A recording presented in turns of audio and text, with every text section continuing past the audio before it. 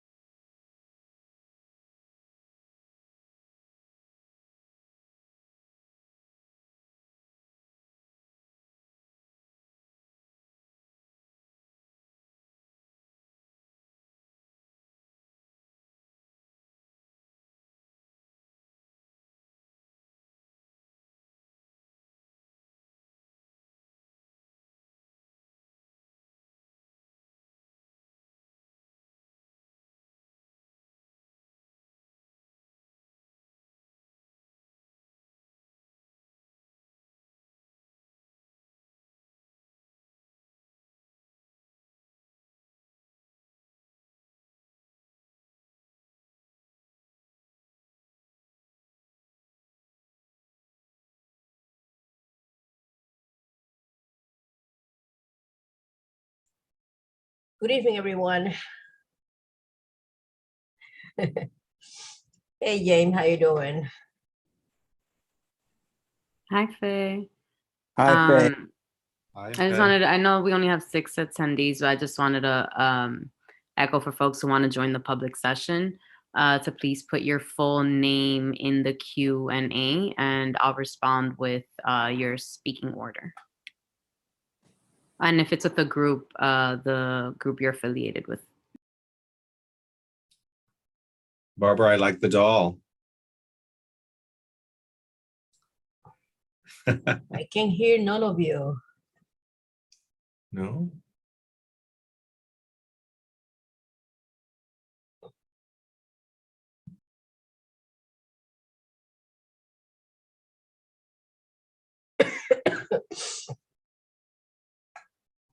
Catherine, how we looking? I'm taking attendance now. I think we're almost there.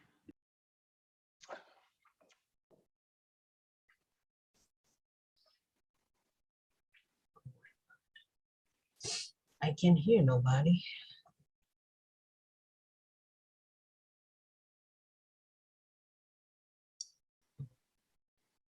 Well, they have not started yet. Maybe. Okay.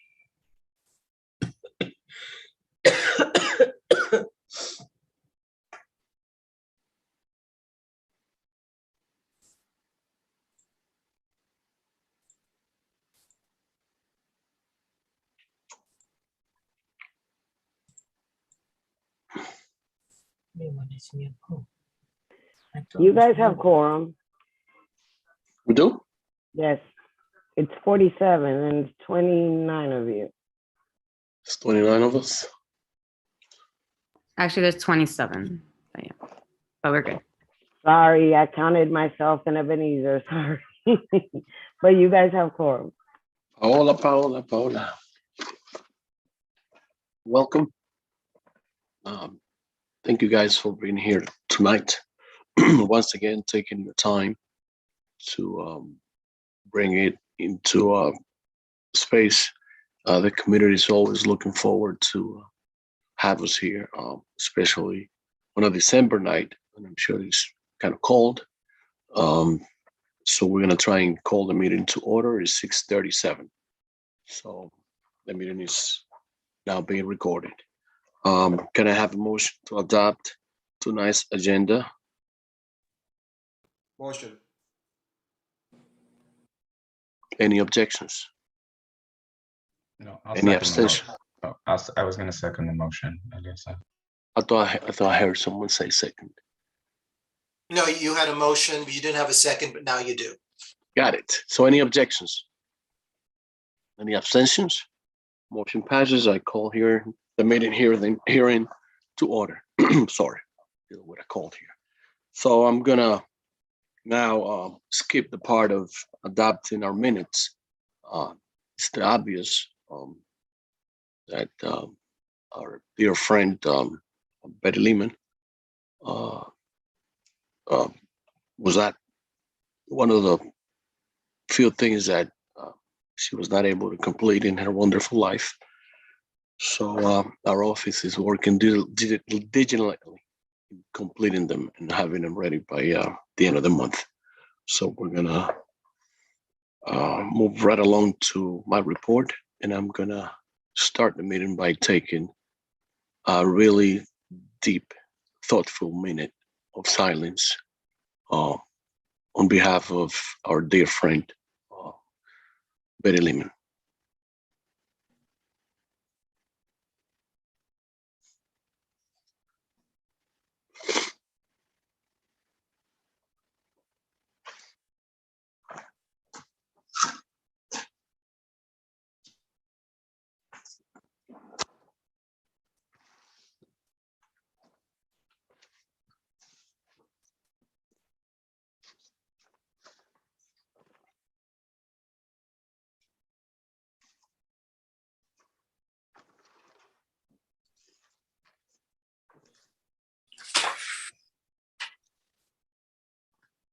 Thank you.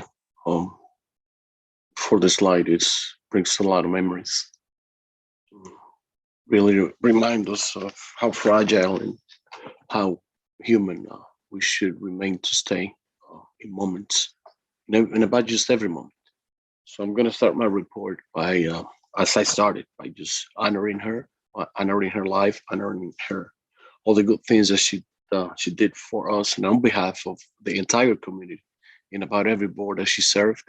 There were plenty of them. Some of you were closer to her than others.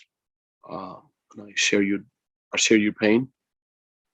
I would also like to add, on a positive note, something that I was extremely happy to be part of this board once again. And I like to share this article. Came out in the New York Times today. Oh, And it's about a box that was mailed to City College, earmarked for the physics department. The box, it was full of cash. It had about $180,000, and it just sat there in the mailroom for months until one of our fellow board members found it and gave it to his destinatary. That person's name is Robin Cruz. He don't even know that I know the story. So that's one of the things that makes us proud of the kind of the quality and the caliber of people that we have here. Robin, kudos to you, man. That's something that's commendable. You could have took it home and went to Punta Cana or something, but you stayed true and you did the right thing. I hope you guys can read the article. I'll give you the article's name. It's called "A Box of Cash: A Secret Donor and a Big Lift for Some NYC Students." New York Times came out today. Hope you guys can share it. That's pretty much my report, trying to get us all uplifted. Ebenezer, I'm going to pass the baton over to you so you can give your report. Thank you, Mr. Chairman. Always is a pleasure being here as your district manager and give you a report.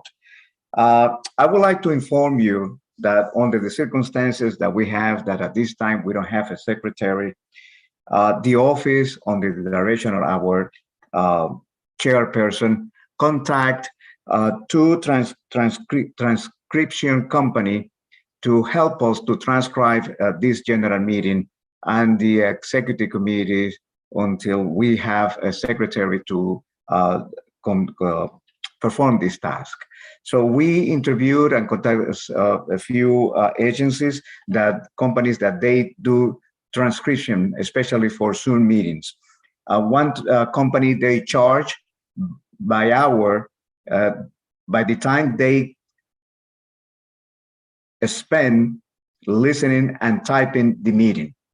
So they can do it in 1 hour, 2 hours, 5 hours, so we don't have control. But we found another company that they will charge for the length of the meeting. So if this meeting lasts for 2 hours, they will charge us for 2 hours of the meeting. If the meeting lasts for 4 hours, they will charge us for the 4 hours of the meeting. So we decided to go along with this company, and the way it's gonna go tomorrow morning, we will send a link for this video, for the video of this meeting, and the company will transcribe the meeting. We're gonna send them also the agenda. I'm gonna ask them to do the translation, the transcription under the titles of the agenda. And they should get this work back to us in about a week or so. So being proactive, we consulted this a few months ago. We spoke with Adele, the Board of President's office, and asked them if this action, this decision was correct, and they say yes. One thing that needs to happen in every meeting until we have a secretary is that our chairperson has to appoint a secretary person or acting secretary person to do the roll call at every meeting during the meeting, and et cetera, et cetera. But then the typing of the meeting will be done by a company. It's reasonable what they're going to charge us. I believe it's $95 per hour, and they're going to bring this meeting transcribed to us. They're going to get back to us. Last week, at the District Service Cabinet meeting, Con Edison representative informed us that starting January 2022, Con Edison moratorium will end. That means that people must have an agreement with Con Edison to pay whatever arrears that they have. People must call Con Edison and have the arrears to avoid any disruption in the services. The telephone number that you need to call is 800-75-CON-ED, 800-75-CON-ED.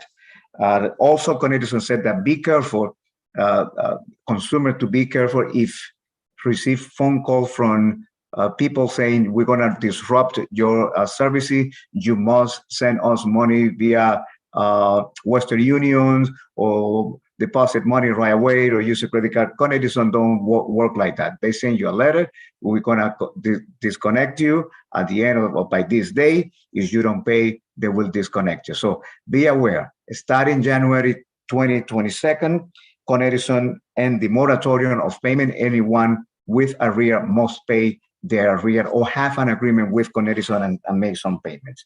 And finally, this week, we have new computers in the office. You remember I mentioned a few months ago that we were forced to get new computers because the computers that we had at the office, they were 5 years old and they have Windows 7. We tried to convert it to Windows 10 and we were not able to do it. And the cost to have the license for Windows 10, it costs like $2,000 per computer. So upon recommendation from our Do-It representative, it was better to buy new computers, only the PC, we bought it, and for the same price that we're going to have a license. And last Wednesday, Joe Coluccio spent the whole day with me at the office, and we have a new computer. Last night, we have to do some adjustment with certain program and do some reboot, but we have new computers. We also have Wi-Fi in the meeting room. We were able to reboot and redo the Wi-Fi as a cable that we have in the meeting room. So when you go there, you have a Wi-Fi dedicated to the meeting room and another Wi-Fi to the office room. This is the end of my report. Happy holiday to each one of you. Thank you. Thank you. God bless you all. I have two questions. Yeah. Yes, Aisha, please go ahead. Hi, so I just wanted to put on record that during the time that I was chair of IT, I curated a relationship with a transcription school who's the head of that department agreed to do transcriptions for all our meetings for free, with the exclusion of whatever paper that they might need for their specific machine when recording the meeting. So I'm putting that on the record. At that time, it met a lot of opposition, and here we are paying for that service. Aisha, thank you very much. Yes, I recall that. Please send me that contact. We may be able to work it out with them, and instead of paying, maybe we can use these services. please, as soon as possible, send me an email with those contacts because I don't have it handy now right now. Steve? Yeah, well, this may not be popular with the people who are going to be transcribing this meeting tonight, but I don't believe we need to have a transcription. I mean, I think that's going overboard. We don't need to have somebody transcribing every single word that's mentioned at these meetings. The purpose of the minutes is to have synthesize and basically summarize the meeting and just deal with the basic facts of what happened and maybe what was said, not every single word. And so I would like to maybe discuss this further at the executive committee meeting. I think transcribing it is, we're going to end up with hundreds and hundreds of pages, which no one is ever going to look at. It's not useful. And it would be much better, I think, if we just had the staff maybe listen to the tape of the meeting and then let them just type up the essence of what happened, not have a transcription company. That's really too much. And also, doesn't Zoom automatically provide a I think I had Liz prior to you, Sally. I'm going to defer to Sally because she was going to say what I was going to say. Yeah, Zoom already provides a transcript of the meeting. I mean, that's automatic. So I guess I wonder why we're paying for something that we get free from Zoom.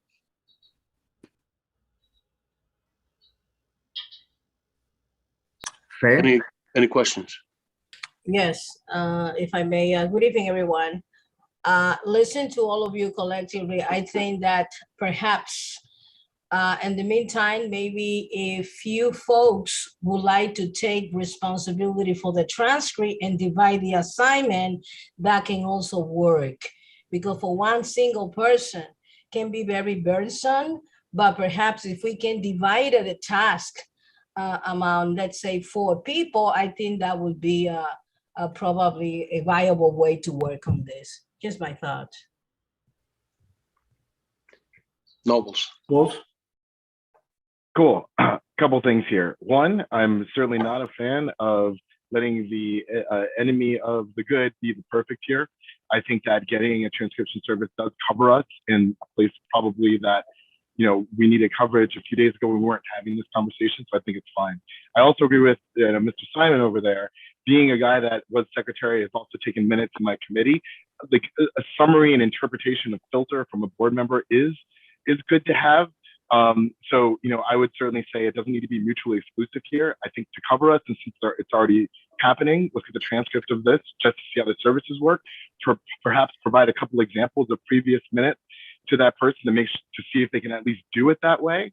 But then, you know, on the other side, you know, if we see that the output isn't satisfactory to what we're used to, then maybe we just go back to someone takes on that responsibility. Hopefully we have a secretary that steps up tonight or an assistant secretary, and then we'll be able to put it through that lens before the next general meeting. I don't think this is something we really need to belabor so much for this particular meeting. We have a lot of other business to get to. Thanks, Noble, for your comments. Isidro, then Tanya, and then we'll wrap up comments about it. Thank you, John. With what Steve and Sarah said, Sarah Fisher, I think if the resources are there, why spend money that perhaps can be used in a better ways? So I think that, yes, we should find a solution to transcribe from the minutes directly from Zoom into a record. So I think it saves us a lot of money. I'm sorry. I'm sorry to jump in, but Isidro, it's very hard to hear you. So can you like boost your input or move closer to your mic or something? I'm sorry, I apologize. So I was saying that I agree with Sarah Fish and Steve in the sense that, you know, if there is already an instrument through Zoom that we can transcribe the meeting, why waste money in something that perhaps can be used in better ways? So I think, you know, there should be a way for Jonathan perhaps to have a transcription directly from Zoom and save time and money. I think it's more efficient as well. Thank you, Liz. Tanya? Yes. I was going to say, in terms of Zoom, as a person who does minutes every month for land use, I look at the Zoom and it's not accurate. So the problem with the Zoom transcript is it butchers names, it butchers words. Somebody would have to really go through and really, end up listening to the tape anyway and correcting all of that. I don't even look at it anymore at all because it's not accurate. So just throwing that out there as well. So that might not be the best solution, but I do agree. If we do have something for free, we should think about using that as opposed to paying for it. Thank you. Okay, thank you everyone for your input. I will take those into consideration. Tomorrow we're going to look into this and find, and along with the chair, make the right decision. Thank you. Happy holidays. God bless you all. Get away, Mr. Chair. For your comments, I'd like to really take into consideration each and every one of them. And again, some may, we're just looking for a solution to a unique situation here. So, Nobles, time, floor is yours. I'm gonna run the general board elections. So All it's right. 6:54. Thank you. Take it away. That time of year again. How long do I have here, Chair? So I need 10 minutes for the vote. So what do I have? Like 20 minutes, 30 minutes? Take it away, my brother. You gotta do what you gotta do. Cool. I'll do what I gotta do. Awesome. Let me share my screen with everybody. I believe I have those credentials. There. Cool. Everyone can see this? No one? Not yet? Let me try again then. 1 second.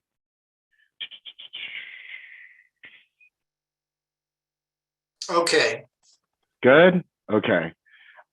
Excellent. Well, folks, it's that time of year again. Thank you since, I guess, October for bearing with us during a month of COVID. We've had to make, some adjustments for timing when it comes to this election. But now is the time for the community board elections for 2022. Terms start as soon as 2022 starts. So the folks that, win this election get to go on and start their duties community board immediately. So let's get started.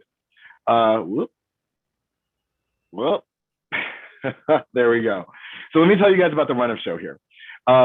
First, I'm going to give my comments. So message from the nominating committee chair and also instructions on the vote. And then we're going to have for non-contested, or sorry, not for non-contested, for any positions that do not have anyone that want to run for them. Currently right now it's assistant secretary and secretary. We're going to open up the floor for nominations, and that can be self-nominations or nominated by someone from the floor. That'll happen after my comments and instructions. Next, we're going to nominee statements, and I'll have, and we're going to go in order from secretary up to chair with the nominee statements. I'll go into some more specifics about that. Then we're going to have questions that the nomination committee came up with in our meeting, also that were submitted to us anonymously from the board. And then also there's an opportunity for the public if they want to ask a question of a specific officer position to send that question in to me. And if you already want to do that, folks in the public, you can send a question for a specific position. So you have to say, my question is for secretary.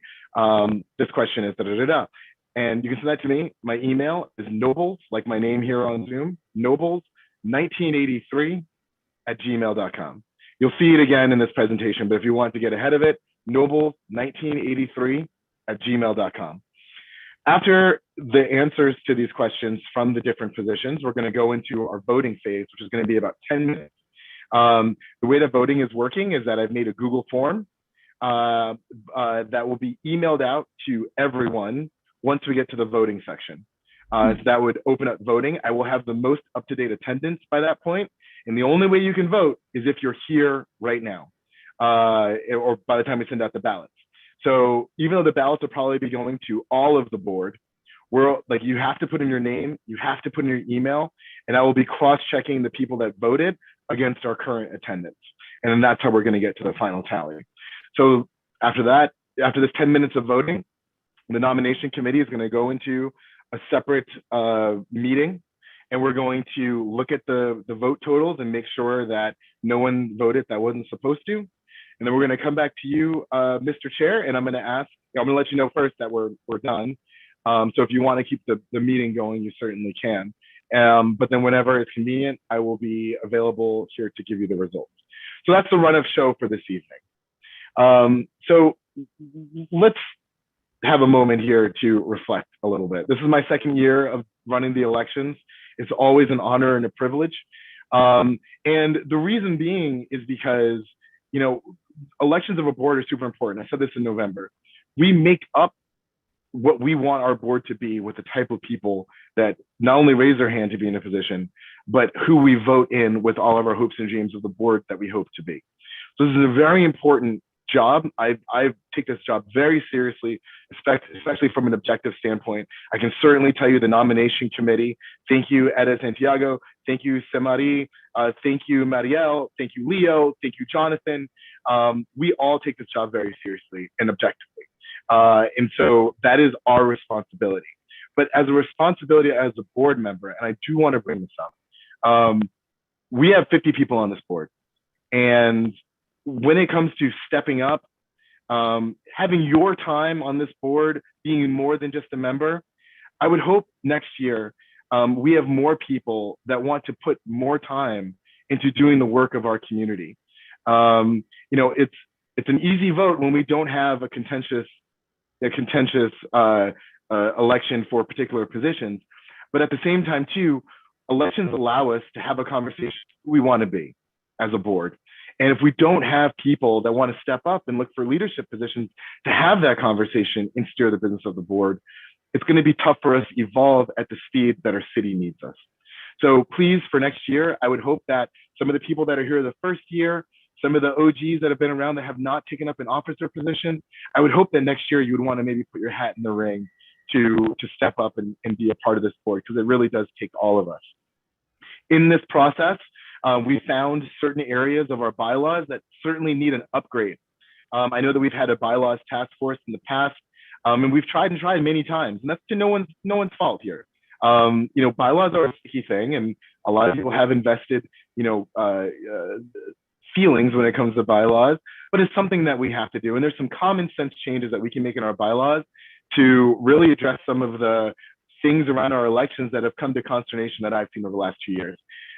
Term limits and the clarity around that, timing of communication and possibly a better way to have those operations when it comes to communication to the public and also to our board, and then also transparency of the certain criteria that it requires to be an officer on the board and other things that I think would just be better to get out. So if we still have this bylaws task force and we are serious about maybe at least just focusing on the election section, I would love to contribute to that point, because I have a lot of knowledge here on maybe how we can update our bylaws there. So please, if we do have that task force, even just focusing on elections will be a huge win. Voting instructions. So let's talk about how this is going to go down tonight. As I said before, there's going to be an open nominations open for secretary and assistant secretary, because there's no one running for that. There are no other nominations that are allowed for any other position. That time was in November, November's general meeting. So just for those two positions. After that, we're going to have nominee statements. So we're going to go by position. So let's say a secretary steps up. Like a secretary will have 1 minute, because there'll probably be an uncontested spot, 1 minute to give a statement on them running for secretary. For contested positions, which are currently only chair and second vice chair, you're going to have 3 minutes to make a statement. After these statements, then we go into questions. And the questions will go in the same order, where the secretary or assistant secretary through chair. And everyone has 1 minute to answer a question. And also on top of that, there's only 5 questions per position. Right now, I think the only position we have 5 questions for is second vice chair. But if we get questions from the public, like let's say I get 10 questions from the public for chair, I will be choosing in an anonymous fashion the questions that will be asked for chair. So again, if you want to submit questions as public, please use that email there and send them over to me. And then I will be able to filter them and assign them to the right time to ask them. So 1 minute to answer these questions. And Marielle will be she'll be timekeep during this time. Please respect the time, folks. That's how we keep this moving, of course. And then last, after the questions are answered, then we go to vote. At this time, I'm going to ask the office to please send out an email to all board members with the link to the Google Forms to vote. Also, during this time, I will have a page up that shows the contact information for everyone, well, for most of the people on the nomination committee. So if you have an issue with either not getting the email because you don't have an updated email with the office, not getting the email for any other type of reason, or you're just not that technically inclined, we have other ways that we can get your vote in real time and be able to record it. So all of that information will be on the page, but I would implore people, please try to vote with the ballot that we send out through email. We can text you the link if you need it by text instead of email. We have all different ways to get to this ballot. So I'd rather just voting be done in the ballot because it's just easier to crunch numbers. It's more transparent that way. And there are instructions on the ballot. So for instance, if you decide not to vote for anyone, that's technically a no vote. If you want to abstain, that's your prerogative, but that's technically a no vote. And the reason why that's important is because even in an election, even in a position that's not contested, so there's one person running, if they do not get the majority of the people present that voted, that would then go into a snap election where anyone can be self-nominated or nominate someone else again, and we have to redo the vote. So unless you feel strongly about someone not being in a particular position, I would highly suggest people vote, but I also don't want to influence you to vote. So if you feel like you just want to leave it blank, that's certainly your prerogative, and we will deal with whatever extra voting needs to happen after that. So really, that's it. That's the message from me and the instructions. So are there any broad questions dealing with that piece before we get into the business of the election here? Mr. Abreu, please hit me, my man. Just a quick question. So after the election, all right, and let's say there is no, because there's a few vacant spots, can we nominate after, not after, but rather after the election, and we know who, who wasn't voted in? Can we nominate people who have not, who's there's a vote vacancy for, but they lost the election? That's what I'm trying to say. So you're saying in the instance of a person in an uncontested election not getting a majority of the votes, can you? No. So for example, let's say someone loses, the contested elections, and then there's an open position. Can we nominate that person for that? Oh no, that cannot happen. No, that cannot happen. All nominations for seats that do not have anyone running for it can only happen literally at this time after I answer these questions. Okay. In the event that there is no secretary, assistant secretary, then when January comes around, whomever is the chair of the board can then appoint someone to that position. Okay, sounds good. Cool. Got it. State committee colleague and one of my favorite people ever, Miss Luna, please hit me. What's your question? Thank you. While we are listening to the presentation by the candidates, you mentioned that there are going to be questions asked by members of the community, people, or this only going to be questioned by the members of the board? So in our bylaws, I've been on this board since 1983, and I never heard someone from the outside having questions on We've this type of solicited questions election. from the public before. I remember that back in when Matt Levy was actually doing this, my predecessor, right before this. No. But I also believe that we accepted questions in person from the public. I believe that's happened before. I'm not seeing Liz voraciously shake her head, so I'm assuming I'm onto something here. So we do accept questions from the public. And here's the other piece to your question too, Maria. Since we did get the communication out to our board pretty late when it came to soliciting questions from them, we gave a deadline of Friday, and I believe the email went out on Friday, unfortunately. I'm also, as chair of the board, saying that public can also include the board. If you want to send us questions, send this to this email, board and public, and then we'll go through them and make sure that it's asked to the appropriate people. But please, folks, it's very important. In your question, if you want to ask, you have to put the position you're asking the question for. You can't just send me a question or it will be disregarded. that answer your question, Maria? I don't recall my memory, it may be a little, off tonight. Don't recall this type of thing going on. Maybe Jim Berlin can, help me remember.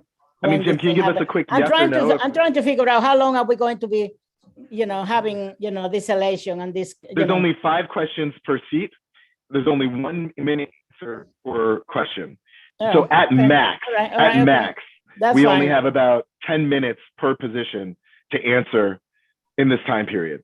Okay. It'll that's why I have about 30 minutes here for the election. All right. Yeah, so like Beetlejuice, my name was mentioned and here I am. I did. I believe as Nobles mentioned, well, there are 2 points and you both are making valid points. Traditionally in organizations, the public does not get to ask questions. But as Nobles pointed out, when Matthew Levy was the chair of the committee, he instituted that. And so it is, sort of our tradition.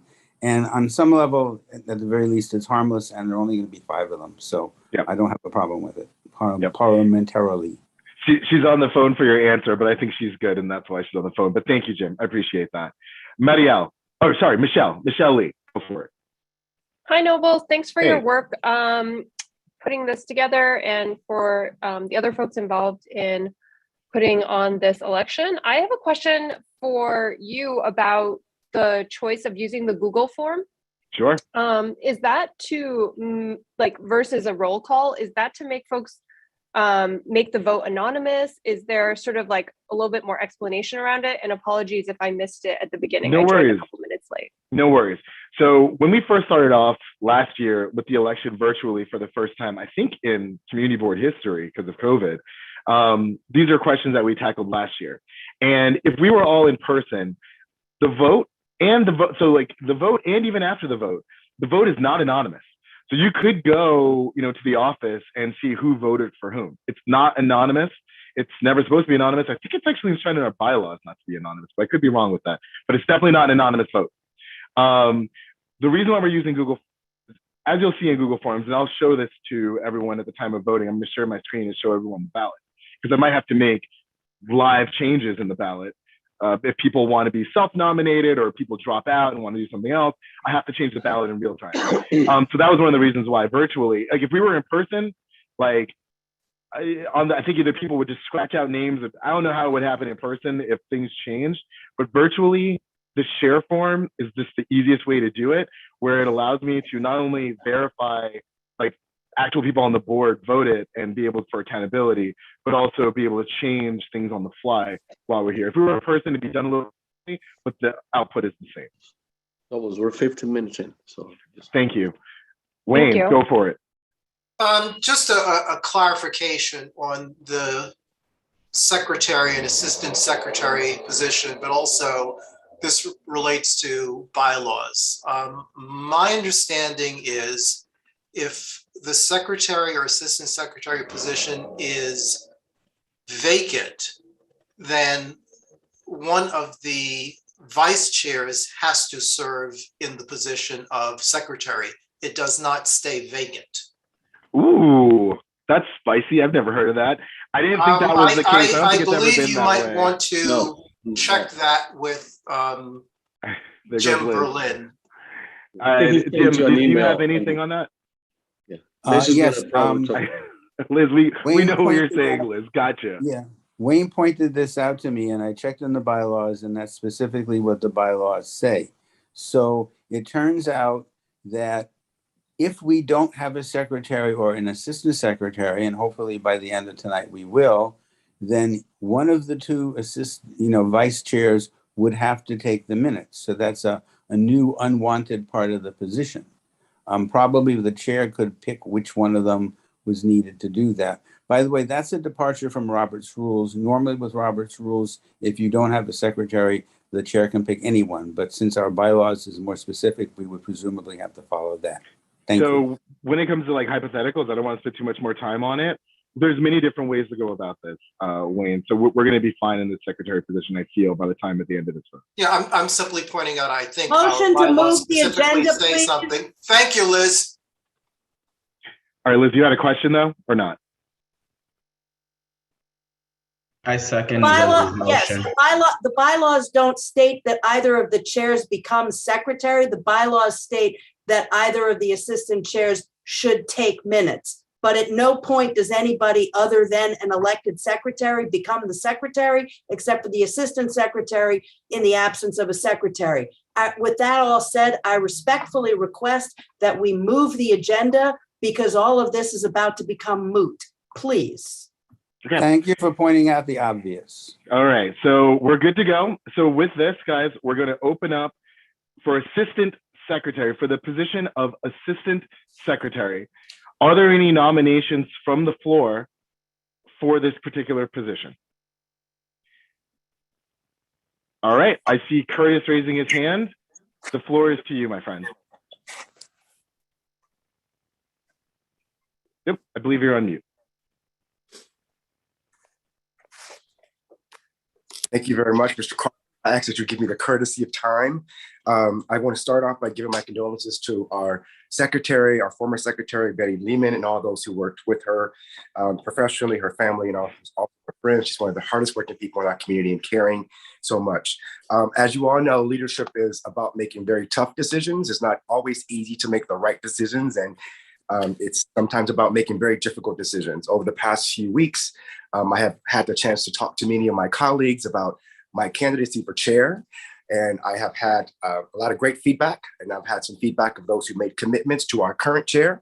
You know, I am all about finding ways to move this board forward. There is a lot of division, there's a lot of divisiveness on both sides, and I want to do all I can to help forward.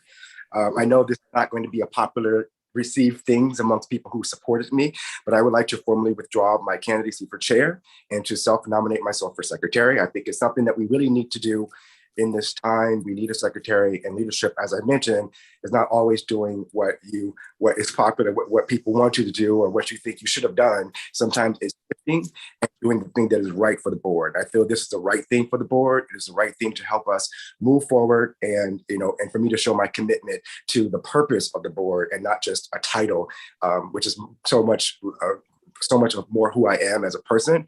I'm a hard worker, as everyone knows, and I'm all about moving the board forward. So I'd like to self-nominate myself and withdraw myself for chair. Happily accepting your nomination. And thank you for the selflessness, by the way, of taking up this very important position for this board. So I've moved you into the secretary position, which is now uncontested on the ballot. And that now makes secretary a 1 minute uncontested speech.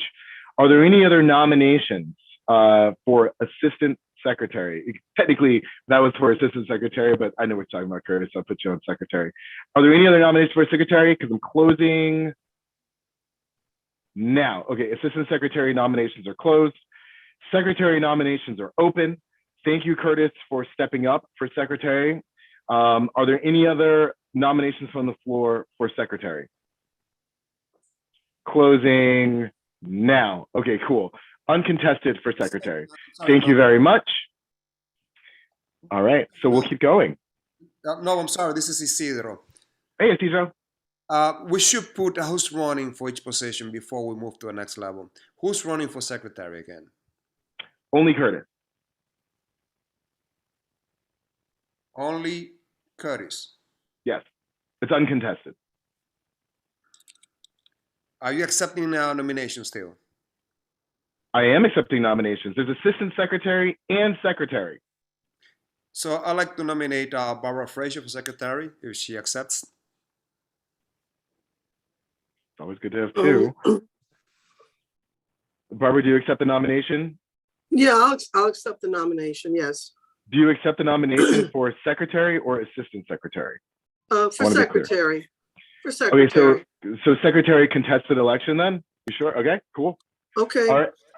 All right, so we have no one open. Well, because that's what Isidro nominated me for, yes. I mean, you could also decline and self-nominate for assistant if you wanted to. What's the difference? Well, secretary, the main responsibilities lie on the secretary, but in the event of Curtis not being able to, or he works something out with you where you take half and he takes half, it's a very fluid position. So really not too much difference, but from a responsibility standpoint, it is on the secretary to have the leadership there in that regard. How do you feel about that, Isidro? Well, it's up to you.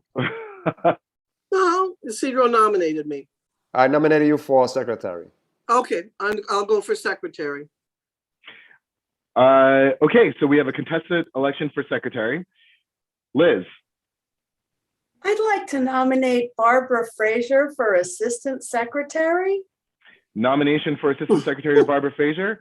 Barbara, the choice is yours to withdraw your name for secretary and accept this nomination or decline this nomination and continue with the previous one. I'll continue with the secretary. I'll decline Okay. assistant secretary. All right, we'll do that then. So nomination declined. Thank you, Liz. And we have contested for secretary. Okay, I have a nomination. Oh, Daryl Cochran, please go for it. sorry, I didn't raise my hand in time. I apologize. No worries. I would like to nominate Angel Vasquez for assistant secretary. Angel, do you accept the nomination for assistant secretary? I respectfully decline. Declines nomination for assistant secretary. Assistant secretary position technically not open because I closed it, but still open because we need it. Liz Ware, you have the floor. Liz doesn't have a hand up. Joel, go for it. I nominate Tanya for assistant secretary. Tanya nominated for assistant secretary. Tanya, do you accept your nomination for assistant secretary? Decline. Thank you. Respectfully declined.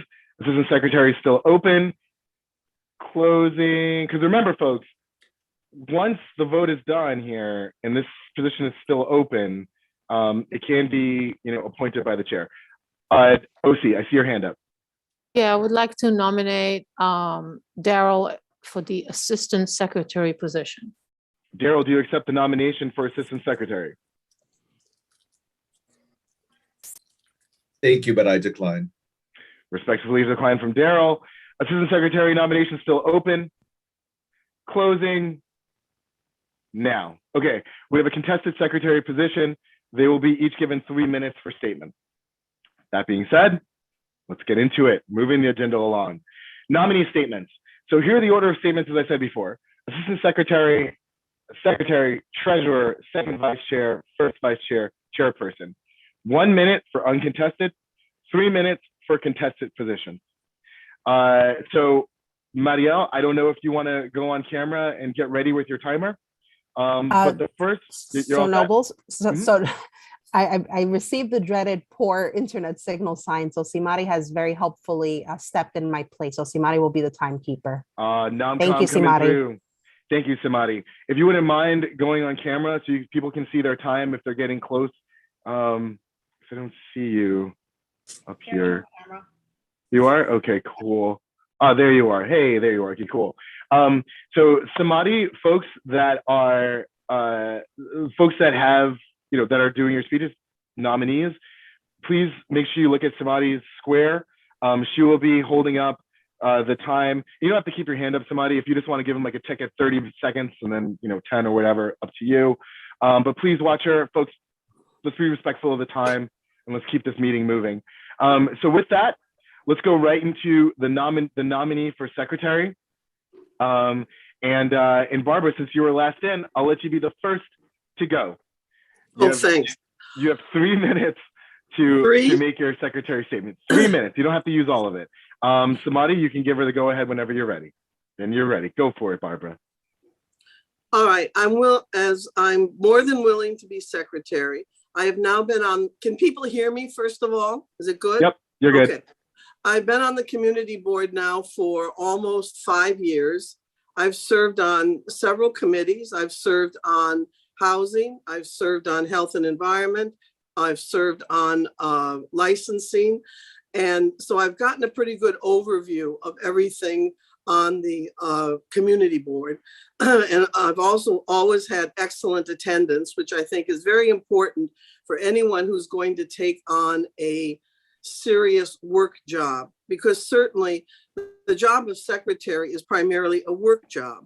And I'm certainly good at that. I'm a retired teacher. And if there's one thing teachers know how to do, it's record keeping, minute taking, typing, things like that, and being exact and being to the task. And that's something that I certainly will be able to deliver on. I was also very close with Betty. Betty personally asked me to join the board of Star Senior Center, primarily because of the organizational skills that she saw in me.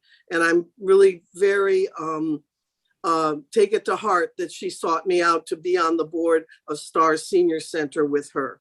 So in a sense, I'm also wanting to step up and do this for Betty and do the kind of work that she has done and has been so willing to work hard at. I also then, I guess, would be a member of the executive committee, and so I can bring more of an overview. I also live in Inwood, and you have very few members. The board is very heavy on Washington Heights, you know, and I'm one of the fewer members that actually lives in Inwood. And I think it's good to have a little bit more of an Inwood voice on the board and on the executive board. I think we only have maybe about 8 members that actually live in Inwood. And I've lived in Inwood for, I hate to admit it, almost 40 years now. So I think that that also is an add. We're all together as one community, but we all come from different parts of the community. And I've always been able to be, I think, a unifier in the community and tried to be a measured voice. So that's basically it. I don't think I have to take all of 3 minutes to say that. And that's basically it. And I'll do the job. I'll do the job and I'll always be there and I'll get the job done. That's it. Almost perfect timing. Thank you, Okay. Barbara. All right. That was Barbara Fraser for secretary, folks. And with that, I'm going to pass it to our second our second nominee here for secretary, Mr. Curtis DeYoung. The floor is yours for 3 minutes. Thank you very much. I won't use all the time. It has been an extreme honor to serve on Community Board 12 for the past 4 years. I have served on youth and education, land use, and I formerly chair public safety. Most of my colleagues would say that I'm a hard worker. I'm an efficient worker. When I served on youth and education, I drafted took time drafting many of the minutes for Faith Lorimond. I also was the primary author of our resolution on class size matters. When I served as public safety chair, there was probably only 2 times that I asked committee members to take minutes for me. I took on that responsibility primarily myself and worked to draft many of our resolutions as well. So I do have a history of being able to take minutes. Serving on the exec committee of this board would be an additional honor of mine. I do believe it is important to have new leaders on this, new leadership voices heard on the exec committee. I previously served on the exec committee, and I think it's a good time to step up again to serve in this greater role, which is probably one of the most important roles on the exec committee, in my opinion, being there to hear the voices, to draft the minutes, and to make sure that that our meetings are running efficiently. I also believe that it is important to find ways to bring us together. Anyone who's worked with me, anyone that you can talk to about me, would say that I am probably one of the most unifying voices on this board, I would say, in my humble opinion. I have worked hard to build coalitions, to work across the aisles in very challenging topics. Even serving as public safety chair, we tackle some very complex issues. And I was always fair to each side, be it the NYPD representatives, be it our community members, helping to find solutions. It wasn't an easy job, but I did it to the best of my ability. I think I did a really good job. So I know for a fact that if I'm elected secretary, I will continue on that same path. So thank you very much for your consideration this evening.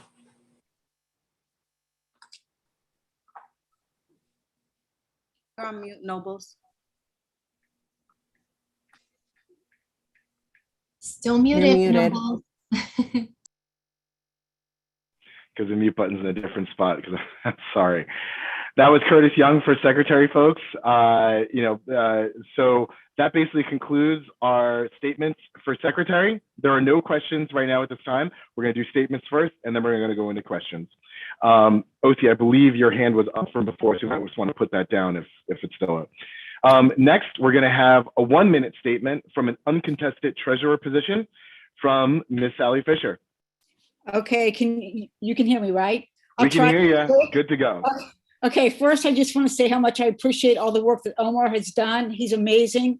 It was actually under his leadership that for the first time in Community Board 12 history, we had financial statements prepared and presented to the executive committee for review. Shouldn't have taken that long, but it did. It's been an honor to work with him, and I was especially honored by his endorsement in November. If you don't know what the treasurer does, it's basically assisting in the preparation of the board budget and managing donated funds. In our case, discretionary funds from city council members. I could go through our budget. I guess I'll talk about what I want to do since I only have a minute. Basically carrying on the great work that's done by Omar and working with all of you to identify additional sources of funding for our community. There are community boards that get, you know, many multiples of the amounts of money we get because they go after grants. They very aggressively lobby city council, and I think that we can be beneficiaries of that funding. I also hope to help streamline the process of setting our budget priorities for submission to the city council, particularly for newer board members. It's somewhat of a nightmare. So that's basically what I want to do, and I'm happy to address my qualifications or questions about the budget. Thank you, Sally. Folks, that was Sally Fisher for treasurer. It is an uncontested position, so she will be the name that you see there. Again, Sally Fisher on the ballot. It's Sarah Fisher here on Zoom. If you're confused, email me. Okay, cool. We'll keep this moving. So now we're going into the contested position of second vice chair. And with that, I will probably give it to Angel. Why don't you go first since Tanya is incumbent? And with that, you have 3 minutes, my friend. Go for it. Sure. Thank you. Good evening, everyone. So I'll start by giving you a little bit about my tenureship here on the board. I've been on the board for 1.5 years now. I've served on the Traffic and Transportation Committee. I've served on the Housing and Human Services Committee. And I've also served on the Licensing Committee, which is the committee have served on the longest. In licensing, I currently serve as the vice chair. In my role in licensing, I have taken on the responsibilities of writing resolutions, of drafting meeting minutes multiple times throughout the year. But I would say that what I brought to the licensing committee was my organizational skills, my sense of order, and my level of consistency when it comes to our applicants. And that is something that I would like to bring to a broader level at the executive committee level and in general to our board. You know, I have a pretty good understanding, in addition to bringing those skills to the board and the executive committee. I also have a pretty firm understanding of city government, given the work that I do at the United Federation of Teachers, the New York City Teachers Union. And I have a very firm understanding of the jurisdictional authority that our community board has in relation to other government entities and other government bodies in the city of New York. And so with that firm understanding, I bring to the table how to tackle issues in a way that makes sense in relation to everything else that's happening in the city in terms of government and politics. And then I'll close out by saying, you know, I understand and I love the fact that democracy, it's messy and it should be that way. That's part of what makes us better. I think it challenges us in our way of thinking.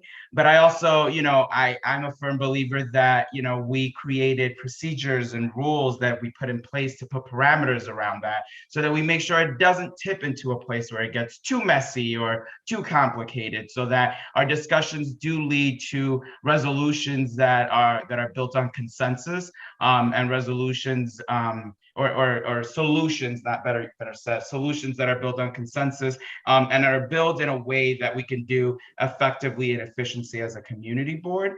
And so that's what I want to bring to this second vice chairmanship or chairship if elected for that role. Awesome. Thank you very much. I think right on time. Folks, that was Angel Vasquez running for second vice chair position. And with that, I'm going to give the floor to Ms. Bonner here, who is currently the second vice chair incumbent. Ms. Bonner, my friend, the floor is yours. Thank you. Can you hear me? Yes. Okay, great. The last year, thank you, everybody. The last year of our time together as a community board has shown me that we are at a crossroads. One road has been of promise, collaboration, recognition of the urgency of eliminating needless divisions along racial, ethnic, gender, and other lines, and one that would enable me to be elected as second vice chair based on my merits and leadership accomplishments, of which I have had and continue to have many. I have worked in collaboration with the diversity of board members to help steer our board down that crossroad of promise, spearheading important initiatives such as anti-bias work to address the board's past and current challenges in that area, working in collaboration with Mr. Steve Simon on crafting a resolution that passed overwhelmingly by the board in June, and that reflected almost a year of my work both in chairing the community-led noise task force and with our board, and recognizing excessive noise pollution as a public health issue. That and my other community work resulted in an unexpected Women of Distinction Award by Senator Robert Jackson this year. I also stepped up this past month to lead the board through its official resolution response to a proposed development in Inwood that was heavily opposed by the community surrounding it. Lastly, I watched with great pride in my fellow executive committee members who enthusiastically supported my little idea to have our board recognize the contributions of our community members, past and present, during important national days of recognition, starting with Black History Month, and collaborating on creating a beautiful board statement. But the other road has been one where we elected a Black woman with the merit to earn the office and a seat at the table, only to find that she was given no chair. She was not included in meetings held by the board chair with the first vice. She would find out as she sat in general meetings that decisions on important processes, such as our annual budget ranking meetings, were done with the first vice without her input or opinion on how to improve that process. Emails to add important initiative items such as the antibiotics work to the executive committee agenda went unanswered. It was also a road where I learned that community members who had been observing these meetings via Zoom had filed complaints to the NBPO and DOI regarding what they felt were instances of discrimination and bias against me and others, and read an email chain of one of those complaints to the NBO with great sadness. And these were never described as ideological differences because these instances were never about that. But these are challenges we have proven we can overcome by working together and embodying true equity and inclusion. And despite resistance, I have persevered because I care about and want to serve my community. And as Shirley Chisholm said, if they don't give you a seat at the table, bring a folding chair. But I want the road where this is not even a necessity and leadership that will support that. I would like to know what true inclusivity on this board really feels like. We know the community deserves to know that too, as they are us, and they are watching. Thank you. Perfect timing. Thank you, Tanya. Thank you very much, folks. That's Tanya Bonner running for second vice chair. And with that, we've had all statements from the second vice chairs. I'm going to move the agenda along now to the nominee for first vice chair to give her 1 minute statement. Catherine Diaz, the floor is yours. Current incumbent, by the way, folks. Hi, good evening, everyone. Can you hear me okay? Okay, cool. I'm on my last AirPod. First of all, I want to say what a joy it was to reconnect with folks during the holiday gathering. It was great to meet new members, to meet folks for the first time because I never saw them behind the screen. And it's something that I know many of us sorely miss and looks like we'll continue to miss for a while. But I hope that virtual in this next year, we're able to craft better experiences. In my tenure, I think as first vice chair, I've been able to kind of demonstrate what I'm good at and what I actually enjoy, which is crafting and facilitating great meetings. Meetings shouldn't have to be boring. One of the biggest things that we often complain about board, unfortunately, is our meetings. And meetings aren't the reason why we join the board, right? That's just a vehicle to do the work that we do. And so meetings should actually be the last thing that we actually have the focus on, so we can focus on why we all joined to be board members in the first place. And so, I've stepped up over this year without prep many times at the last minute during emergencies to facilitate both general and executive meetings to make quick decisions on resolutions to make quick decisions when there were folks who stepped off of the executive committee from elected positions. So I've been able to, demonstrate both my leadership, how I collaborate with everyone, my listening skills, and so on and so forth. And I just want to say that it's been a source of pride and joy. And I think that, on the board, that's something that we need to bring back and infuse. If Betty taught us anything, it was that, that she was always happy to be part of this board. Her eyes were always focused on the prize. And, honestly, at the end of the day, I like to think about the board as like an orchestra. You have your percussion system, you have your horns. We all play different instruments, our own beats. And at the end of the day, we have to sing the same song. And so in this next year, I really want to continue to work with the entire executive board, but also our membership on how can we align ourselves better. We all have different voices, and those voices are unique, as we need on an orchestra. You need your drums and you need your horns. And so it's about creating and finding that alignment. And I hope that folks have been able to see that I have been part of that journey for the last 2 years on the executive board. And I look forward to working with everyone in the next year to improve that as well. So thank you. Awesome. Thank you very much, Catherine. Folks, it's Catherine Diaz running for first vice chair, currently an uncontested position. And we'll keep it moving. So next, nominee for chair, which is currently an uncontested position. So Chairman Bueno, the current incumbent is a oxymoron? No, double entendre? One of those. Liz knows. I'm sure she's wording it right now. You have 1 minute.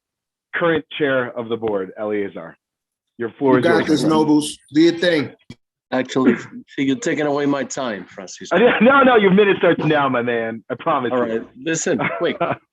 And I'm gonna probably do the best to show what I have in my hands. These are 4 personal summonses. They were issued on August 15th, 2020, which coincides with the very same day that Target opened their store in 181st Street. As we surveyed it, more than 250 tickets were issued on that day on 181st Street between Westworth and St. Nick in Amsterdam. My pride and joy is to have been able to speak to the representatives and ask them if what they said in the beginning, that they were not going to have consequences on our vendors, was true or not. I was also able to assist to the Elisa's grand opening. And one of the first things I noticed was that there was not any one of their workers that looked like us. And immediately I was able to call out and through our office, have their office immediately send out a job opening flyer for our community. Those 2 things speak not of my accomplishments, but what we should all be guards of, and which are the intentions of the people that come into our community and sells us a bill of goods that we should always be the guards of. I think that we should continue, especially in this process with the rezoning, to be very watchful of the things that we were promised and the things that they're supposed to accomplish and the things that we need our community to benefit from. I also like to take a lot of pride on the work that people like Simaris and Leo and Michelle and Joel, the people that just probably are the newer members who are now stepping up to the plate and giving away their time and taking this seriously. So I'm really looking forward for a year of unity, a lot of togetherness, and the same shared vision, which is be the guards of our community. Thank you very much, Chairman Bueno. Fantastic. Folks, that's Chairman Bueno running unopposed for the chair, and you will see that on your ballot. So we are done with statements. Thank you everyone for respecting the time. I really appreciate that. So now let's get into the hot seat, the questions. Remember, there's only 1 minute to answer each. We're gonna go in the same order we went before in terms of the positions when we come to questions. I've now received a few questions from the public, and I will be asking these questions. And what we're going to do for each minute is we're going to alternate. I will be asking, candidate A the question, and then candidate B the question, and then candidate B will get the next question, and then candidate A will ask last, just so it's fair. Francisco, I saw your hand up. Do you have a question? I thought you just put it down now too. Oh, what's up? No, go ahead. Okay, cool. All right, cool. So with that, we're going to go with the first questions for secretary. Barbara, I'm going to ask you the first secretary question, and then it'll be. Okay. Oh, yeah. It's always it's a hot seat for a reason. And then we're going to alternate for the next question. So Curtis will have to answer the next one first. Okay. Okay. So first question to you, Barbara. Based on your previous leadership on the community board, what have you learned and what do you hope to change with your role as the secretary? Well, what I have learned is that the community board is not connected enough to, I think, a lot of the community. I think that to some extent, the community board is too insular. A lot of our community members, even people in community-based organizations, really don't know the community board exists or don't know what kind of tool, what kind of asset the community board can be for them. And so I would certainly, especially if I was a member of the executive board, look for ways in which the community board can be a more visible presence in the community and can make much deeper relationships with organizations and institutions in the community. That would be the first thing. The second thing is to be the community board to be more proactive in terms of issues that will come in front of the community. Tanya mentioned in her presentation about how she and I collaborated closely on getting issues to the BSA about stopping the variances. All right. And thank you very much, Barbara. That was a minute. Okay, but that was the other thing. Okay. Yep. So Curtis, same question to you, and I will repeat it. And the question is, based on your previous leadership on the community board, what have you learned and what do you hope to change in this current role as secretary? Well, the first thing I've learned is that the community board itself is composed of good people with good intentions. Everyone initially applies to the board because they want to make a difference in the community. They want to be a part of a group of others, of like-minded individuals who are also dedicated to making a difference in the communities. That is the primary thing I've learned. We obviously don't agree on everything, but the initial thing we do agree on is that we have the intention of making a difference. The second thing is, one thing I would love to change is I see the secretary role assisting the office more and assisting the exec committee with streamlining our communications, being, helping to create flyers, helping to create a better communication with the community, as Barbara mentioned. How do we strengthen our relationship? We improve communication. We improve how we're communicating with them. And I think that is something I would love to expand and work on as a secretary for this board to ensure that as a positive liaison for all the good board members are doing to make sure we are moving the community forward progressively. Awesome. Thank you very much, Curtis. And folks, I'd ask people to please just go on mute if you are not speaking right now. I just heard someone speaking, so please go on mute so that way all nominees get their time with the floor. Okay, so second question to you, Curtis. How would you, in your position, work with all community board members and office staff for the betterment of the community, governance and leadership, and if possible, please give examples? Yeah, I think that's one of the really important role that comes along with the secretary position, and one that should be strengthened, personally speaking. I do feel like there could be a better connection between the secretary position and also the chairs, ensuring that information that they're sending to the office, their minutes are also, maybe there's a way to support the work that the chairs are doing, and that the minutes that are being sent to the office, maybe there's a way to work together to strengthen that relationship. I think that we have to have a great deal of accuracy, consistency, and efficiency with the minutes that we're producing for the board. So that means that the secretary needs to follow up with members, to call members after the board meetings to say that you said this. I want to make sure I'm accurate what your statement is to be accurately reflected.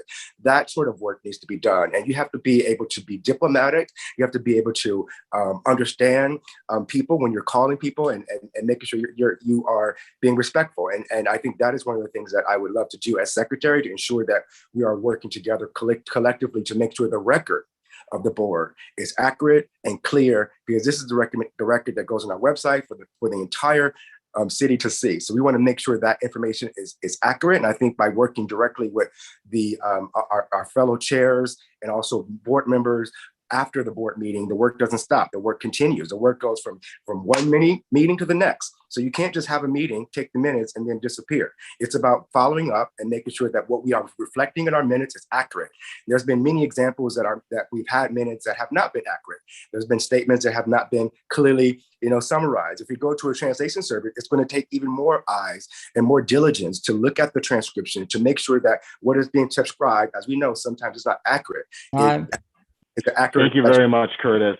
Thank you for the minute. Last question to you, Barbara Fraser. Are there any technologies that you would introduce to the role of secretary that would make the role more transparent or seamless when it comes to delivering minutes? You have 1 minute to answer. Can't hear you if you're asking.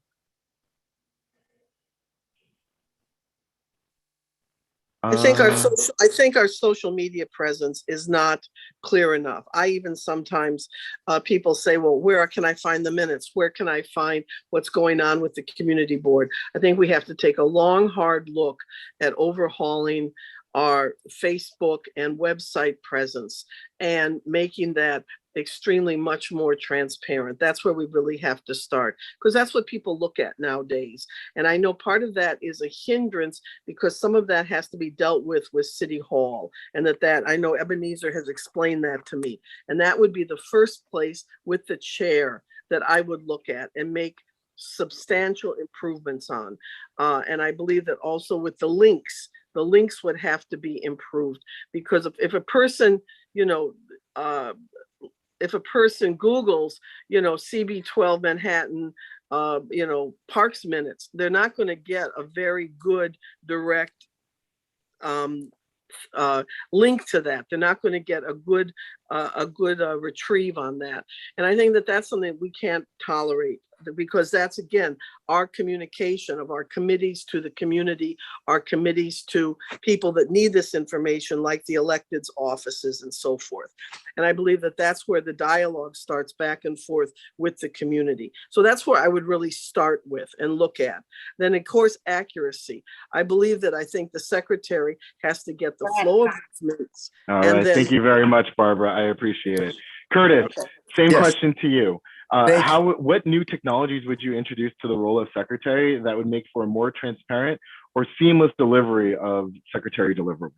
Okay, well, social media is not a new technology, but I am very efficient in using social media, as many of you know.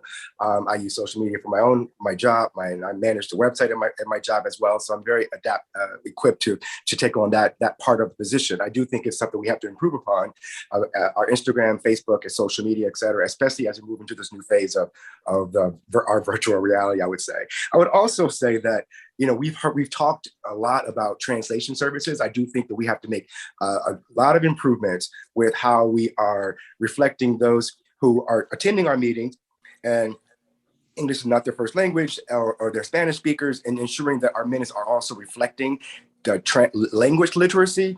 Language literacy and language equity is something that is a very, very important thing. And we've talked about that in our board for a very long time. For our community to be majority Spanish speakers, I don't think we do enough on this board to represent the views of that demographic, and ensuring that we have a way to have inclusive language. This is about language equity. Thank you, Curtis. Thank you very much for your answer. Folks, that actually wraps up the questions for the secretary position. I will be moving on now to the treasury position. Sally Fisher, being the only person running in the position, these questions will all be for you. You have 1 minute. First question, What, in your opinion, will you do to update the transparency of our budget process? Sorry, I will follow in the footsteps of Omar in terms of getting financial statements both to the executive committee and to the board. I don't think people realize what our budget is. I mean, I can tell you quickly, our budget's, $500,000. About 53% of it is salary, 39% of it is our lease, leaving about 7% for non-personnel services, supplies and materials, postage, telecommunications, et cetera. And donated funds. In fiscal year 22, we actually received 18,500 from City Council, both from local funds from council members Rodriguez and Levine, as well as for the last 2 years, we've got $1,000 from Ben Callos. We also got $10,000 from Councilman Rodriguez, part of the NYC Cleanup Environmental Initiative. I will bring those things to the both explain those to the full board, as well as invite their participation in terms of helping the board determine how. Thank you for your answer on that one, Sally. I know you're the only one, but I still got to keep it a minute. I appreciate it. Second question for you. If elected treasurer, how would you determine what is an efficient use of funds? What is an efficient use of funds? I guess I would first look at we don't have a whole lot of wiggle room in terms of what we can actually manage. As I said, probably 93% is already set in terms of salary, although we could always review salaries and positions. I think basically looking at what our critical community needs are and trying to go after funds that address those needs. Looking also in terms of where there's specified funds, like the environmental fund has to be used for cleanup, both graffiti removal as well as trash pickup and stuff like that. And so trying to make sure those funds are going to the intended purpose, and also trying to impress on our elected officials when they award those funds, making sure that the intended purpose of city council allocations, when it comes to post-budget allocations by our city council, whether they're going to us or community groups, impressing on our council members to follow the direction of those funds. I've seen many examples where funds are allocated by city council for certain needs. And Somebody, was that a minute? I'm sorry, Sally. I'm sorry to interrupt. That was a minute. Somebody, when it gets to a minute, because I'm not seeing your clock sometimes, you can definitely jump in and stop it yourself. Okay. Okay, cool. Last question for you, Sally. Where are my questions? Yes. Based on your previous leadership on the community board, what have you learned and what do you hope to change? Boy, what have I learned?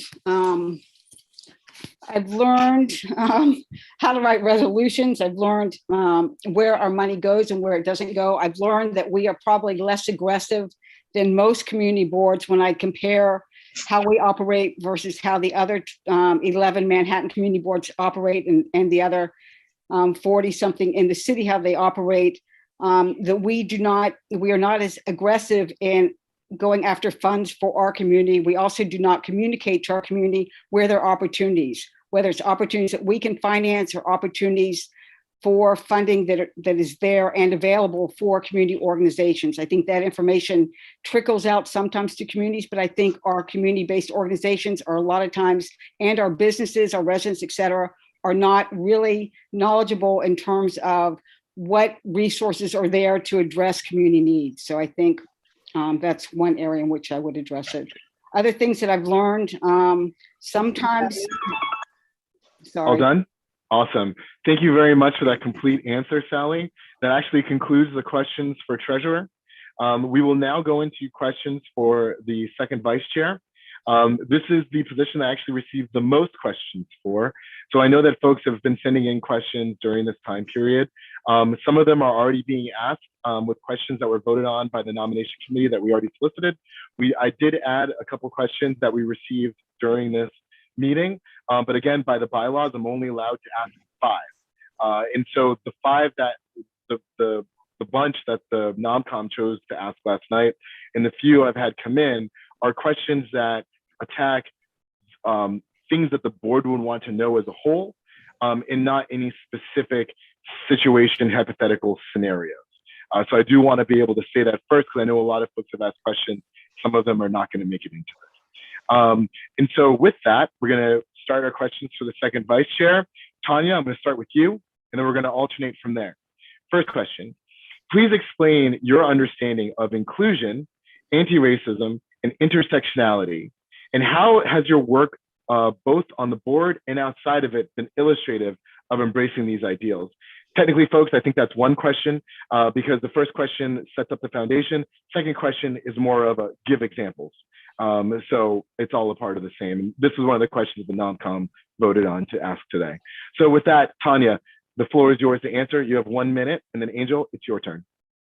Yes, I've been very privileged to actually work with the board and actually passing a resolution called the Inclusion Resolution for short, that actually addresses that issue. I was able to work collaboratively in helping board members who probably never encountered understand intersectionality and how all of our social identities come together and can impact us differently. Even though we might be from similar backgrounds, our different social identities can collide and it can be harder for some than others. And as I said, I believe that inclusion is, as I said in my speech, not just inviting people in, but giving them a chair and making sure that they are able to sit and they are able to fully participate in the process. I worked very diligently with a diversity of board members to come up with that inclusion resolution that passed overwhelmingly in February of 2020. We were very grateful to be able to commit our board to doing what we know we need. Thank you, to make this Tanya. happen. Thank you for the answer. Angel, same question to you, but I'll repeat it just in case. Please explain your understanding of inclusion, anti-racism, and intersectionality, and how has your work on the board and outside of it been illustrative of embracing these ideals? Sure. So prior to my current role at the United Federation of Teachers, I was a middle school teacher, and I taught 8th grade Socratic seminar. And the way that we designed the course was that we took out listening and speaking skills, and we created a course just for that, because traditionally people think English language arts is just reading and writing. And around this listening and speaking course, we developed a curriculum that we've now started to popularize in pop culture as culturally responsive education. But back in 2012, I was already teaching that to 8th graders. It was an opportunity for basically me to teach race, gender, sexuality, sex, all these different elements that are our identities. I was teaching that to 13-year-olds. And I was teaching them how the world views them through all those different lenses and how we view ourselves through those different lenses. So it's something that this question that you asked me is something that I've been... Angel. Thank you for your answer. And that was 1 minute. So the second question actually goes to your first step. And the question is, why did you choose to run for this position as opposed to other uncontested positions on the board? Sure. I ran for this particular position because I saw an opportunity to improve the consistency of the board, in particular as it relates to following rules and procedures so that we can have consensus building conversations that lead to solutions for the board. I believe in parliamentary procedures because if we follow those parameters and those guardrails, we can actually come up with solutions that don't feel exclusionary to other people, that don't feel as if their voices are not heard in the conversation. If we follow bylaws, if we follow rules, if we follow procedures, then we can make sure that everyone is included in conversations. Awesome. Thank you for the answer. Just a quick note, Sally, I think I see you not on mute. You might want to just throw yourself on mute there before anything. Tanya, same question to you. Why did you choose to run for this specific position as opposed to other, well, you're the incumbent, but why did you choose to be in this election again for the same position, if you will, for this leadership on the board? Absolutely. Yes. When I first ran for this position, I definitely saw it as an opportunity because it was a very open position with clearly undefined roles. And I thought it was a great opportunity for someone like myself who has already been heavily involved in helping our board evolve and involved in many different initiatives to bring some of that in a very formal way. to our board and work with our board members in achieving some of our long-term goals, including bylaws, including our anti-bias initiatives, including all of the other issues and bringing the community more actively involved in our community process, which is very important to me. I want a chance to really do that and have an opportunity to do that with more support. This time, you know, I felt I had to kick in a lot of doors in order to be able to do it in my first pass. And I really want to really be able to push these initiatives forward with more support, with an executive committee with that, you know, will work together to collaborate to make sure that this is about making sure our board is better and that we're more responsive to our community and not about anything else. Thank you very much, Tanya. Third question to you. What do you see as the top challenge for the board, and how would you, in your position, work to help the board overcome that challenge? I think there are two things that are there. I think one, of course, is our relationship to our community that has, you know, I think that the community doesn't feel that they have a place with our board, that they are secondary when we are here to serve them, that we are actually here to represent their needs and their needs in the community. And I think that more needs to be done to make them feel welcome, to make them feel heard, to make sure that they are included in the process. The second, of course, is our anti-bias work. We had real instances where there was a 7-month investigation that found gender bias with our board. And that was done by the Manhattan Borough President's office after a 7-month investigation and substantiated these claims where women on the board were removed from positions and things like that. This is real work that I think we need to do in order to be able to say that we can represent all of our community, and that the community has trust in us, that we will be fair and we will be equitable with them and with the issues that are presented before us. Thank you, Tanya. You're on mute, Nobles.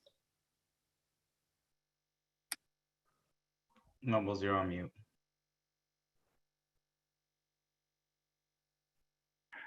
Thank you, folks. I'm sorry. Thank you. Perfect timing. Angel, questions to you. Let me rephrase it for you. What do you see as the top challenge for the board, and how would you, in your position, to work to help the board overcome that challenge? 1 minute. Sure. So similar to Tanya, I'm gonna say there's two issues here. One is a little external, one is a little bit more internal. On the external piece, I think we can certainly work more on community engagement, on having more members of the community participate in our committee meetings. So I would say that would be the top challenge as it relates to external. Internally, I think we have some very serious divisions internally as a board.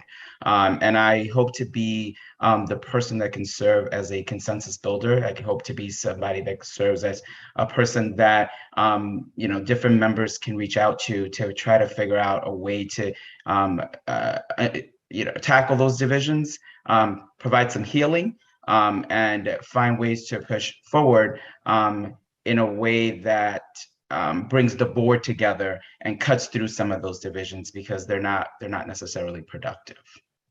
Thank you, Angel. Folks, as I said, this is a position that actually had 5 questions. We are on number 4 now. So, you know, when you look at the timing for how long this election is taking, it's actually moving pretty quickly compared to last year. So we're doing okay here. 4th question would be for you, Angel. How would you, in your position, work with all community board members and staff for the betterment of the community, governance and leadership included? And if you can, give some examples. Sure. I mean, I think it's a matter of being accessible. It's a matter of being open to engaging in conversations, whether they're challenging ones or good ones. I never turn my phone off to anybody. I don't. I'm not the type of person that you reach out to and doesn't respond. I am extremely responsive and very communicative. And even if it has to be a challenging conversation, I'm always willing to have that challenging conversation and hear out the other side, no matter the issue. So that is the person that I am, and it is the person that I would like to bring into the leadership, as somebody who can build consensus and can help in building consensus by being open and accessible to all members of the community board.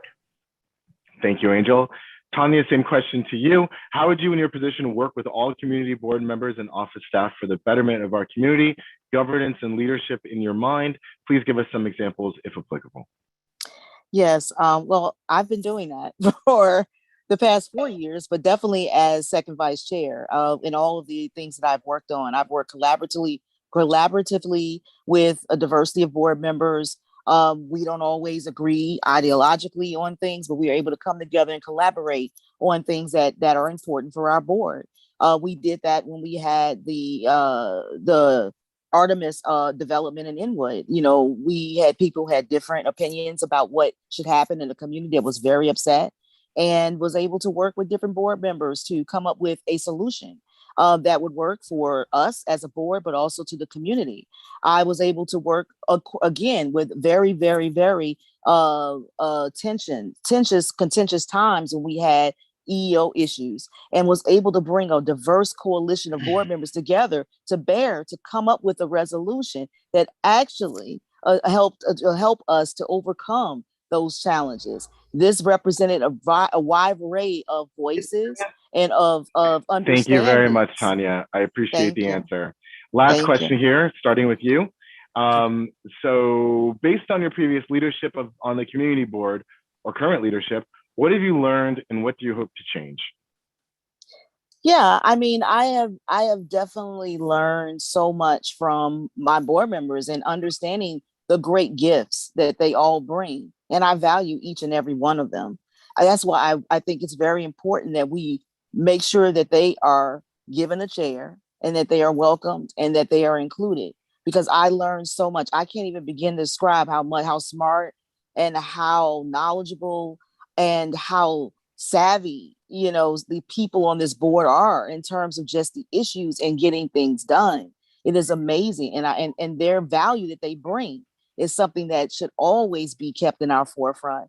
And I think that is something that I will, always, I feel like I'm a student as much as anything else here, learning from everybody else in terms of just all of their unique gifts. And I hope that I have brought my own gifts to the table to be able to help to move the board forward, because that's why we're all here. We're here with our gifts, and we want to make sure those gifts are welcomed. Thank you, Tanya. Thank you very much, Tanya. Angel, same question to you. Based on your previous experience on the community board, what have you learned and what do you hope to change? So what I've learned is that actually the more volunteer time you provide to the community board, the more you really learn about our community. I consider myself a lifelong learner, never an expert in anything. I'm always trying to take in as much as I can. It's the more time that I've spent, for example, writing minutes for the board or drafting resolutions or serving as the vice chair of the licensing committee, the more time I've spent doing that, the more I have gotten to learn about the issues of the members of our community, and the more time that gives me to think about possible solutions for ways that we can improve the lives of our residents, our business owners. That's been my experience in terms of the time that I've spent on the community board and in the leadership roles.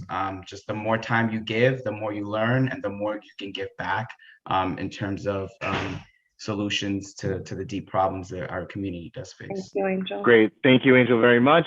And with that, folks, that's it for the 5 questions for second vice chair. Appreciate your patience. Next, we have questions for Vice Chair, Catherine Diaz, running unopposed in the current incumbent. These questions are for you. How would you in your position work with all community board members and office staff for the betterment of the community, governance and leadership in your mind? Give examples if you can. Sure. I think that under my tenure, I've been able to really foster relationships across with all 50 or however many members we have at the moment, and creating a welcoming space. And so understanding, particularly for new members, and making sure that they feel oriented and so like what they're walking into, what agendas are coming, what the crux of committees as far as the interactions that I've had with them. I've always, of course, as I mentioned earlier, stepping up in terms to facilitate meetings, taking the time to explain, particularly our budget hearings, which I've been tasked with facilitating the budget hearings, and being able to provide sufficient space for new board members to ask the questions and understand. Of course, there's always space for improvement there. And I would add, particularly with the office staff, I think I've been a bridge for office staff, for board members, and it's a role that I'm happily to always play. Thank you, Catherine. Appreciate the answer. Second question for you. Based on your previous leadership or your current leadership on the community board, what have you learned and what do you hope to change moving forward? Yeah, I'm gonna share the biggest lesson I learned this year, and I think it took 7 years, and it's something I've actually spoken to at length with many members. Is that the board, right? We all walk into the board, as I said earlier, with our own understanding and our own reasonings, and it's usually something as broad as I want to be more active in my community. And for folks who are the Sallys that are super engaged in many groups, or our OGs have a very deep, granular understanding of the board.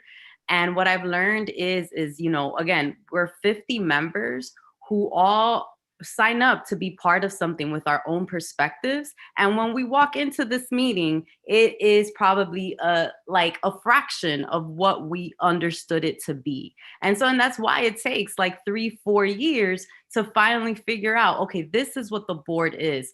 For me, I see, and I've cemented this year, that the board is a bridge, a liaison between city agencies. And I think that we need to be able to strengthen that.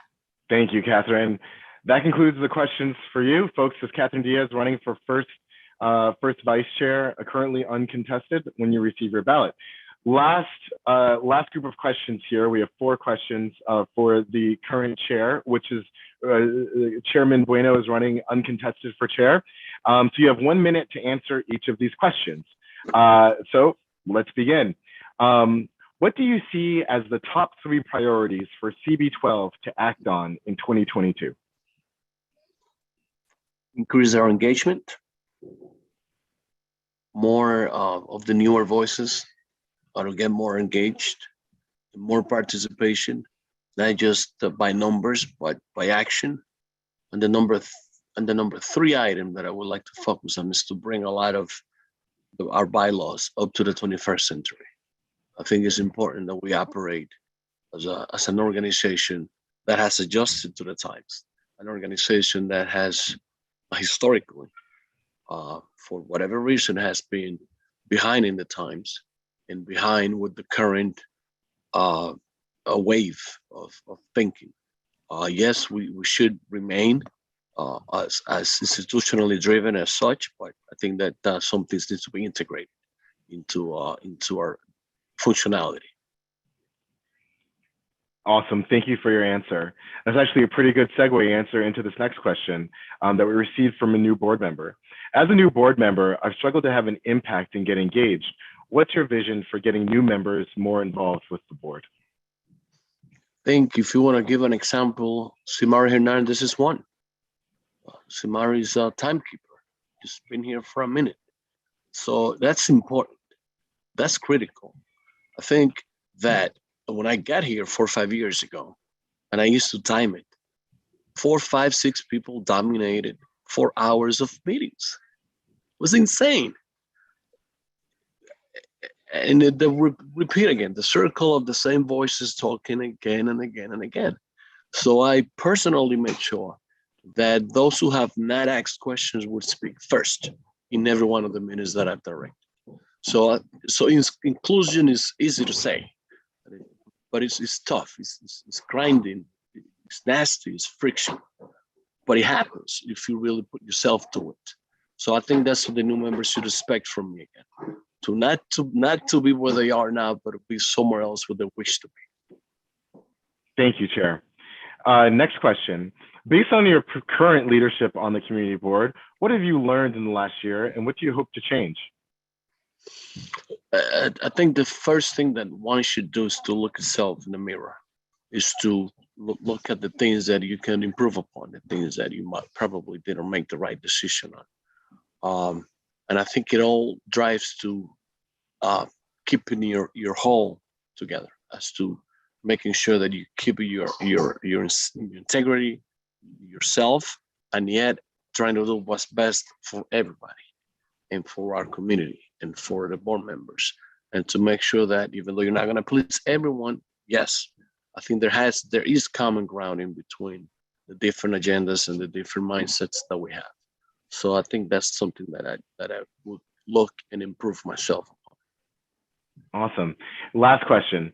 How would you, in your current position, work with all community board members and office staff for the betterment of the community, governance and leadership in mind? Well, I was fortunate or unfortunate enough to walk into a pandemic, where things have been dealt with differently, where things have mostly been remotely, and where a lot of the person-to-person contact hasn't really been developed, even though we had a good event a couple of weeks ago that sort of like flourished it and make ourselves feel a lot better about ourselves. So I think that I will push myself to continue to have the best personal relationships as possible. You don't necessarily get to know each and every one of you, but it's usually good practice to at least have a chat, with people and get to know them on a one-to-one basis. Thank you for the answer, Chairman Bueno. And with that, folks, we are actually done with all of our questions. Maria Luna, I hope you're still with us, because that was your question. How long would this take? But I think we got a lot of amazing answers. We know about our candidates a little bit more, especially what their vision of the board is going into positions next year. So with that, folks, we are finally at our voting stage. Mr. Smith, I sent to you the ballot to send out to folks about 2 minutes ago. It should be in your inbox to send out to people. It should also be getting into your inbox in a minute or two, folks. But with that, let me actually share my screen so I can show you what the ballot looks like, and kind of get ahead of any questions here. So let's see, where did I put my preview up? Okay, so here's a preview. Can you guys see my screen? Just give me a thumbs up. Can you guys see the ballot right now? We still see the voting You slide. can't. I know why, because I only shared my view and not my window. Which is good. Okay. Now, can you see the ballot? Yes. Okay, excellent. So check it out. Y'all gonna be receiving this link in your email any moment now, and basically on it is our ballot. You do not have to have Google to do this. Anyone can access this link. So in it, some of the rules I explained to you before about the majority are in here. So if you want to refreshen yourself up of what our bylaws say, please look to this area here. And then you are only required to enter your name, enter your email address. Those are the only two fields you are required to enter. So if you can't submit, when you come down here and you hit submit and you can't submit, if you're not able to submit, just make sure that your name and your email is on this form. After that, everything else here is optional to answer. So with that, for secretary, as you can see, we have Curtis and we have Barbara. We have abstain if you think you have a conflict or for any other reasons you want to abstain. Or, well, there shouldn't really be other there. I will take that out in a second. There is no other, there's no write-in for our elections, folks. So don't put other. And it will be out by the time you look at this link, I promise you. Next, treasurer Sally Fisher or abstain. Second vice chair, Tanya Bonner or Angel Vasquez or abstain. First vice chair, Catherine Diaz or abstain. And then chair, Eliezer Buena or abstain. Simple as that, folks. You can do this on your phone or your desktop or your iPad or your pads, whatever the case may be. Are there any questions on the ballot? Like before you get them, anything that I can answer for you? Well, I don't have one yet, Curtis. I'm Nobles. But Mr. Smith, did you get my email and send out the link yet? Well, I don't have one also. I just sent it. Thank you. It should be hitting your box in the next 30 seconds to a minute or two. Yeah, Noble, Okay, remember to update the secretary and the treasurer to remove the other before people Yes, start. yeah, filling I got to in. do that right now. I just wanted Yeah. to make sure if there was any questions first, but I can do that literally right. Yeah, it's already out. Sweet.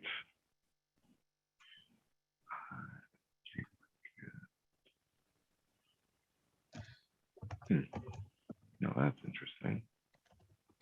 Got it. You got the ballot? Okay, cool.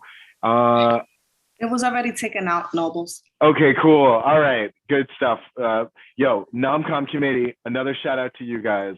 Thank you so much. I'm sure someone with edit access got in there and hit it for me. Love you. So folks, you should have it in your email box now. I just saw I got mine. So please, let's take 10 minutes if you can and vote. I didn't get anything yet. It should be in there in like soon. That being said, actually, let me do this. If you have any problems in the next like 2 minutes, if you still didn't receive it, email these folks here. Let's leave the screen up if we can. Email anyone here and they can get you the ballot. You can text me. I'll actually put my phone number here. You can text me and I will text you the link if you'd rather. Nobles. But yes. Yes, you should also refresh as many times as possible. This is probably at times. Refresh the ballot or refresh something on my refresh phone? whatever browser you're on. Oh, if you're looking at your email right now, right. If you're looking at your email right now, you're not seeing the email, make sure you refresh your browser. Because if some emails just don't auto refresh, so just refresh your browser and then you might see the email there. Hi, Juana, good to see you. I get caught. She's over here checking out the ballot. Maria, your name better be on that ballot. It's got to be you. I know you're on the up and up. You're good, girl. You're good. Cool. So, folks, again, if you do not have this ballot, please email us. You can text me, and I'll send it to you via text. But please, geez, I have 25 texts. This is what happens. You don't look at your phone for an hour and a half. Okay, cool. So I don't know, Chairman, if you want to keep the meeting moving, or if you want to give 10 minutes here just for people to vote and maybe get back to me, or just keep the Nobles, screen just up. that you know, I got it once from Ebenezer and the second time from Paola. Okay, awesome, good. As long as you just get the link, because the link is unique, so you won't be able to put multiple votes in. You have one vote, one person. Catherine, So even if you got it from multiple places. All right, Moles, thanks. Catherine, did you vote already?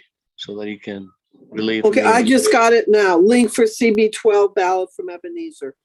Usually we have a few minutes to actually vote and we do not conduct other business while we're voting. We take a couple of minutes to just fill out our ballots and turn them back in. That's a nice, great. Let's give it like another 3 minutes here because people just got the ballot. I'm hearing a lot of the folks that didn't. Can we just give it 3 minutes with this up on here and just let anyone ask any questions or anything like that? Just give us 3 minutes. All right, good enough. Catherine, if you, when you finish voting, if you want to. I got some text for the links. I will be sending you the links via text now, folks. Got it. Catherine, just when we're finished or you finish voting so that we can have those people in the public session still.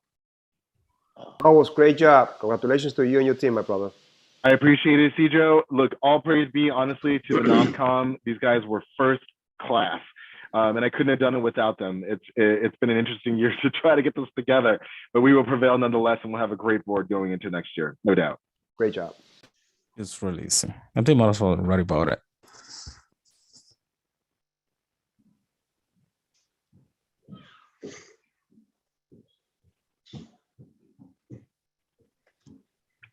Has anyone not received the ballot yet?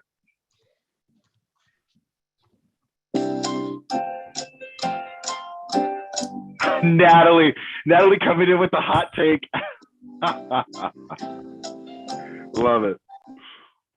Just quick point. Can anybody who has Jay Mazer, actually I have Jay Mazer's number, never mind. I just need to confirm a phone number. Yo, so funny you say that, Catherine. I called Jay earlier and he stated that he was taking a mental health break and not attending this evening's meeting. Okay, cool. Thank you for the update. Yeah, I had the Jay Mazer test from last year where I was like, I need to have all options here to vote, physically or non. Like I call it the Jay Mazer test, and I had an option for him if he did need some, further assistance. So it's certainly on my mind, and I hope he's doing well. Okay. Cool. So it sounds like everyone got the ballot. So if we want, Chairman, the floor is yours to keep it moving. And if we can, maybe just keep the screen up if possible, until I'll check the numbers and see what the current attendance versus the amount of people that voted, how close we are to the final number. But if we can, just keep the screen up just in case anyone has any questions, if that's cool. Yeah, there's 33 so far, Nobles. Thank you. Actually, that's going to be close to the amount of people, board members that we actually have here. Let me look at the attendance.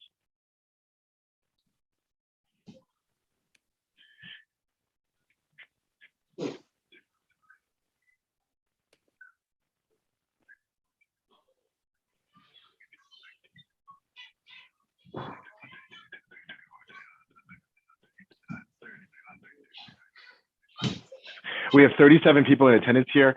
I haven't voted yet, so we're probably only a couple people off. So I think that we're in a good spot here, Chairman Bueno, to continue with the meeting, and I'm going to stop sharing my screen. Good enough. Thank you, Noble. Thank you for your time, everyone. No, thank you. I think that you are a great choice to continue to be the nominating committee chair. I think you've turned it into something that is Well, really he may, Elias, he may want to run for something else, for a position next year, so don't hold him to that. Exactly. If my kids can grow up faster, then I would definitely take you up on that. Not with a 3-year-old in the house. Well, make sure my Okay, vote Maria, is so right, thank you. I hope make sure my vote is in. I have about 3 emails addresses. I have no idea what I'm doing here. Literally everyone that's here on attendance I has don't want already to vote voted. 3 times. Everyone voted except for me, so you're good. Chairman, the floor is yours. Okay, great. Thank you guys for watching the Nobles Crawford Show. Right? Okay, so do we have any elected officials on the floor? Catherine, if you've already voted. Yeah, we do, and we do have folks from the public session waiting, including DOH. Yeah, let's do our elected officials so we can follow our agenda. Oh, okay. Members. I went in order. I saw is Jackson still here? Yeah, he is. Thanks. So Mariel, Jackson, Carmen's here, Natalie, and Lori. I always write it in order of like who walks in first. So Lori, if you want to start. You're on mute, Lori. Sorry. Thank you. Okay, I want to share with you some upcoming programming from the congressman who recently remarked in one of his posts that this past Friday marked the highest reporting testing day in New York City since the beginning of the pandemic. Literally, there were lines going around for several blocks. Constituents waited for well over an hour, sometimes 2 or 3 hours. So in response to that, in conjunction with SOMOS, there will be 5 days of pop-up testing from 9 a.m. to 1 p.m. in front of the Washington Heights District Office at 720 West 181st Street. No, We're starting I'm sorry? We're starting tomorrow through the 24th, and then again the 27th and the 28th. We will make sure that the community board has this information, but I think that it was a really important response to a very difficult situation. In addition, and happening on January 14th, I perhaps speak for a number of us in saying that it's a bit intimidating thinking about needing to begin repaying our student loans once again. And this virtual education debt consumer assistance program is designed to help student loan payers know the best way to go about getting involved again and in an unbiased, independent advice situation, how to strategically tackle the student loans. Again, this is January 14th. We will, again, make sure that Ebenezer is fully informed. The congressman was happy to announce that New York will be receiving $2.2 billion in funding for roads and bridges headed our way. This is the first round of highway funding under bipartisan infrastructure. To quote the congressman, these federal dollars represent a strong first step towards strengthening our state's essential infrastructure. And with them, we will cut down commute times, it should only happen, help small businesses get goods to market, and much more. And then finally, maybe best for last, I'm happy and relieved and pleased to share with you that today the congressman issued a letter to the Honorable Marisa Lago, Director of New York City Department of Planning, as well as to Anita Lermont, Chair of the New York City Planning Commission, that as representative of Inwood and Washington Heights, he is writing regarding Community Board 12's resolution opposing the food retail expansion to support health food store application submitted for 4650 Broadway. And he is deeply concerned that the approval and the passing of the approval and the allowing of a 20-store building will be a terrible source of terrible impact environmentally and aesthetically for the two federal landmarks of Fort Tryon Park and the Met Cloisters. The letter goes on in a great deal of detail, and I don't, you all wrote all about this, so I don't need to get into it, but I wanted to share with you that he is fully on board, and I speak as a community member as well as his staff person, how grateful and relieved that this is happening. Thank you. Best wishes for a wonderful Merry Christmas and a happy and healthy New Year from the Congressman to all of you. Thanks, Lori. That was time too. Mariel de la Cruz. I had a question. Oh, sorry. Go ahead, Sally. Yeah, Lori, I'm glad there's going to be another pop-up site, but it seems like all the pop-up sites are popping up in Washington Heights with little consideration of Inwood. I don't understand why this is the case, why he hasn't looked at Inwood as being desperately in need of both vaccination and testing sites. I will definitely share your observation and this lack of within the Inwood community. I would say that it's not a great distance, quite frankly, 181st Street. As someone who made that commute while he was still in the state Senate. Nevertheless, I fully understand that if you feel that there's an imbalance, that is something that needs to be regarded. I will make sure to relay your message and thank you. And it is quite a commute for my elderly neighbors. They can't get to Washington Heights. I hear you. I will make sure it gets conveyed. Thanks very much. Thanks. Mariel? Hey, Catherine, if the senator and the assemblywoman can go first, and then I'll go after them, just to give them that space. Yeah, go ahead. You can go, Senator Jackson. Well, thank you, and good evening, everyone. Thank you for allowing me to come into the meeting to see democracy in action. And no one said that democracy is perfect, but when you constantly work at it, you improve what we do for the people that we represent. So I thank Community Board Members 12 and all of the officers and members for doing what you're doing as volunteers for the community. I want to express my condolences to all of you about your colleague and Betty Lehman and her passing.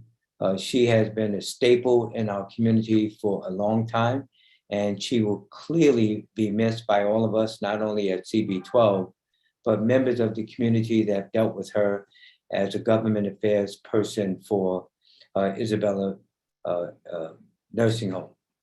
I wanted to report on the Gun Violence Prevention Task Force, which my office put together, and they've been working on presentations in order to address that. The one that they had recently was a gun buyback program. Talking about that, as an example, Uptown Rising, a community-based organization in the Bronx, connected with people, and they were giving $500 for every working handgun. Now, you know, normally it's $200, but the incentive of handing in a handgun that's working, $500, that's a lot of money. And in fact, it was reported that over 1,000 people handed in guns during that buyback period in the Bronx. So looking at trying to connect in Manhattan, obviously gun violence has been declared by a former governor, Andrew Cuomo, and has continued under Governor Kathy Hochul. That's a major issue overall. And I've said time and time again, the most important thing to me is to make sure that the safety and security of the residents is number one. If we cannot be safe in our homes and our community and going into the stores, we're in trouble as a society. So gun buyback is a big issue.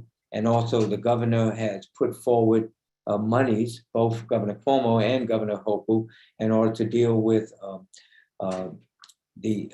sending young people 18 to 24 for training and to get jobs.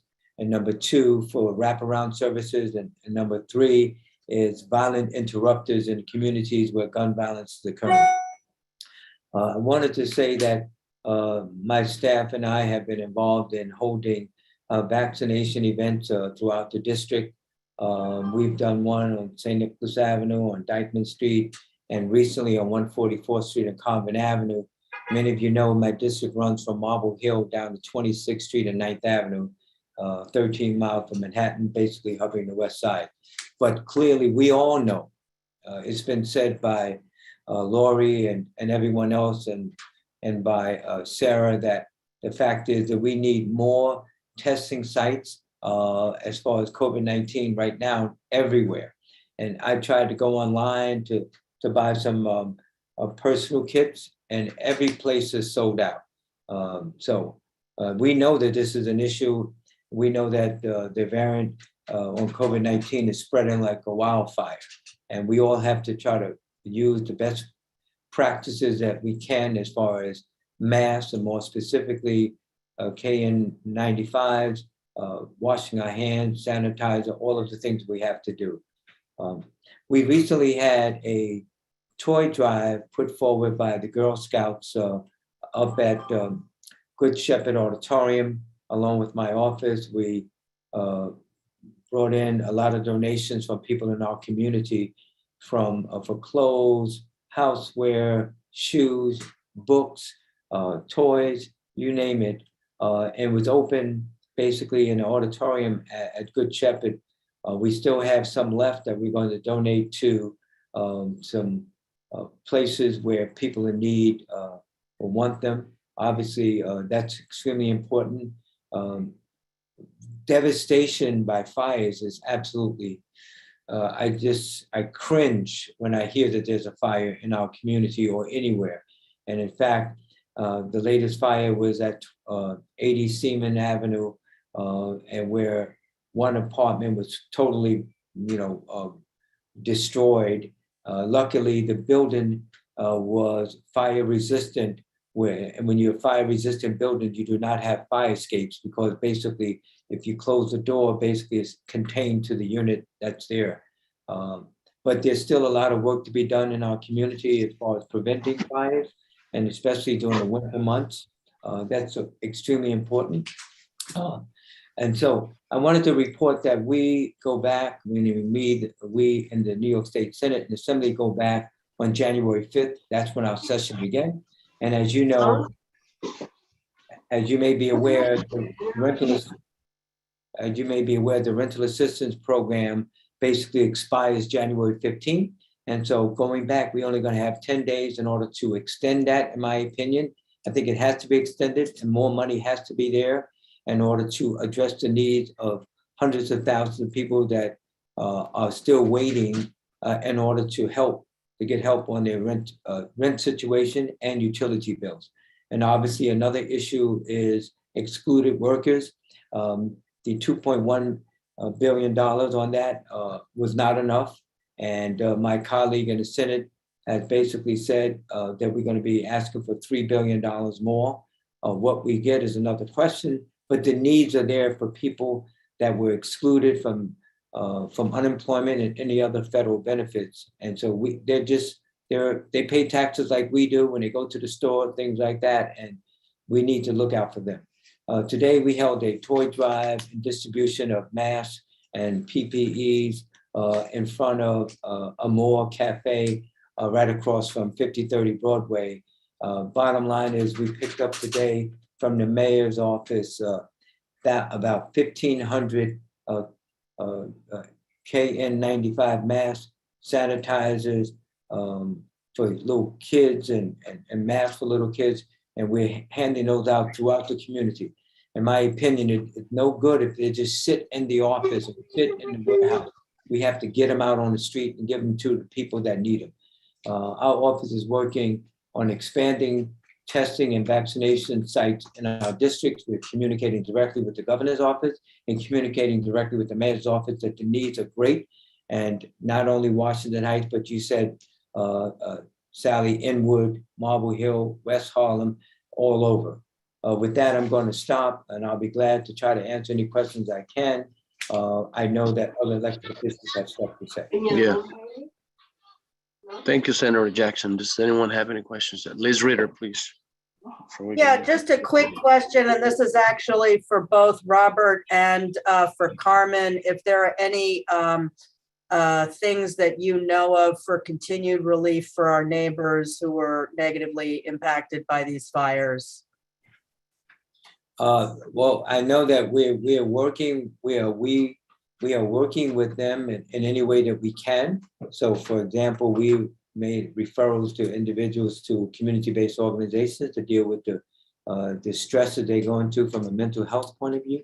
Also, our community affairs people are working with them concerning other needs.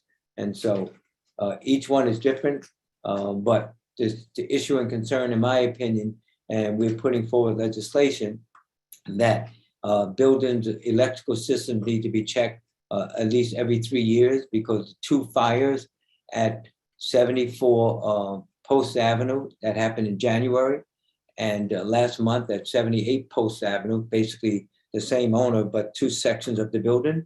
The fire marshal said at 78 Post Avenue was accidental electrical. Well, electrical systems have to be checked. And as you know, you may have heard recently that in the housing development downtown, they were supposedly charging 9 e-bikes at the same time, and one of them exploded and caused a big fire. That's why I'm telling people, no matter what you're charging, a cell phone, anything else, charge it during the day or in the evening when you're awake, and don't plug it in while you're sleeping, because that's when a lot of fires occur, when people are sleeping. We have to take all precautions in order to keep our families safe. So those are the things that we're trying to do to work with the constituents, both the Carmen's office and my office, and we're doing that and trying to do our best. Can I ask a follow-up question? Sure, go ahead. Just in terms of, Omicron is obviously kicking our collective butts. I myself am COVID positive, which is why I'm wearing a mask, so that I don't spread it to my husband. You, as our state representative, what's the legislature doing in terms of extending the open meetings, whatever, so that we can continue to meet on Zoom? Because it's going to expire on January 15th. And I am not feeling really good about having our January 2022 general meeting in person. I totally agree with you, Liz. I truly believe that's going to happen. In fact, a member of Community Board 9 the other day when I was on, he asked the same question. I will be communicating with the Majority Leader, Andrew Steele Cousins, and the governor's people about that. In my opinion, I see an extension is going to happen. I don't see us going in person. In fact, As you know, even the state Senate and Assembly was on Zoom. And quite frankly, I don't know whether or not we're going to be going back either, considering how this variant is spreading all over the place. Okay. I see it clearly happening, extension. All right. Thank you, Senator Jackson, for your precious time.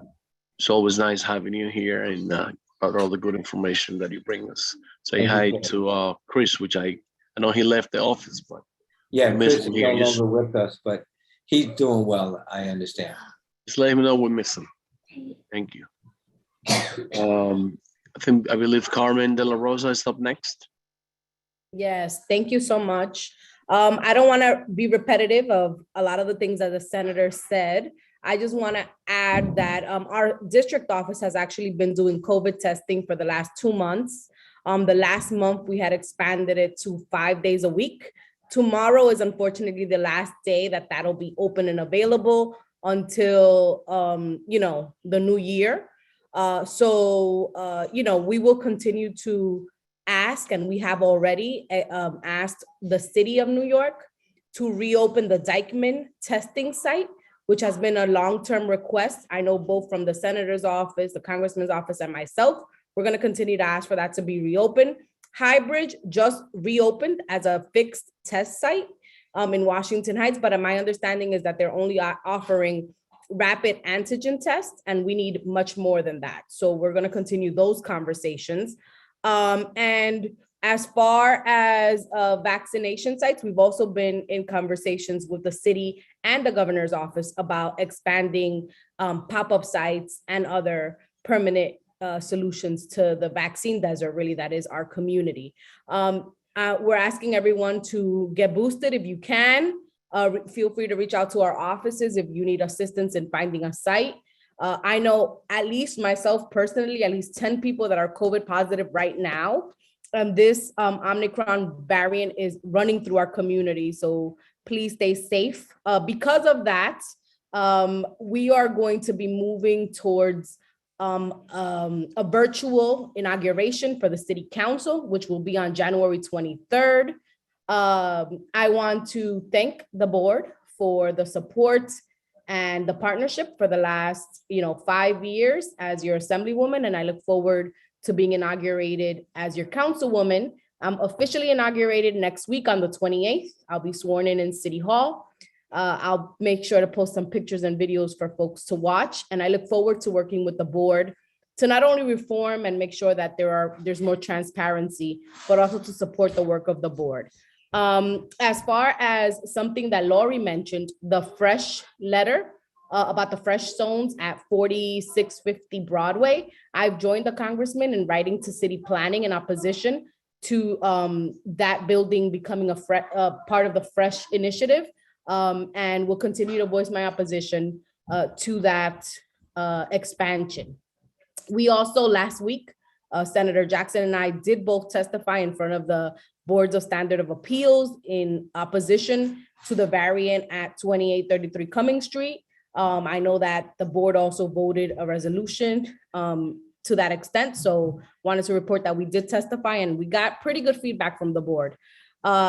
We are also going to be working we've created a community survey from the transition team for the city council. We look forward to having more folks in the community fill out that survey. In the coming days, we will be making public our transition team list, which includes some members of the board. You'll see some familiar names. And we will continue to work to build our team for the city council. I also wanted to say that today we actually took a stand publicly as a council member elect against the use of solitary confinement in New York City prisons. You all know that as an assembly member, I have been a staunch advocate for criminal justice reform and for the ending of mass incarceration in our communities. Washington Heights has had a very real and negative history of targeted policing as well as added mass incarceration. And I firmly believe that the use of solitary confinement in our prisons and in our jails is a form of state-sanctioned torture. And so today we came out in opposition to Mayor-elect Eric Adams's stance that he will reinstate solitary confinement and punitive segregation at Rikers Island. There is a crisis in Rikers Island, and we could talk more about that offline, but I feel strongly that we need to be engaged in these conversations. And then finally, I want to wish you and your families a happy holidays. Our 210 Sherman office will be closing at the end of next week, and we will be moving into Councilmember Idanis Rodriguez's former office at this point. And so stay tuned for grand opening information and new location and new email addresses from me and my team, and I look forward to serving in this new capacity. Don't leave just yet. Steve Simon has his hand up. Yeah, Carmen, I want to thank you for your support on the 4650 Broadway and the Cumming Street matters, and for actually taking the time to testify at the BSA hearing. That's an unusual thing for an elected official to do, and for you and Robert to have done that is outstanding. Let me ask you, you mentioned earlier that the testing that currently takes place in your assembly office will continue in the new year. Does that mean that it will continue down at 177th Street, or up at, will it stay at 210 Sherman? We're working on that, Steve, right now as we move to transition to 177th Street. I'm going to request for both to happen, but I have to work that out with the city clearly. So the more the merrier. Thank you. Yes. Right. Thank you. Catherine, do we have any other elected officials? No? Okay, moving along. Oh, wait. No. Sorry. Well, I think we're waiting for Gail to come, but I guess she'll show up whenever Gail shows up. Eleazar? Yes. Just quickly, there's a question in the chat from a member of the public who wants in the Q&A, who wants the link to the survey that Carmen mentioned. So can someone throw that information in there? Carmen, you still there? Yes, I will put that in there. Thank you so much. Thank you, Liz. Good catch. So, Catherine, our public session, I think we have. Hi, Elizad. I'm still here. Oh, yes. Mariel de la Cruz, my dear. Yes. I did say that I was going to let them speak ahead of me, but not that they want to speak today. Okay. But I'm glad. I'm assuming I'm, energizing folks as I can actually speak. I've also been a little ill, waiting for that PCR result. But I just wanted to say again, I am Mariel de la Cruz from the New York City Comptroller's Office. I am his Upper Manhattan representative, but also I'm the Bronx director. As you all know, there is a transition happening. I don't know what day it is today. In like a week and a half. So we're gonna have a new, I really don't know what day it is. I had to look. But so in about a week and a half, Comptroller-elect Lander is going to be taking Stringer's place. So I have been the rep for this community board and some of my Bronx ones for about 6 years now. I've learned so much from you all, and I am blessed to be able to cover a community that I also live in. So a lot of these issues are very personal to me for lots of reasons. And I'm from the Heights though, so I can't, it's like, I know the issues are not necessarily all the same throughout the district. But I wanted to say thank you so much for everyone having me here. I do not know what my next role is, and I'm not necessarily getting choked up, y'all. It's because I'm a little sick, so my voice goes. But I wanted to say thank you for everyone and all the support. And I would love to say that even though these meetings are very long, I say very long, but they're instrumental in understanding what's happening here in the community. And that is why it's not that hard for me to sit here for long periods of time, because I am learning something different than when I knew when I came in. And I know Catherine mentioned that as well as a process piece of understanding the community as a whole. And like I said, I do not quite know what my next role may be, but this might be my last meeting as the Upper Manhattan representative for the Comptroller's Office. So again, thank you everyone for having me here. I know that you all supported the Comptroller and the work that he's done, but I know you all have excellent questions as to how the city can be better, and that is part of the Comptroller's role.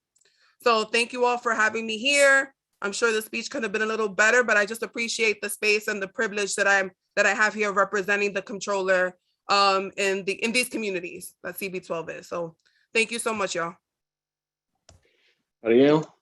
thank you for all the years that you've been each and every month giving us those reports. I think that we've learned, first of all, we know your name, and I think you've made it well known that we recognize who you are. So great job. And I think you have two hands. I don't know whether there are questions related to you or not. So I'm going to start with Faye. Thank you, Mr. Chairman. Yes, it's very brief. I just wanted to thank her. I don't think that I could afford to keep quiet.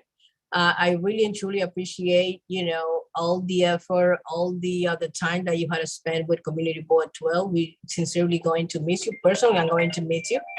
But there is one thing is that I just hope that whatever, you go next, it would be something a lot more better, because you deserve all the best. So thank you so much. I actually love this job, Faye. So better, maybe different, but not necessarily better. It's always room for improvement. That's right. Thank you, Faye. Okay, Domingo. Yeah, Mariel, always coming in, but now you could come in as your new role and even be a little bit more spicier as district leader and bring in so much needed civic engagement to our community. And see you around. All right. I can smile. All right. Thank you, Isidro.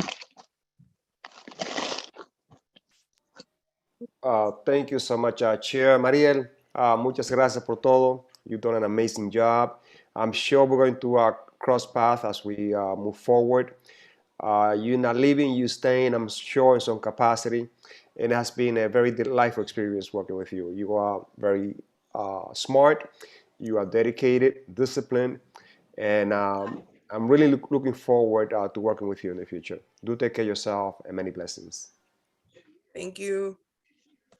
Mary, where have you been? I was just calling you. Mary, you up Sorry, next? I got caught up with something that I had to take care of. I just wanted to say to Mariel, who, I think we've become friends over time, and certainly appreciate your help, and willingness to do anything that was necessary to help us, particularly on the Aging Committee. Spent a lot of time coming to our meetings, and that's really, really appreciative. And I want to wish you all the best and happy holidays. Thank you so much, y'all, and happy holidays. And for the board members that I haven't met, I hope to meet you out in these streets very soon. But thank you so much, everyone, for the nice words. Thank you for all the work you put in. I really do appreciate it. We're gonna now move on to our public session. But I think we have a special guest. Sorry. Borrow 20 seconds. Okay. Kathy told me that I could. Hi guys, I really will. Gail is going to give her own report, and she will be here when she is here, as she always is. But this is likely my last full board in this role. So I just wanted to thank you all. Nobles, what an extraordinary job you did. I cannot imagine. Back at you, Boo. It's just thank you so much. You guys have been extraordinary during unimaginable circumstances. The new members who stepped up and have jumped in, hit the ground running. I could not be more delighted. So thank you. I am still your neighbor. I am still around, but in the words of Virgil, forsan et haec olim me minisse juvabit. I don't know if you're drinking, but I guess you are. Google Translate. Thank you, Natalie, for your work. Natalie, salud. Salud, Natalie. Salud. Salud, amor, y mucha más salud. Great. Our special guest, Catherine, from the public session. We have two tonight, but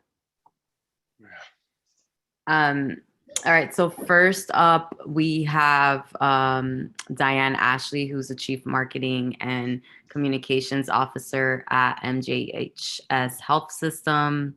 As you know, the parent company home, not sure the term, of Isabella Geriatric Center, who would like to share some words with us tonight. And I hope, let's see. If Diane, you can unmute your mic and we should be able to hear you.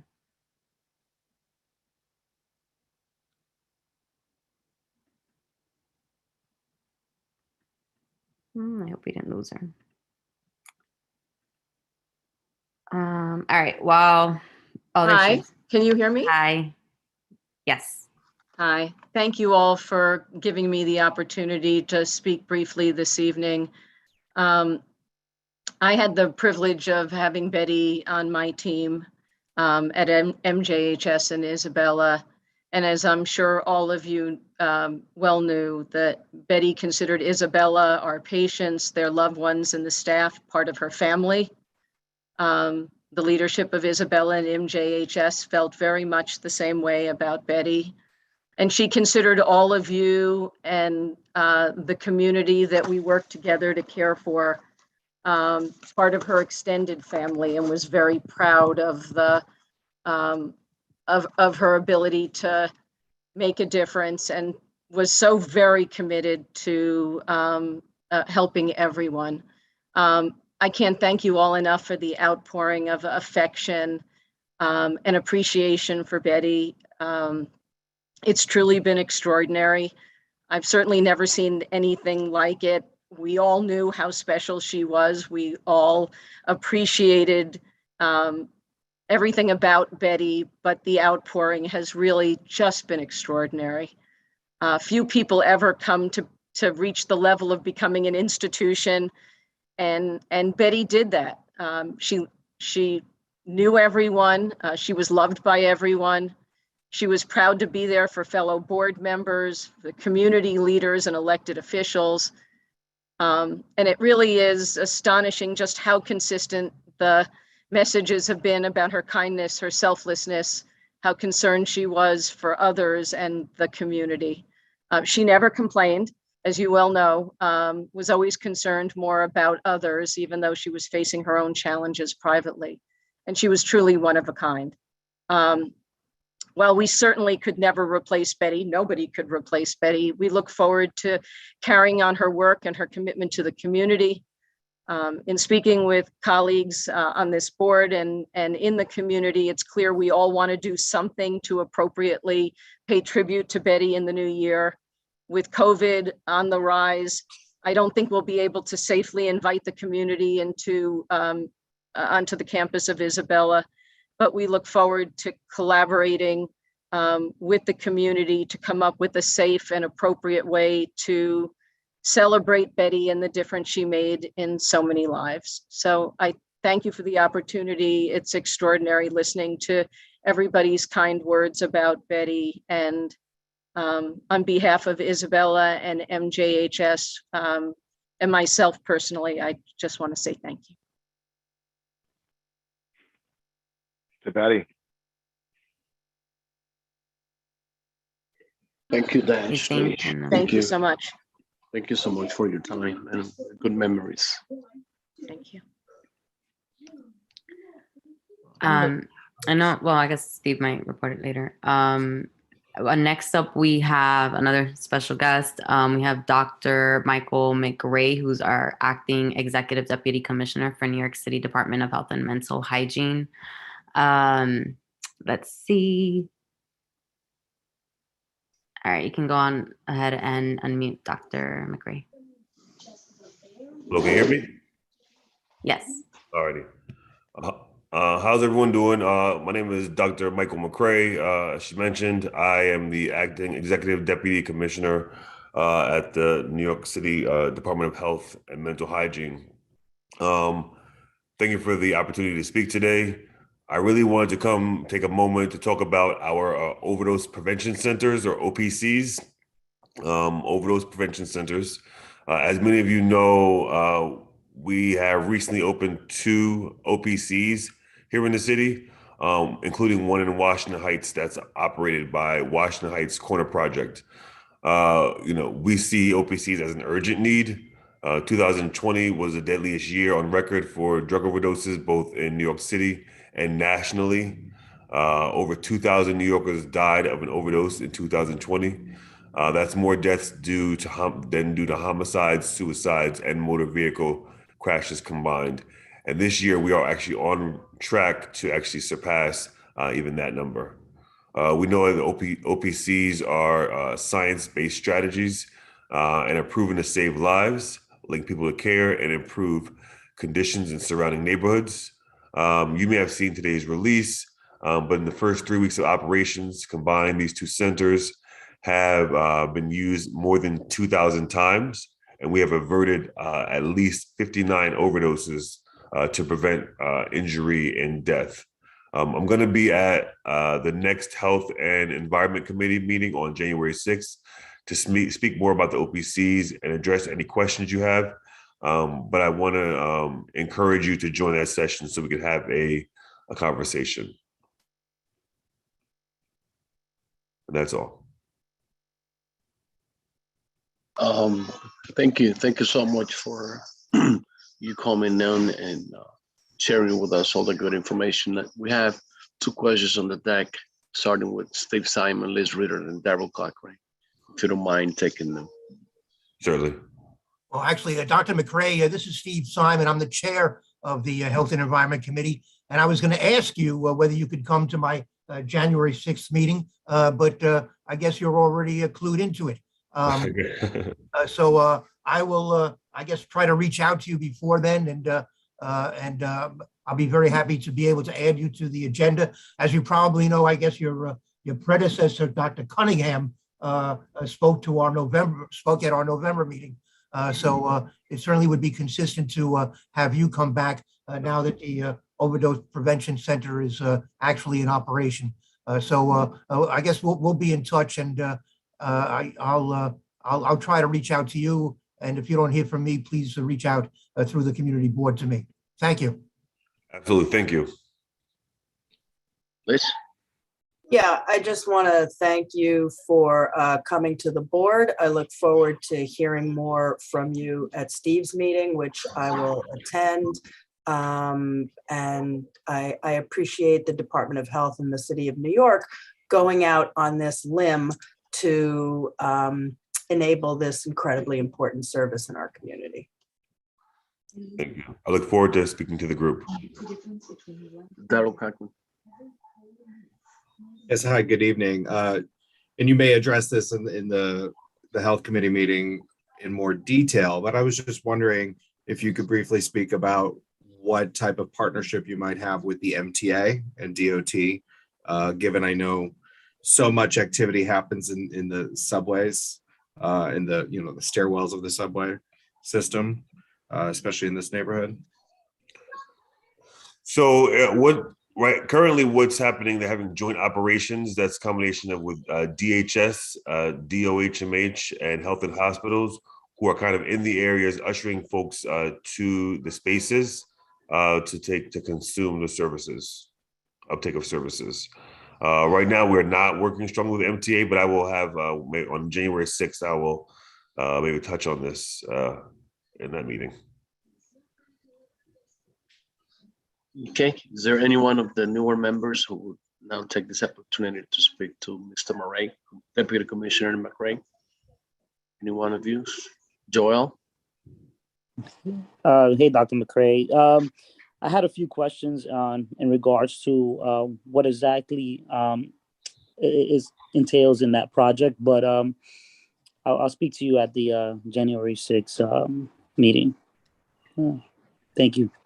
Yes, I mean, in that space, we'll give a full kind of like higher level kind of explanation and description of services that are provided in those centers. Okay, thank you. Okay, thank you. Thank you for your patience. And again, for, as Liz has gone out the lane to make sure that we'll get informed at the same time that we now again walking into another health crisis.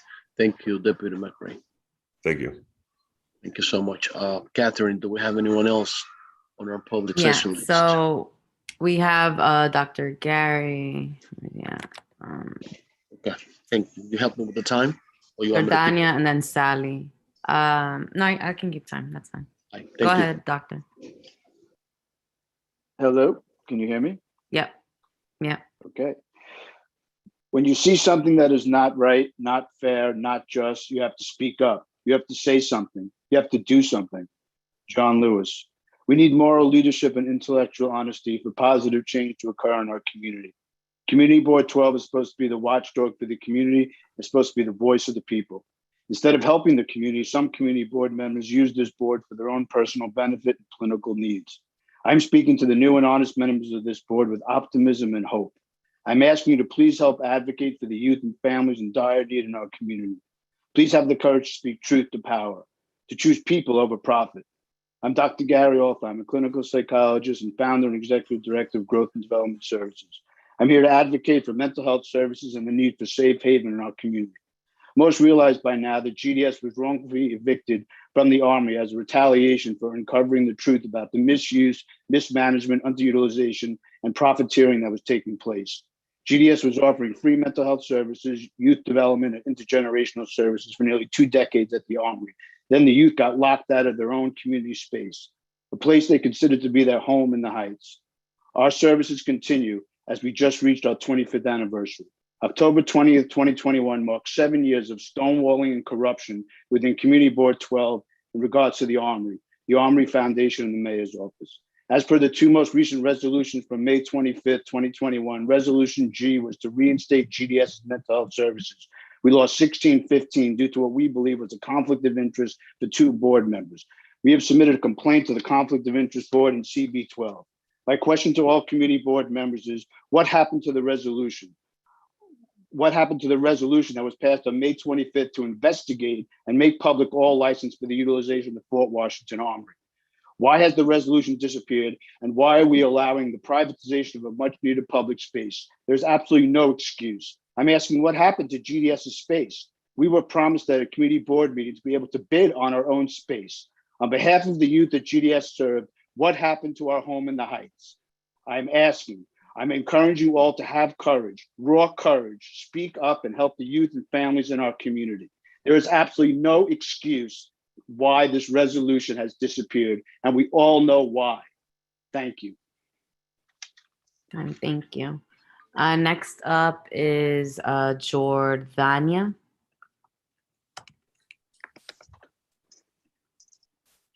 You can unmute.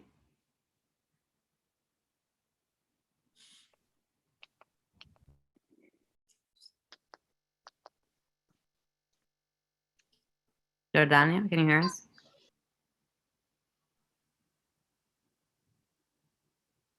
Hello?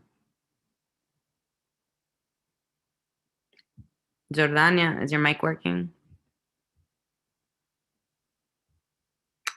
Hello, okay, I'm can gonna you hear move me? on. Yeah, now I can hear you. Oh, All I right, don't go know ahead, what was because going on. that's fine. You could go ahead now. You got 2 minutes. Okay. Hello, Community Board 12. Thank you for your time tonight. I'm here to discuss the importance of having resources to help battle mental health issues in our community. More importantly, establishing a program in our community where the youth can go talk about real issues that they're facing, the things that they may be passionate about, and the mental health issues that may torment their days. A space in our very own community that we can establish as our own safe space. This kind of space existed for over 20 years in Washington Heights. Growth and Development Services served the community out of the Fort Washington Armory, a building that was once meant to be a community center and has been converted into a track for elite student athletes and a venue for a Fashion Week runway show. Instead of making this building a space where more after-school programs are held for all to attend, free mental health services, and even a space where the youth can go release some energy in an open gym where they are allowed to play basketball or run on that track without having to belong to a community, without having to belong to a team, but rather belong to a community. Growth and Development Services once had that space in this building to provide these mental health workshops, group therapy sessions, and create that safe space that our youth so desperately search for. The removal of this safe space resulted in the unfortunate and seemingly avoidable death of one of our very own. Mental health is a true problem in our community, with the stigma of asking for help run so high. Community Board 12, I beg you, don't let any more children fall at the hands of stigma when you have the opportunity to offer them the help they are looking for, to offer them the safe space that they deserve. We recently held a holiday wellness program where we were able to provide insight on how talking about mental health issues can help you understand what you're going through. Help us have more programs like this for our community. Help us reclaim our space. Thank you.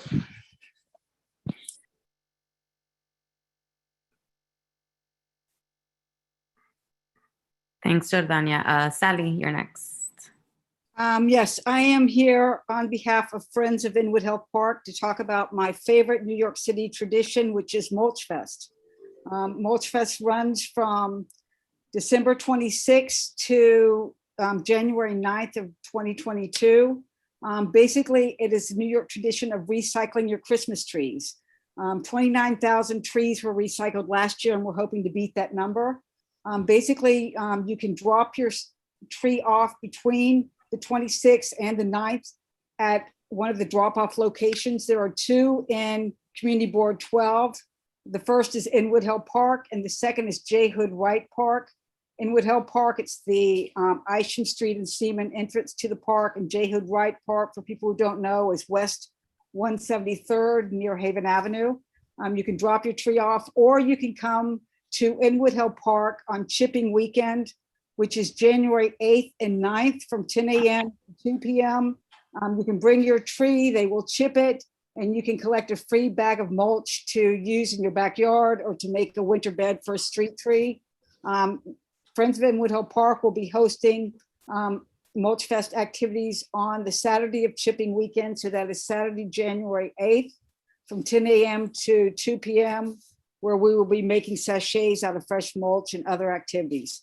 So we hope that everyone joins this great tradition and brings their trees to a park so that we can recycle and make New York City even greener. And that's it. That's it. Okay, thank you. Catherine? That's it. That concludes our public session. Yeah. All right, thank you guys. Thank you all for public members and those of you whose opinions really matter. I'd like to get Gail Brewer to be promoted into our panelist so that she can give her last presentation of the year.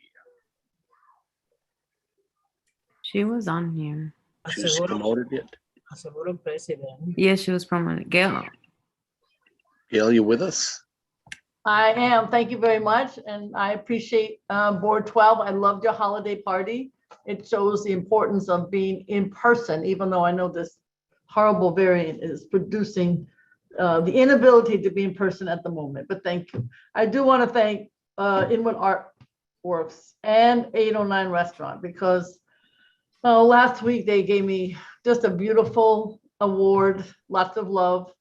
And between the restaurant and the artists, it's about as good as it gets. So I'm very appreciative to the entire community, but that was really, really special, beyond words. I also know we're all with the challenge of the safe injection site, but I visited and visited in East Harlem. And I have to say, from my perspective, there's the quality of the personnel and the work they do is there, and I support them. Board 11 in particular has even more challenges because they have the for-profit methadone centers, which I am really concerned about. So the issue is, because people hang out outside, that's the problem. And the issue is, can we figure out how to have people who have substance abuse served in their community? It looks like East Harlem is about 50% from the community and 50% not, Bronx, Long Island, et cetera. So I'm trying to get the exact numbers for Washington Heights and East Harlem, and I'll let you know. I know they're controversial, but I have to say, having been on a substance abuse board for 25 years, taking the kids who would have gone to foster care if they didn't live with me during that time period, you need safe injection and you need to figure out how to deal with substance abuse. It's not going away. And then I also want to say, we are every single Tuesday at 3 o'clock, we've been having this discussion about what is vaccination challenge and what is the money that's coming to the city of New York. And today I was thinking that, some time ago, we thought we don't have to discuss vaccinations anymore. Well, I'm obviously wrong.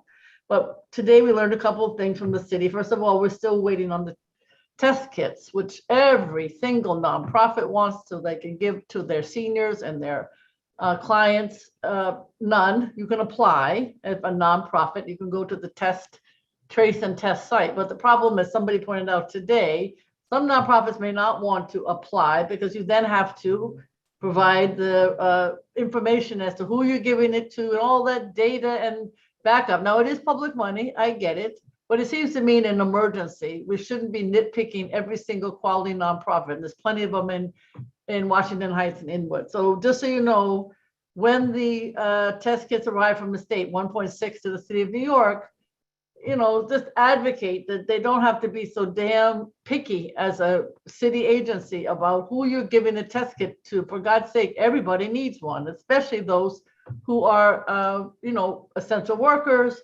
challenged at home, worried about the kids at school, etc. So I already had a big fight with the city about that. Second issue today was a wonderful economist at the New School who talked about a report she has been doing over what is the status of the economy in terms of workforce in the city of New York, essential workers, and so on. Lots of detail at a New School report called Navigating Uncertain Waters, New York City Workforce Professionals in the Age of COVID-19. But it is clear that there's about 400,000 people unemployed now, and that's actually only 57. We're down 57% from what we were before in terms of workforce, and it's much higher in New York than in the rest of the country. So we have a lot of work to do. The other thing I want to say is on the vaccine sites, we all see the lines. I know there's a line at Highbridge, but at least it's there. I believe it opened today. I was talking to the Parks Department. There's two problems. First of all, much better to go to city sites, although the mayor's been saying over and over again, 24, 48 hours, you get your results faster.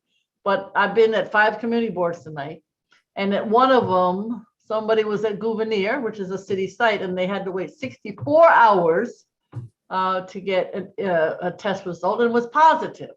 So during that time period, not a good thing. So you have to, somehow the city has to speed up the labs at the same time. Don't go to some of the private sites. Some of them, the Attorney General is suing, to her credit. And then we learned today at the 3 o'clock call from the DOH that in Brooklyn, there's a company that has decided they're going to put up tents that look just like Health and Hospitals, same colors and everything, but they're not. And God knows whether they will have information quickly. So in a challenging time, somebody's always looking to make money, and it's at the expense of people who need the services. So just be very careful. Go to city sites.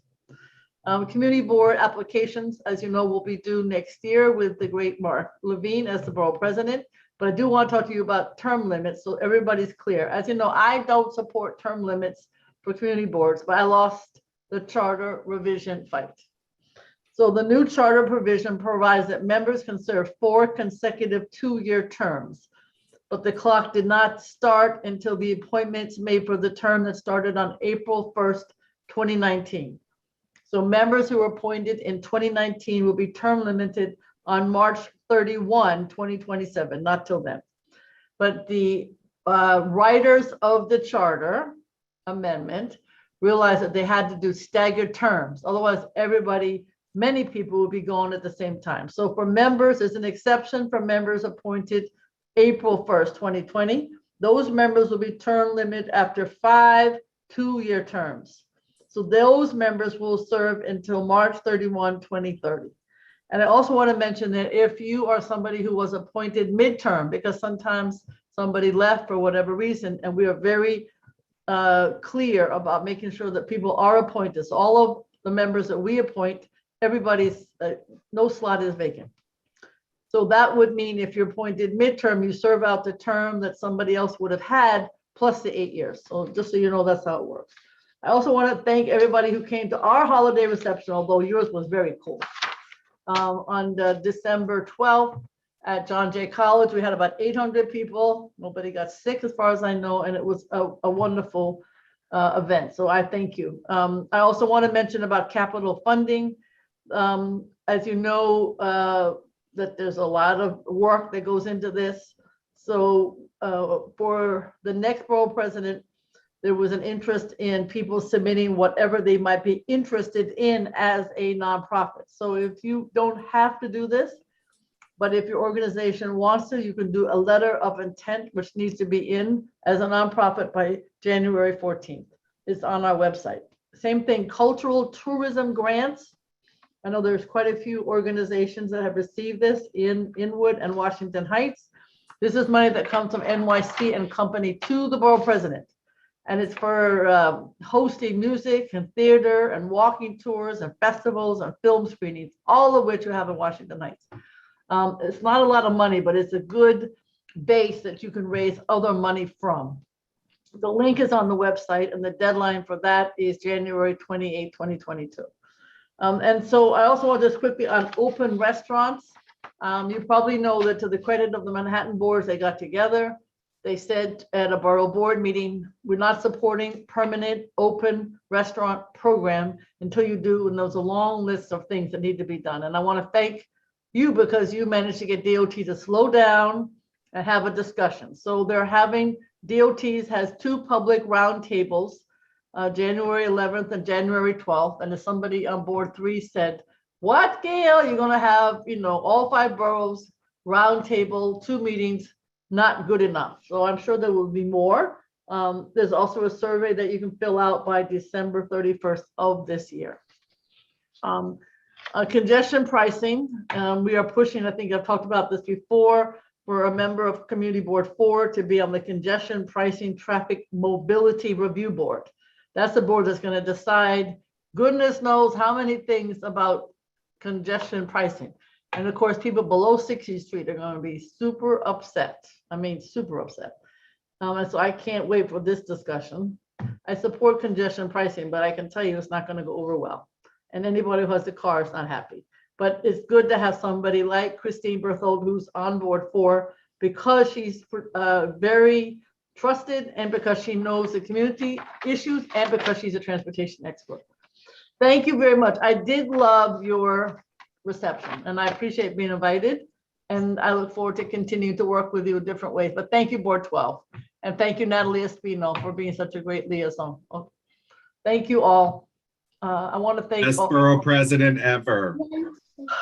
And thank you for doing a nice memorial so we don't forget Betty. I also knew her because she was active not only in Washington Heights, but don't forget, she lived in Board 6. She lived at Stuyvesant Town, and she was just loved there as she was in Washington Heights, just so you know, both places. So you still want to hold on to you. Wayne has 120 questions to ask you.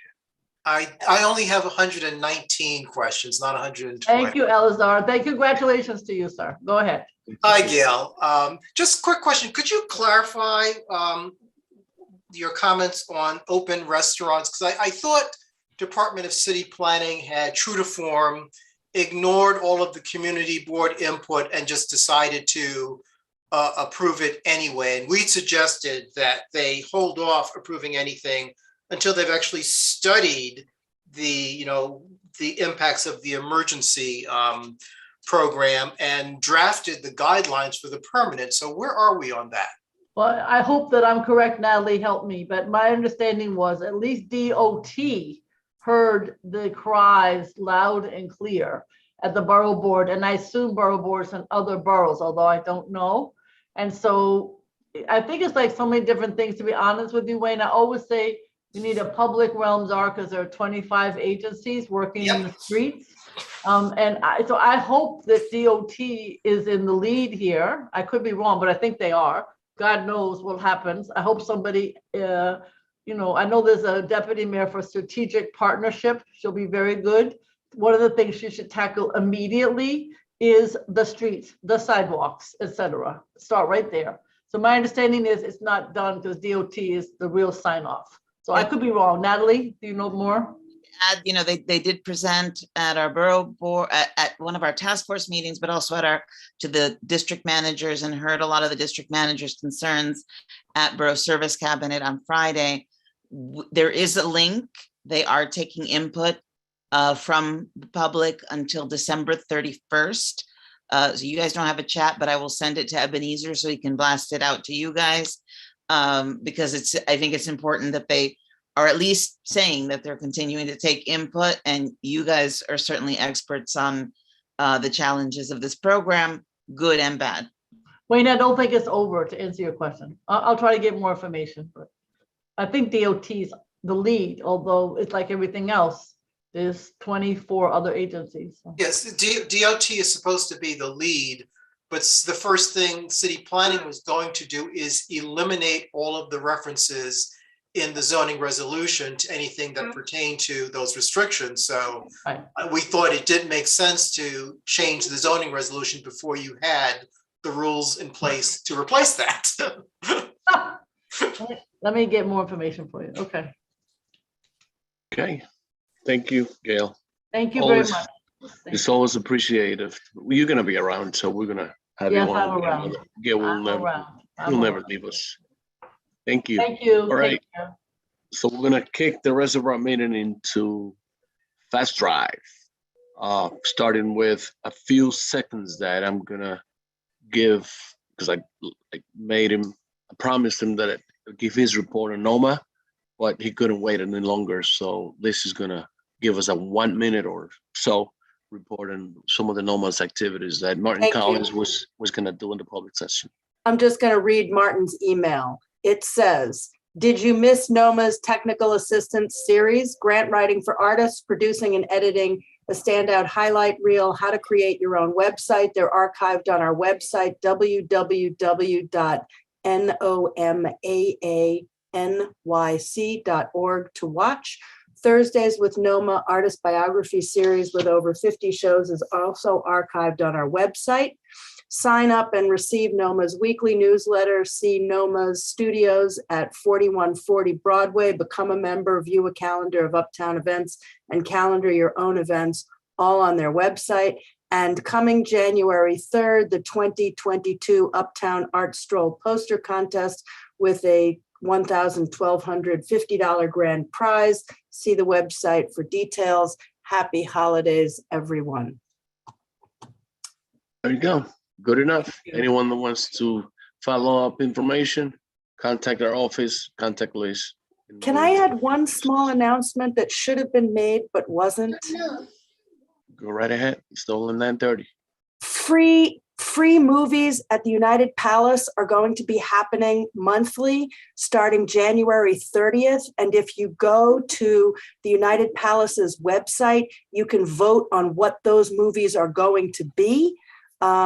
There are like 45 or 50 movies, a list, and you can vote for your top 5. And whatever the community votes for is their top 5. That's going to be what the movies are. It's an incredible list. There have already been, I don't know, 1,500 votes, but go to the United Palace, upca.org, and vote for what movies you want to see. And I will see you at movies at the Palace, assuming COVID still allows that. Thank you. Looking forward to see at least one Spanish movie. I'll pray. Moving forward towards community resolution. They're always translated. There's always subtitles, or they're in Spanish and translated to English. So it's always bilingual. Sure. Community resolutions. I'm going to start with Debbie and Baby in the traffic and transportation. Thank you, Eli. Thank you, I do want to say before I get started that it has been a pleasure to serve under Manhattan Borough President Gail Brewer. I really admire you, and you have served our borough oh so very well. And I will also miss Natalie. So we have a resolution, very, very heartily supported and unanimously supported at committee level. This is with regard to an issue that community board in part had resolved on in September 2020, calling upon DOT to address conditions on Amsterdam Avenue. Now that resolution went to the area north of 181st Street. This resolution concentrates on the area north of 188th Street, up Amsterdam, around the corner, around the curve and the hill of Fort George Avenue.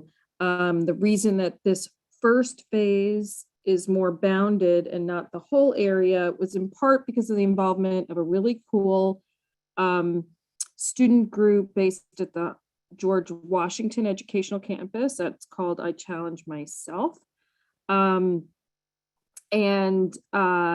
They, like several schools in the area, had highlighted conditions. It's something we obviously heard from every elected, from community members. There were big donut marks in the street to see during the walkthrough that are still just kind of etched into the asphalt. Nobody needed convincing that this area needed a lot of help to make it more safe. And this student group had approached DOT. So they worked really closely with DOT in terms of like going out in the field, and they were out there with those speed gun things, forgive my dog, shush. So they developed and designed the proposed or draft solutions that were presented to the board at our December meeting. As one could imagine, this area had the injury data to support that it was really in need of getting a whole lot safer. You'll see that in the resolution. So basically, what's done here is, in part, the big issues here was super wide streets. So there's all the sorts of DOT toolbox things to sort of make the street narrower. There's curb extensions, there's pedestrian islands, and there's angled parking where there used to not be on 190th. In another place, it's moved from angled to parallel parking to establish protected bike lanes, which a two-way protected bike lane with a floating parking island in a sense narrows the street. But in that case, you lose a bunch of parking spots because the angled is more efficient than the parallel. And I can certainly share a link, and that's up for public view on the DOT website for people that want to see how block by block, area by area it lays out.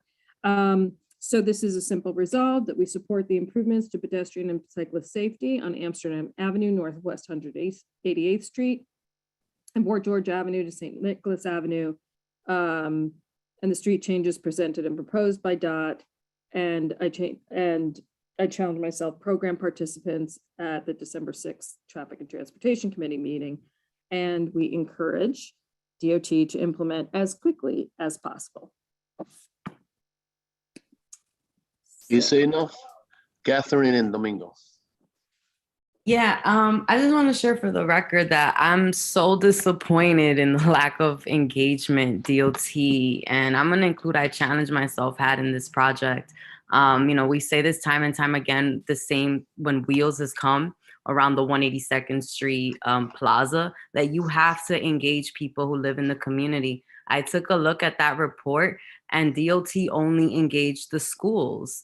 And yet there are thousands of residents who live in those blocks, and it's major changes, for example, for angled parking on 190th Street, all the way from Wadsworth to Amsterdam, you have Highbridge Park, you have Raoul Wallenberg Playground, you have so much going on in that area, and yet no one knew, right? And there was a lack of engagement, and we're continuing this pattern of then it becomes cars versus people, schools versus this. And while we all agree that there needs to be major changes on Amsterdam, and many of them I'm content with, but the engagement in how those policies are shaped and the way that they're going to be implemented and the aftermath is yet again another mistake on behalf. And I would really encourage, next time that this package of changes that's coming to Amsterdam and to Audubon comes again, or the studies, like we got to know ahead of the time, like it's a huge change, especially when the bike lanes were put up and especially on 190, a lot of the heat came back. There's a double parking. I for one, and I'm just gonna say, you know, a lot of the car washes that are on Amsterdam, they are incredibly popular. They are, you know, we keep talking about excluded workers, and folks who set up car washes on the street are excluded workers. So to say that, you know, this is just space being occupied and unoccupied is incredibly disrespectful. And again, like if we're gonna do student-led work, like it gotta be thorough. It has to include the communities. Many people who go to some of those schools don't even live around here. So I'm super disappointed. I know that we need to make the change, but we got to do it the right way. The process matters and the aftermath matters even more. And so I really hope that in the new year, we can add this to the agenda for traffic and transportation, because there will be public safety ramifications for that, particularly as the summer comes. Yeah. Yeah, no, point taken, particularly to your point, Catherine, on 190th. I think that from you know, this project, another thing that was sort of unique about this project is this came out of their school safety entity, because again, that stretch north of 188th, there's 8 schools. And so they did a lot of outreach that was sort of school driven, and that also, because it was a little, and you're right, it does touch a residential street on 190th, it does come around and start, you know, and certainly other phases of Amsterdam will touch on even more residential, but they had, you know, the head of facilities for Isabella, the head of facilities for the GW Educational Campus. So in one sense, there was a lot, you know, the kids and DOT did a lot of outreach, but it was a little more institution driven, in part because it came out of their school safety entity. So, but point taken, at the end of the day, it's streets of residences. So we will certainly try to carry that forward about making sure that the outreach goes broadly. But hopefully these tools will reach the objectives, which is to bring back the sort of shocking amount of injuries and accidents, and also people's complaints about drag racing, etc. Domingo? No, this is the type of, like, because it's very infuriating, the type of disrespect, right? You don't use kids to talk on behalf of adults, right? And this is the perfect example of what happens again, right? In the east of Broadway, when you have individuals putting together these complex solutions to community issues as opposed to engaging the community, right? There is a lot of like drag racing, etc., right? But there's also City Bikes who's already taking parking spaces from individuals who live in that area, right? There's also no standing signs because parks doesn't allow the community to park in certain areas. And again, they're pitting the community, car drivers versus bikers, when in reality it's not even that, because it seems like adults don't necessarily want to do their job, right?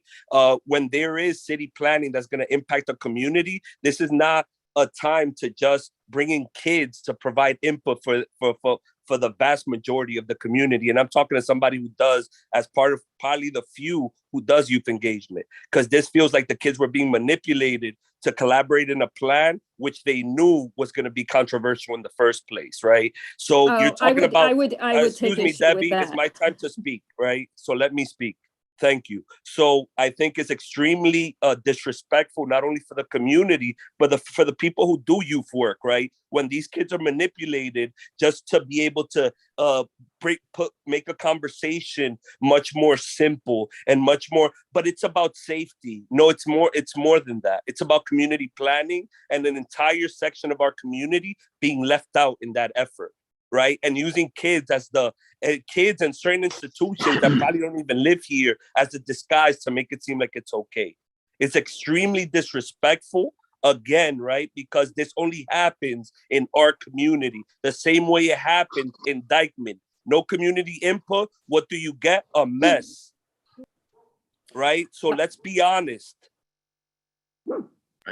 I don't even you know talk where to about start planting with a tree in Fort Tryon. You got a community parks puts together a community event to plant a tree. Domingo, No, because it's disrespectful, Eliezer, and this is the type of BS that we do have to stand up for. So I encourage everybody to vote against this resolution and say no to that, because that's clearly, it should be extremely unethical to what these people are trying to get away with. Hear you. I hear you. Okay. Yes. Yeah, sort of, you know, I think- I would just say, Eli, yeah, I get cut off every time I go a second over my speaking time, but leaving that aside, this was a very well-attended meeting. These kids were super impressive. They approached DOT with this. Maybe Omar wants to talk a little bit more about this program specifically. People were thrilled. They were not the manipulative, they were not dupes. These were outstanding kids What who did people? outstanding work, who were Domingo, brought don't- into a process of let her city speak. government. And this passed unanimously. And obviously everybody, you know, you are entitled to vote against this and all of that. But I would just say there were community members out there. It was so nice to be at a meeting where people were like, I mean, not to say people didn't have something to say, you know, maybe a little bit, could you do this or that? But people were really, we don't always have things like that people were really impressed with the quality of the work that was done and what they looked at. And so at least from the committee standpoint, it was something that was really exciting to be part of, to not just have DOT present and to have these kids. And if some of them are around tonight, I hope they don't feel that they don't feel bad about what just got said about their work. Sure, and I encourage them to reach out. Sarah, who was first? Sarah Fisher. Yeah, I just had a question on the resolved. When you say improvements should adopt all the improvements presented and proposed by DOT and the ICM program participants, are those improvements in the whereases? Because otherwise, how do we know? Yeah. How do we know what they're improving? It just, it's the presentation presented, which is summarized through the whereases. Okay. It's primarily the last whereas that's speaking to the elements of the changes. Okay. It just seems a little weird to me to refer back to what happened in a meeting if the whereas is already outlined what the intended changes are. Mm-hmm. Mm-hmm. I don't know if there's a way to modify that. And then speaking to what Domingo and Catherine just said, is there a way to say that there needs to be, I mean, is it friendly at all to say this plan needs to be presented to the community? Well, is that fair? Or is that that was the meeting, actually. That was the meeting. Okay. That was the meeting. And it was that was a meeting. And again, it was very well attended. Mm-hmm. And they sort of presented it prior in other settings. So like CB12 was one place, but they did socialize it with other stakeholders. So if you could maybe clean up the last result. Okay. All right, Aisha. Okay, I'll take another look, Sally. I see your point. So this is a little bit off topic, but since this is the traffic and transportation report, the question that I have is related to what the board is doing or the committee is doing in relation to the congestion pricing proposals that have been put out by MTA.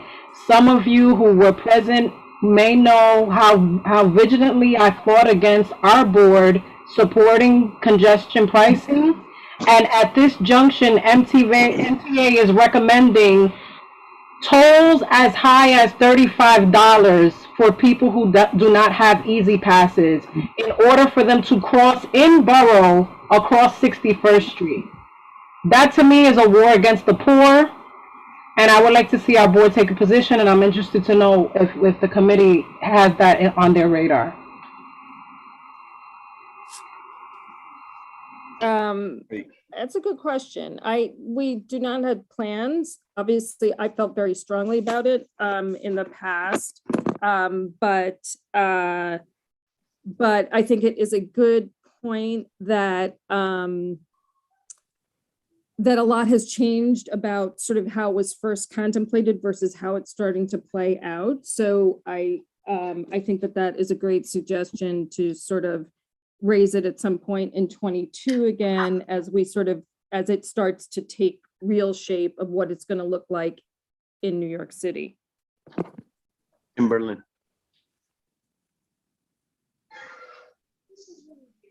I would like to basically back up what Debbie said about the meeting and the young people who presented to us. And I saw no sign that anyone was manipulating anything. There are very real aspects in this design that are necessary, that will save lives. And in fact, I was just rather saddened, I suppose, to hear the vitriol in what two of our members were talking about. You know, that's I just wanted to make sure everyone had my impression of the meeting. It was a very positive meeting. I believe there were people from the community. There was general agreement. And again, I think, you know, people should become aware of the statistics of, you know, the accidents that have been occurring there. And I'm very supportive of this, and I believe we should be. And again, I'm sort of disappointed in what I believe I may have heard. Thank you. Omar Tejada. Thank you, Chair, for the moment, for the time right now. One, I want to thank the board for all of your help in my time on the board. As some of you may or may not know, I'll be exiting the board at the end of this month. It's been a privilege working and getting to know every single one of you. With that said, a couple of years ago, I was part of the organization I Challenged Myself, which helped bring about this resolution. And one of the things that I was very thoroughly impressed was the desire of the children to present their ideas in front of adults. And I wish we had more children go ahead and young people take on these tough conversations. One thing I will say from my years of working on that organization years ago is that what these children are speaking about now isn't new. These are the concerns that children had before.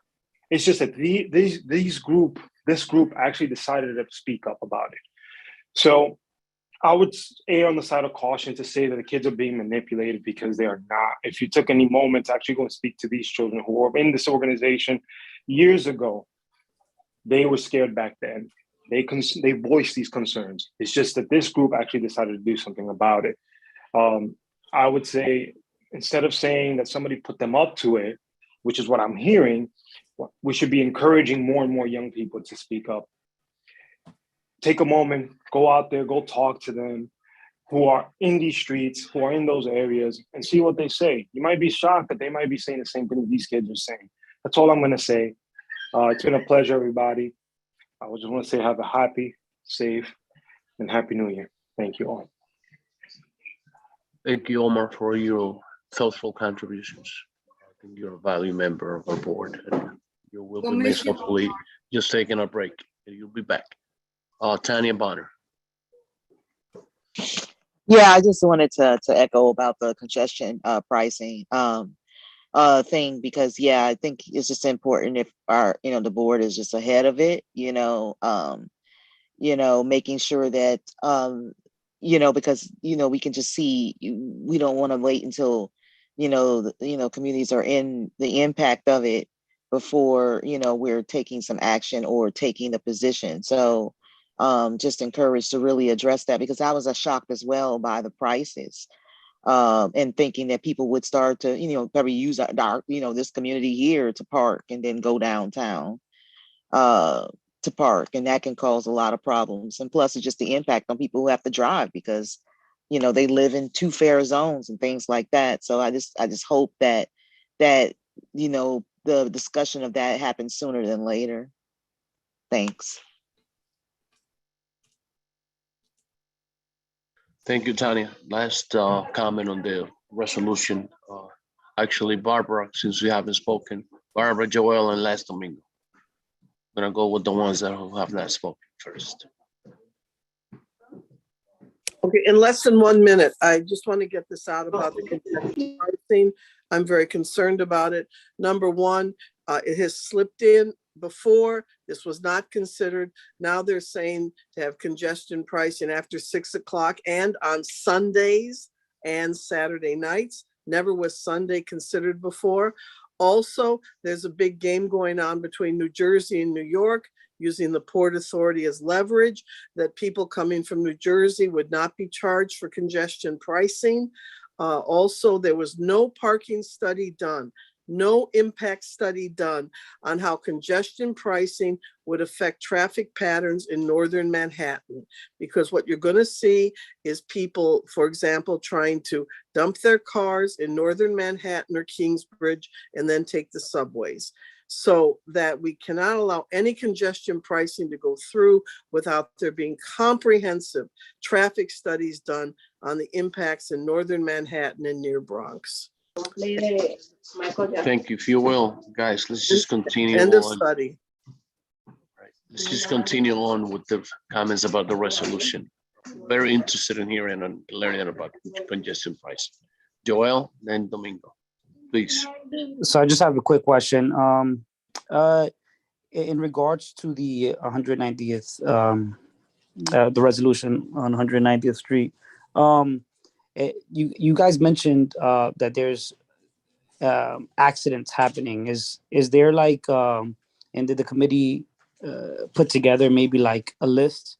Because to my understanding, I don't know, and correct me if I'm wrong, of too many accidents happening there. Can somebody speak to that? Speak on that, please. Wait, Yeah, can people hear me? Yes, Deb. Okay, sorry, I've lost all internet in the house, so I'm on my phone. Yeah, I mean, what drives a DOT piece of work like this is bad safety data. So they look at serious injuries, injury causing accidents, and fatalities. So besides the fact that this happened to be a strip, that there had been, again, a CB12 resolution, community outcry, electeds writing in, all the educational, all the schools, everybody was having issues with how treacherous it was. At the end of the day, what gets things moving this quickly is when people are being hurt. And in this area, the numbers with respect to children were really bad because, again, there's so many schools around there. So there's a lot of, so there's a lot of data collection, et cetera, that sort of gets you to the point. And then they do things like they make observations of speeds. I mean, speeds were observed. The highest speed that the students observed was like 49 miles an hour. So anyway, and then they have the tools, most of the tools that they have used and that they proposed are things that are in place on other roadways in the city. So they also have data on the impacts that they project they will see. Obviously, you don't know until it's been implemented in a particular place because each place is slightly different. But they do feel like they put together a plan that does improve the safety numbers. And that's what drives this kind of thing. Like, had there not been the number of injuries and accidents, I don't know that they would have moved as quickly as they did. Okay. Sorry, did that answer you, the question? Yeah, but I was kind of looking for like maybe like a list or like some sort of data, raw data. But I don't think DOT is going to provide that, or I don't know if the committee has access to that. Right. I mean, look through the presentation. They give a little bit, but you're right. There's not a lot of the raw data, but the kids, I mean, they did have a little bit about their observations on the speed gun, and there is the stuff on the injury data and the crash data. That's public. You can click on, you can go and search for that, and you can click on any intersection and see fatalities and serious injuries.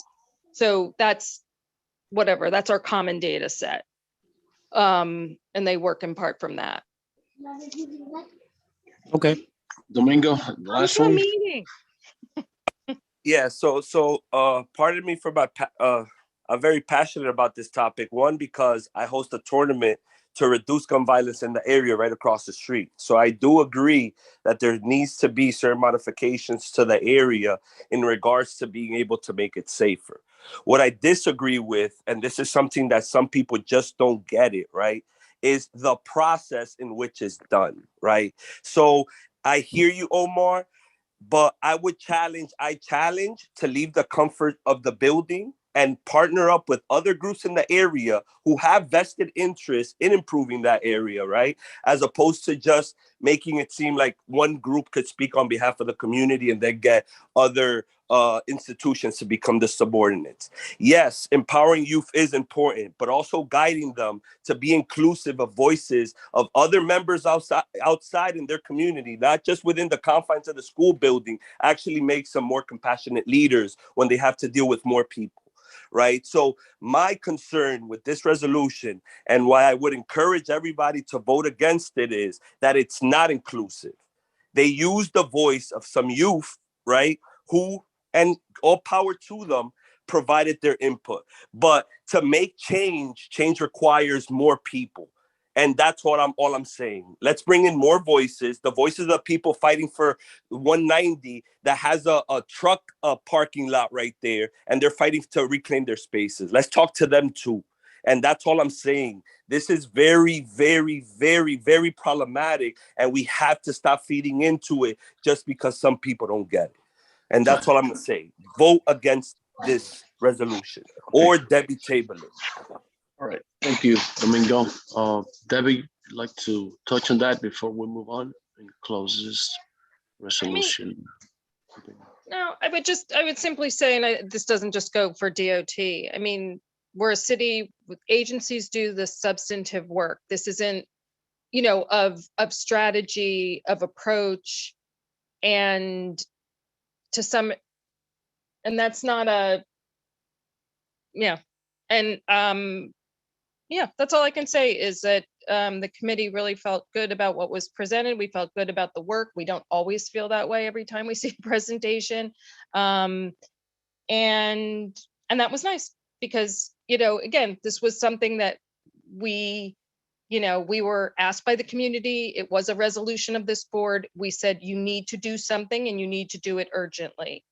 And so that's it. Okay. All right. What community? Okay. Thank you. You didn't come to the meeting. Come to the meeting then. I didn't even know this was happening. I didn't even get a chair, invite from the chair who knows I'm right across the Eleazar, street. please move the agenda. Point of order. Agenda. All right. I don't know where you were guys. last month, Wayne. Thank you. Thank you, guys. Thank you very much. Debbie, sorry if you felt that I had cut you off at any point. Sorry about that. So we're moving along. Angel, are you going to be the 1%? Well, actually, no, hang on a second. Daryl Cochran and presentation on the resolution of the extension of construction hours for 37 Hillside and 4790 and Broadway. It's very simple and not problematic, I hope, right, Daryl?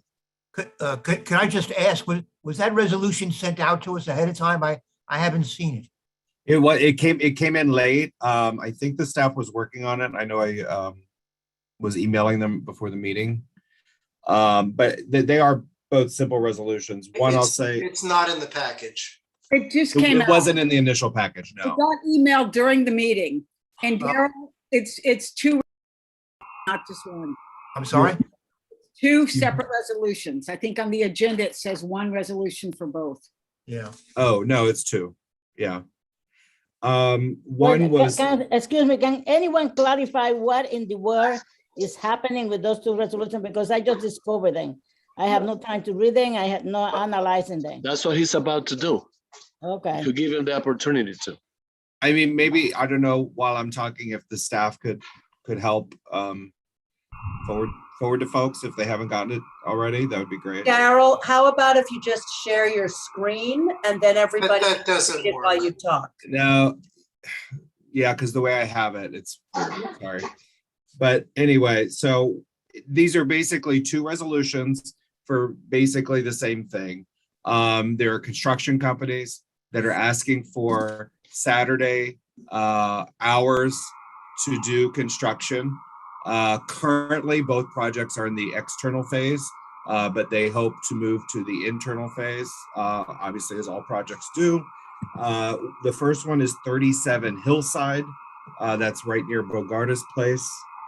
That is, some of you may know, it's going to be a residence as well as, affordable housing residential situation, as well as the home of the Rocky Mount Baptist Church, which was already there, and they're redoing it. That have a beautiful community space.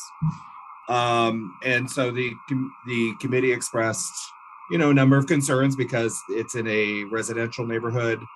They've been working very closely with residents in the various buildings surrounding the site. And the committee was satisfied that that they will continue to work closely with the community, and that if there are any noise complaints, which there haven't been thus far, but that if there are, that they will take them very seriously.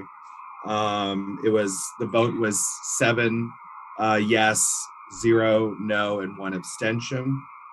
So that was 37 Hillside.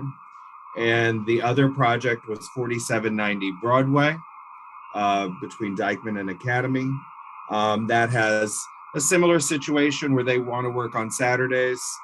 However, unlike the other area, which is primarily residential, this area is primarily surrounded by schools. So Saturday construction hours really doesn't impact that area as much when it comes to noise. And again, the vote was the same, 7 yes, 0 no, and 1 abstention. I see hands. I'm happy to take. I see Tanya. No, I guess Aisha. Oh, I'm sorry. Do you Tanya, do and then that? Sorry. Steve. I'm sorry to jump in, but could the person who's got a buzz in the background please mute themselves? Yeah, there's a weird I think it's Steve. phone noise or something. There's no noise in my office. It could be mine, but as soon as I finish talking, I will remute myself. Yeah, go ahead, Aisha. That being said, I was the abstaining vote. The reason being is pretty much in the spirit of what Domingo has talked about in this meeting, which is what I said in the meeting is that I would have first of all, it was said it didn't have to happen this month. And I wanted for community members that live in proximity of both these projects to be brought forward, to be engaged specifically, to be asked to come forward, and for them to give their own testimony about how this would affect their life. I have lived in a corridor that has had consistent construction over time. It's very disruptive.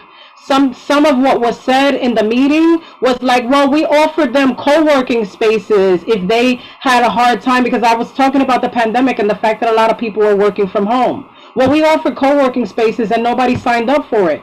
And one of the things that I said is, I have 3 monitors and a desktop because I'm a developer. I'm not hauling my stuff to your co-working space so that I can work. Other people have differing circumstances. There could be people raising children that they cannot bring their children to a co-working space, etc., and so forth.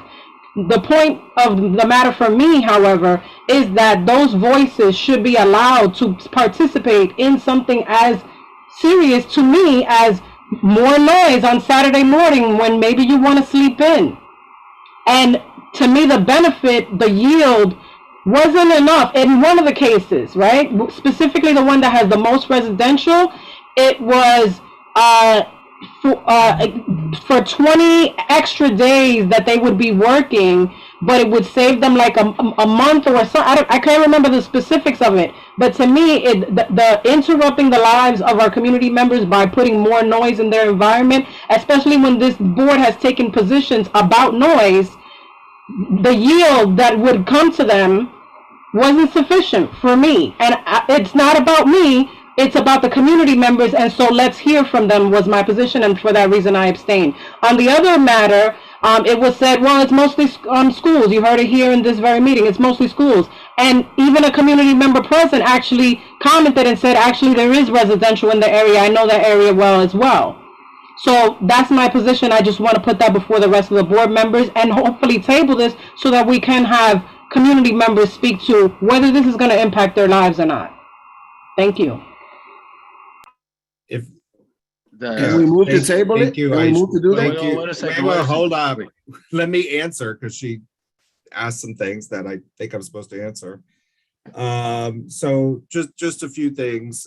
You know, in terms of community input, I've been on the board a while now. I don't think it's unusual that community members don't show up at certain meetings if they don't feel it necessary to do so.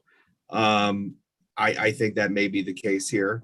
You know, in the example that you said about the co-working space, I think it was an example of, it's a minor example, but it was one where the construction company was going well out of their way to resolve an issue that kind of didn't necessarily relate to, you know, what we were talking about.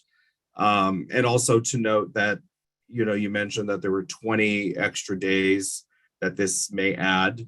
And again, as I noted before, that all those days will not necessarily be external construction days. So I just want to say that. All right. So guys, it's 10:15, so we almost reaching, we need to get back to work territory. So Tanya, please. Then I have Steve, Wayne, Sally, Angel, and Jim. I was just gonna say these people came before land use, and at the time, you know, we did ask them. I'm talking about 4790. They came before us, and we did ask them to talk to the community, to reach out to the community, the people that live around there. You know, again, maybe Wayne knows more, but I don't.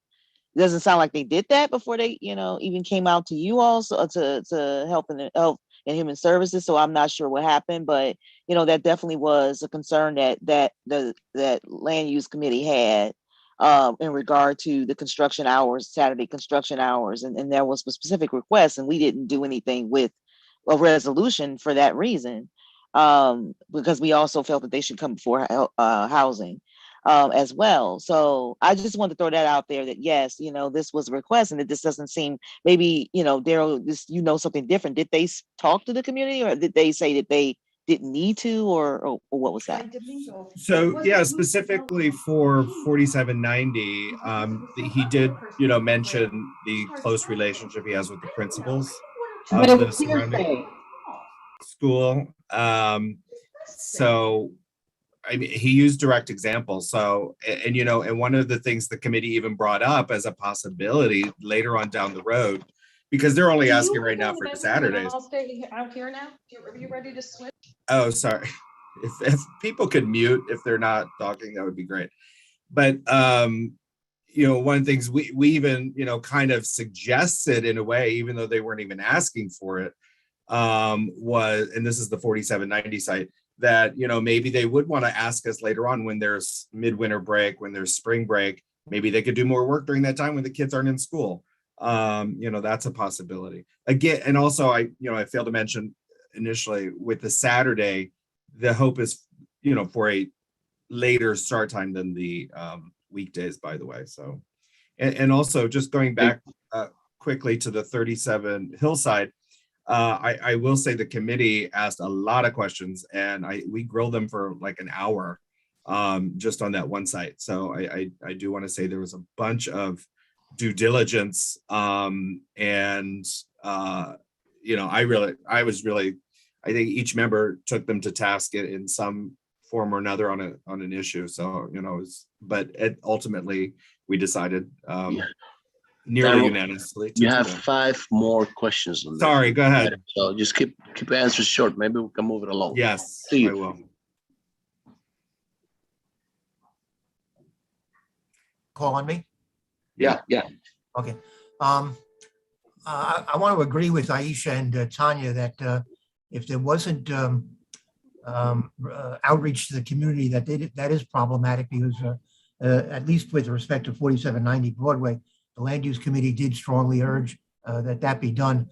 But again, this is also part of the role of the community board itself. And granted, it's difficult to do public outreach during this COVID period and when we're only functioning on Zoom and not in person and not doing direct outreach. But this is a role that we're supposed to play, and maybe that's also a factor with the Amsterdam Avenue situation. We shouldn't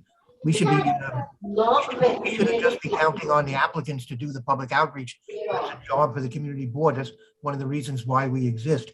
So I think part of this problem is something we have to deal with ourselves.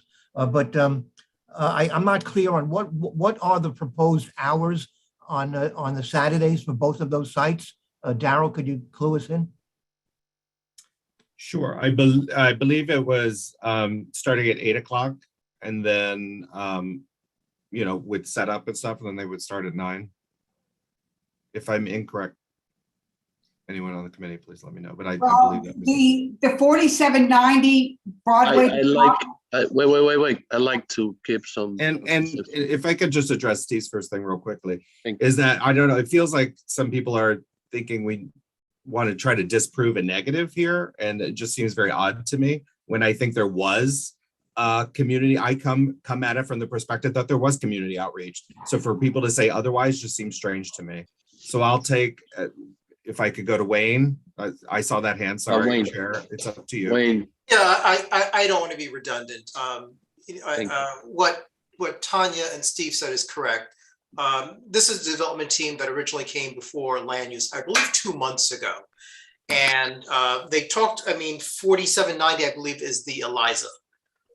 They mentioned that they would be coming back to also talk about 37 Hillside, both of which were for Saturday operations, and we suggested that it was important for them to have conversations with their residential neighbors. We pointed out for 4790, they spoke to the schools, which was good, but we pointed out that if you just go across the street, there are residential buildings. When they reported back to us that they were going to have the conversation with Housing and Human Services, we thought that was appropriate. And I don't think land use has any problem with that. So from your perspective, Daryl, I just want to get a sense of, from the committee's perspective, are you comfortable that they had the conversations with their residential neighbors?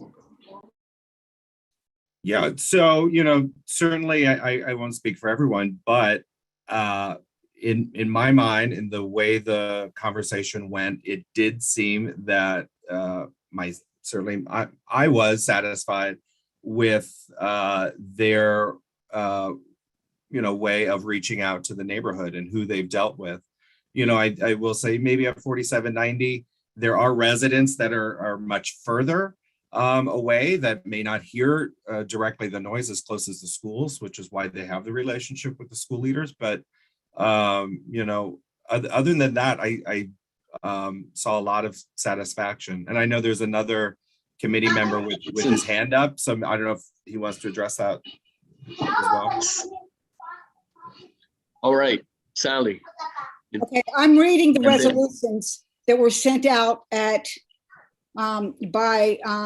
Chanel at 6:10 p.m. Both resolutions say, whereas the construction company has demonstrated considerable effort to work with surrounding residents and be available for any complaints or concerns. So if that hasn't been done, then that has to be struck from both resolutions.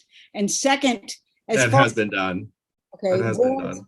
Okay, then in the first resolution, it says, whereas Saturday hours will start later than weekend hours. It doesn't specify a time. And then with the Eliza, it doesn't. I just said in my last statement. Okay, so maybe it should specify that. I still don't have those resolutions, by the way. I think you've said that already. So, Chanel, please send it to Wayne. I will, Wayne, to your point, Sally, if you got them at 6 something, I didn't get them either. I'll say that. I just know what they are. But yes, I did not receive them. On the 4790, it does not say whereas Saturday hours will start later than weekend hours. So if that is in fact the agreement, then it needs to be stated in the resolution. I wonder if that's a friendly amendment. Yeah. Yeah, it was there. It just wasn't, if I neglected to put it in, it wasn't. Okay. I think maybe the reason why was because it was with the school, so it mattered less because there, whereas the 37 Hillside was more about residential, and that was our concern. I think let's just finish your list, Sally. Wait. My point. Angel next. I think the feeling was that they needed to reach out to the residents across the street from the Eliza, and that has not been done. Okay.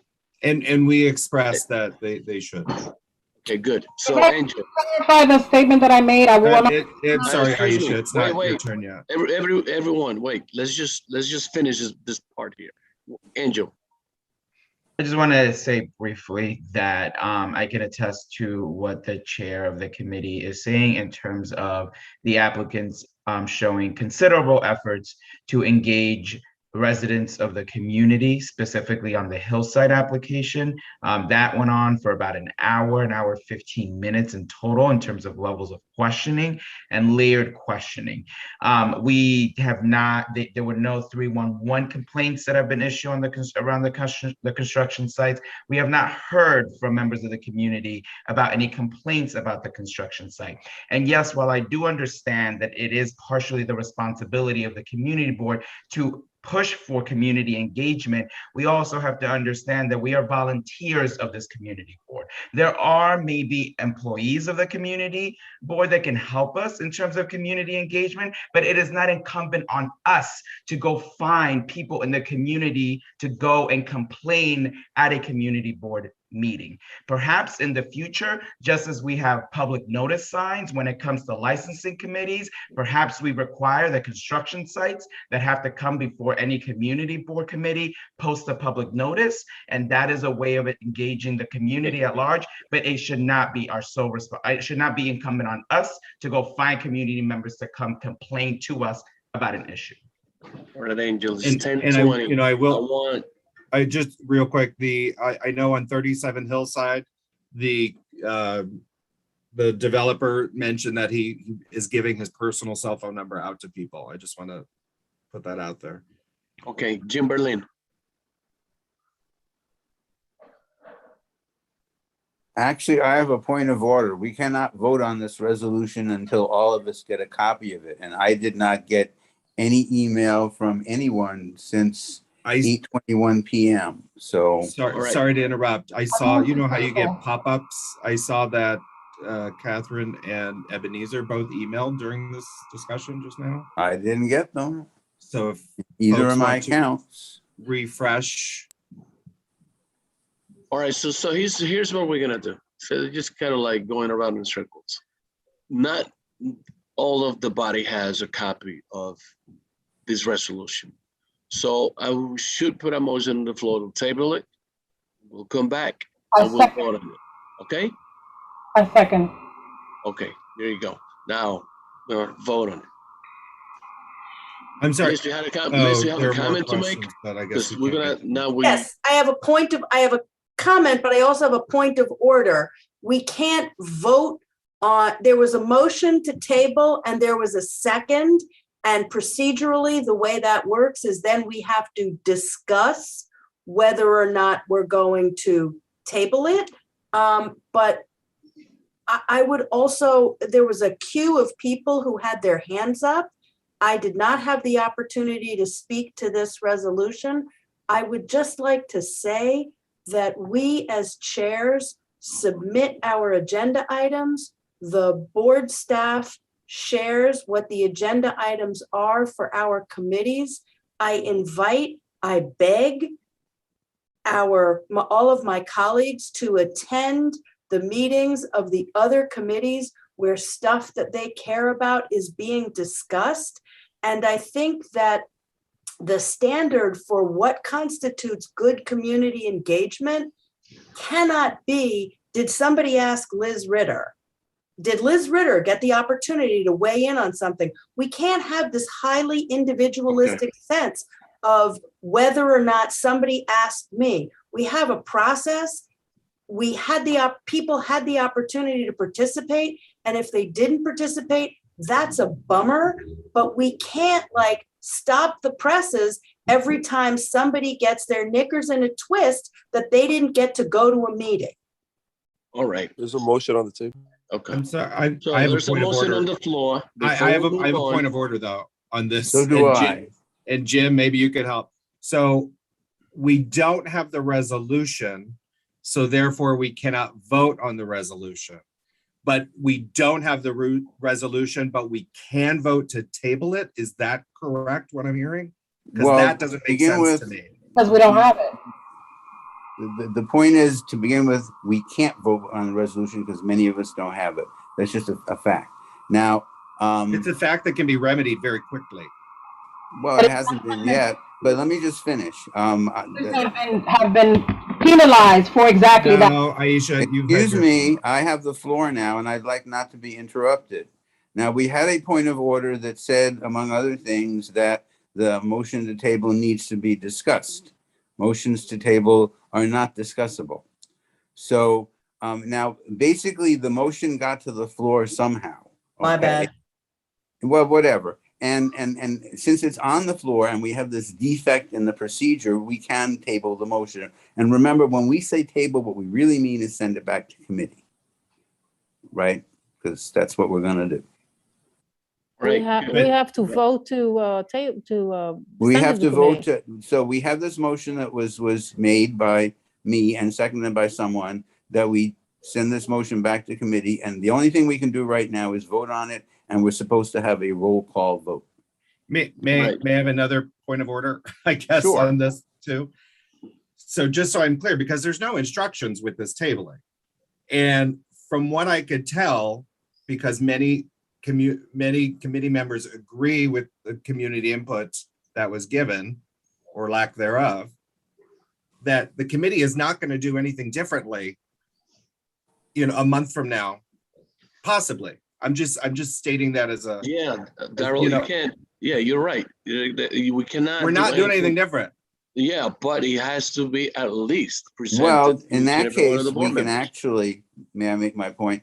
We can actually table the motion, which means the community board itself is putting this motion to the side, and we can table until next month, and then we will bring it back, and then we can vote on it next month. And ideally, although the committee may not want to change what its decision is, we may have much more clarity brought to us, and we will be in a better position to vote on it.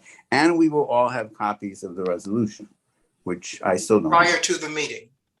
Right. So this is not So going in that back case, to there is committee. a motion, and in fact, I actually used the word table. So let's You know what? table the Okay. resolution. Enough of That this. means Wait, we, the someone pulled community up the board, are tabling resolution. it. And Well, come on, people. Let's just stay 30. So we have a motion. Let's vote on bringing this back to committee. Catherine, please help us just with some sort of. either way, right? Doesn't matter. But yeah, let's just move on. But we're Yeah. tabling it to our next full board meeting or to Yes. the committee? No, Can- yeah, the full board meeting. Jim, I have a question. Can I just ask if there are folks opposed, or do I have to do a full roll call?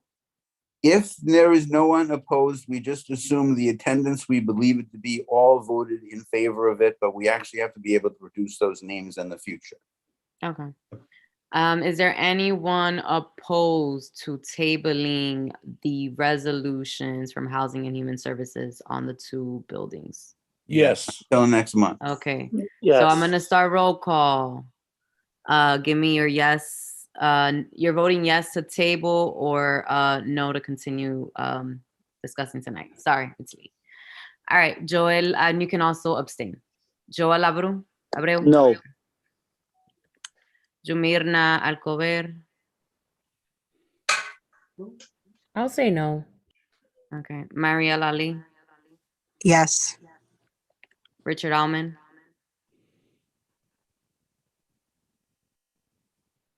Richard. I'll come back to you. Mary Anderson. Yes. Glennis Aquino. Come back.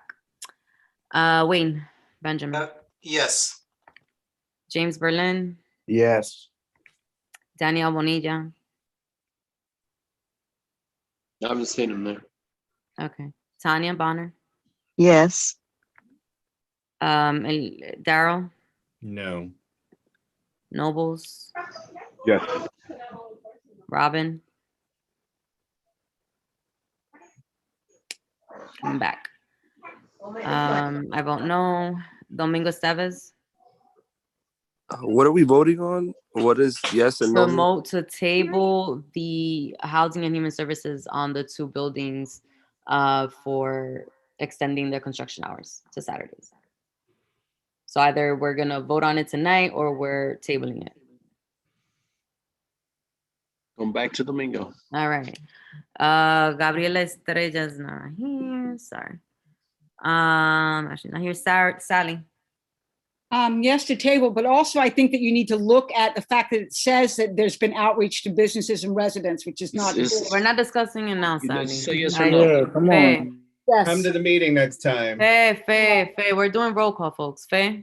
Yes. Barbara. Holiday. Yes, Barbara, yes. Marie. Yes.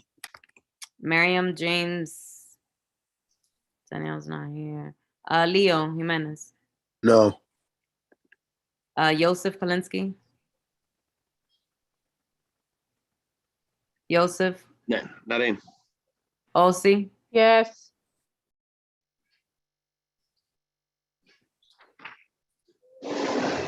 Michelle Lee. No. Francisco. Coming back. Liz. No. Liz Ritter. What you said?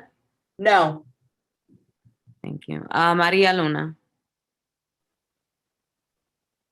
Yes. Not here. Isidro.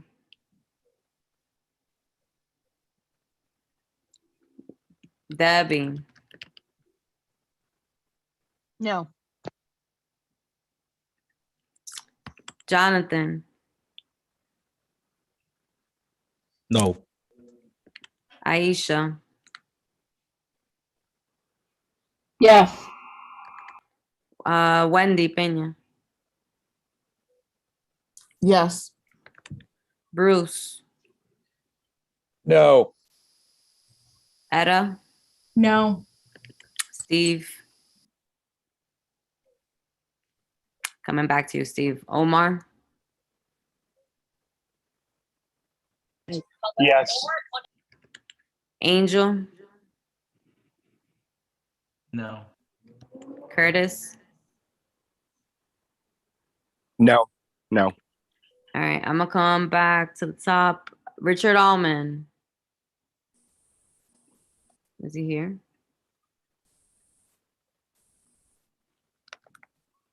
All right. Nothing. Glennis isn't here. Daniel Bonilla. I don't think he's here today. He's here in the meeting. You saw him? Eliezer, how do you vote? No. Robin Cruz. Yes. Domingo. Yes.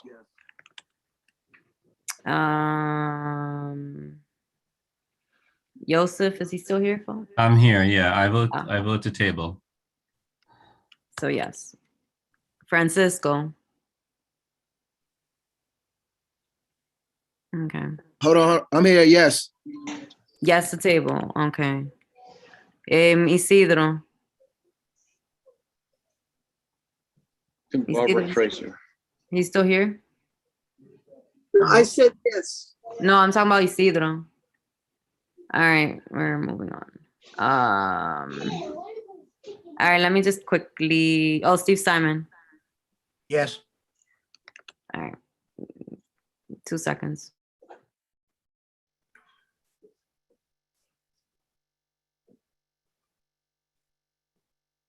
Isidro still shows as connected.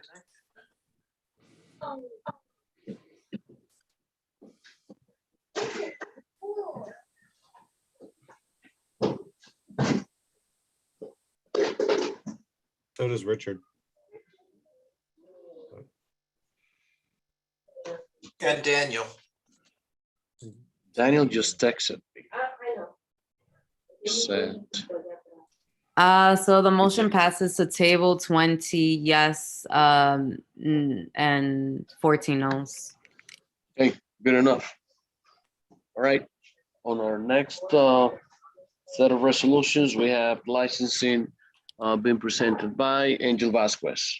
By the way, kudos to you on the new look uh, of your minutes. It looks pristine. Looks very good. So, Angel. If it's the minutes, then that's Simari. She did the minutes this time around. Oh, Simari's did the minutes. Whoa, killed it. Kudos to her. All right, let me try to get through this as quickly as I can. I'm gonna do it by batches, is what I'm calling it. So the first batch is one on-premise liquor license renewal. We approved for that renewal. Second batch were 3 restaurant wine licenses for renewals. There was 1 applicant that withdrew. The other 2 were not contentious. The third batch was 1 New York City tax and limo commission renewal license, not contentious, nothing wrong with the 34th Police Precinct. So we decided we were recommending for approval. Fourth batch, was 1 corporate change. The applicant was a no-show, given that, we're talking about a corporate change, we expect the applicant to be present. So we are not recommending for approval on that one. The fifth batch includes 2 applicants that were seeking to change their method of operations. Number 7 was looking to add DJ karaoke and security personnel. Number 8 withdrew their application.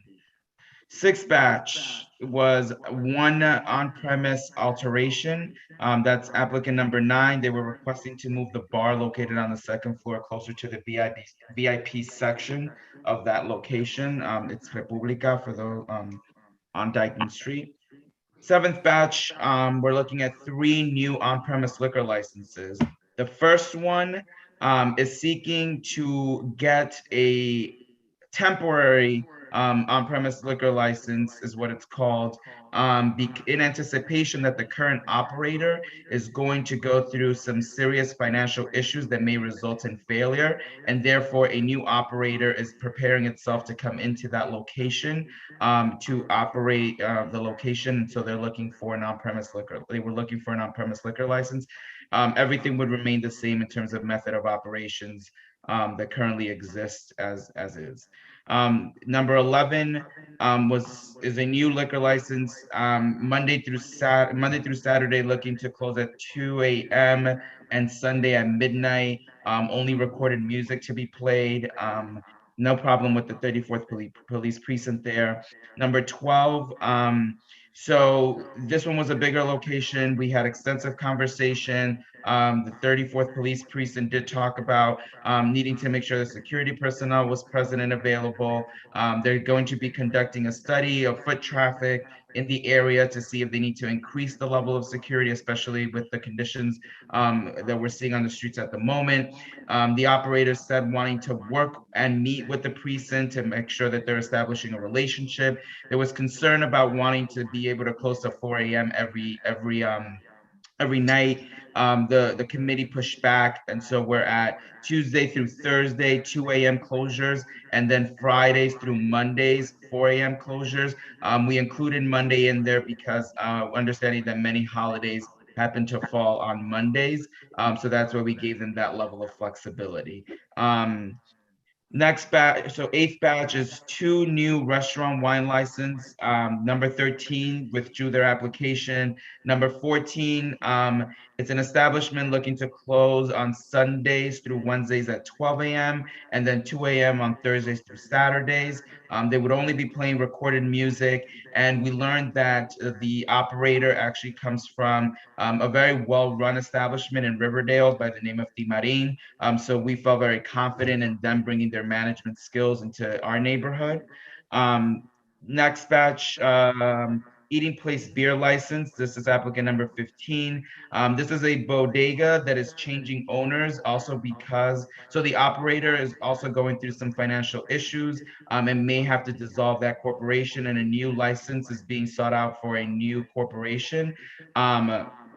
And the idea, it used to be one of those locations where people can come in and sit down, but due to the pandemic, they've actually removed all of the tables and have turned it into simply groceries, so people can still purchase the beer and walk out.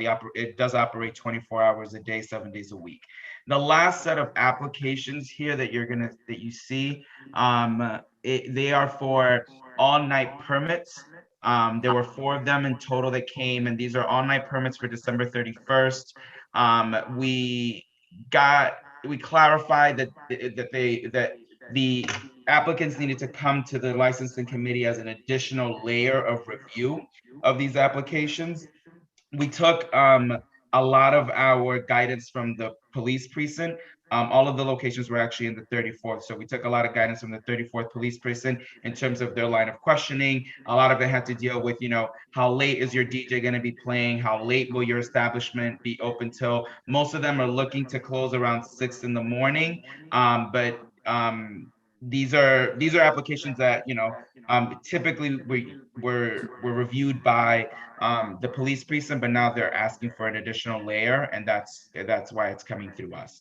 We are recommending that we approve that batch of, I believe, 4 applicants that are looking for an all-night permit for December 31st. Any questions?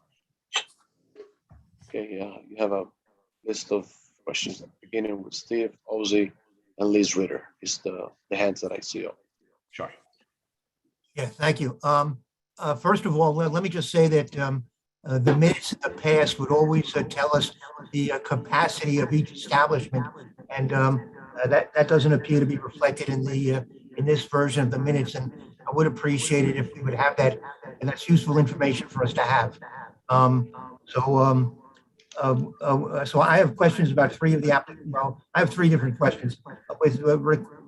With respect to number 7, the change of operation for the Angry Burger Corporation doing business as La Cantina Heights, we don't seem to have a lot of information about what they plan to do with respect to how many days of live music and DJ they would have, and how they would increase the security services. Do you have more information than what's available in the minutes?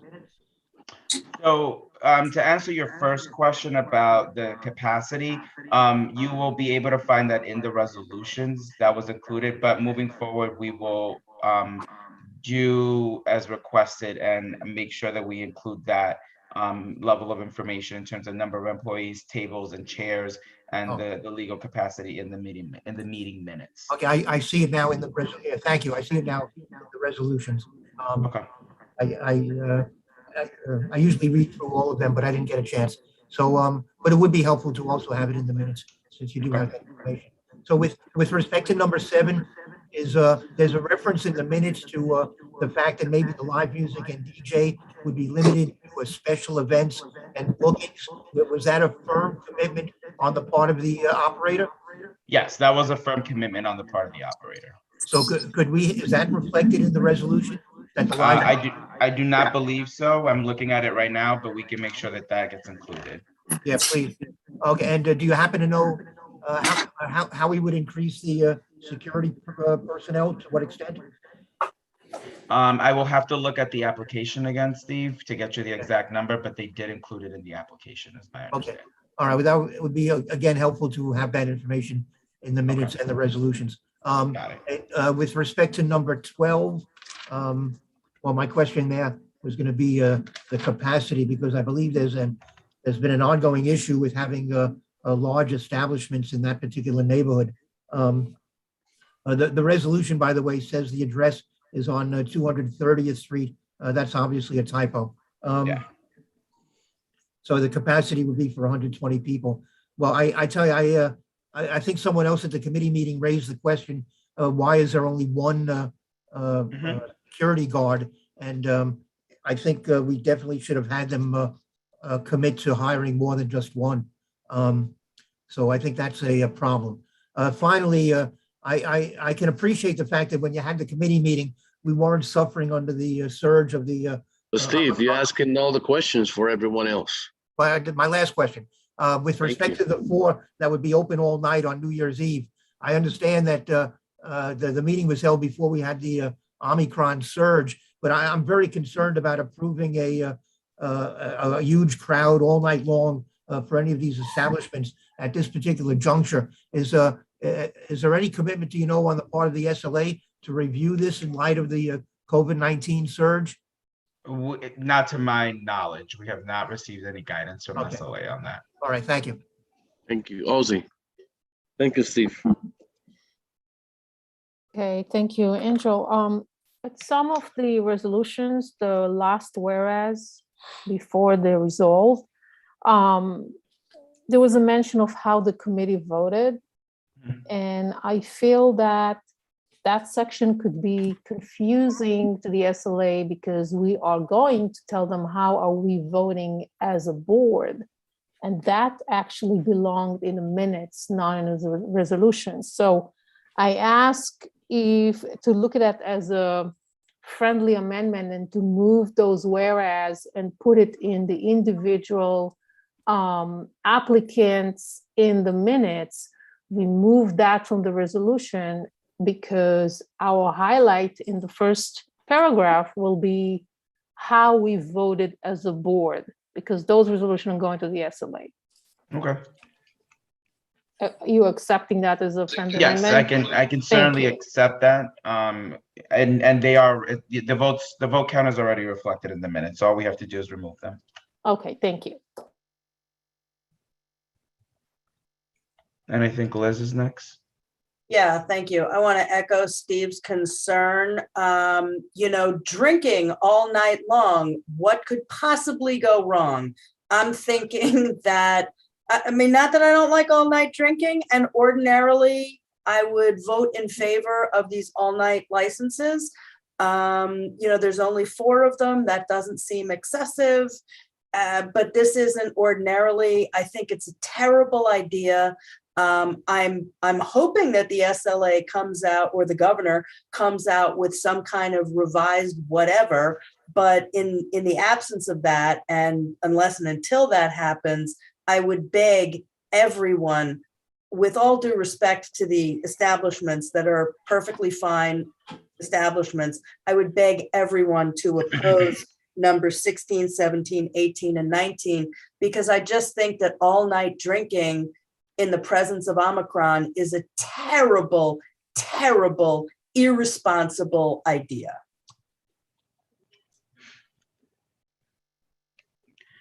Jim, I think your hand was up next. Thank you. I just want to second what Liz just said, but I don't think she was adamant enough, frankly. It's an atrocious idea. And in fact, the whole key of, I believe, what the SLA generally does is you don't get to serve alcohol 24 hours a day, So there you go. Thank you. Joel, your hand was up next, and then Daryl. I'm just here to advocate for, I believe it's resolution number 7. As stated, there is no complaints from the 34th precinct. So just to, I don't know, I forgot who said it about added security. I mean, it's a great business, been going there for a long time. Just, I guess it's switching LLC or the actual corporation that is doing business there. But a great business. Definitely would recommend that the members of the board do vote for it. Secondly, what I do want to mention is for the all-night permits that we're voting on. I mean, we there's already a process involved in people entering establishments that are vaccinated. So people who are partying or drinking all night are vaccinated, right? They are protected against COVID-19, right? Against Omicron, against COVID-19 in general. To deny these businesses access to more funds is going to hurt them even more.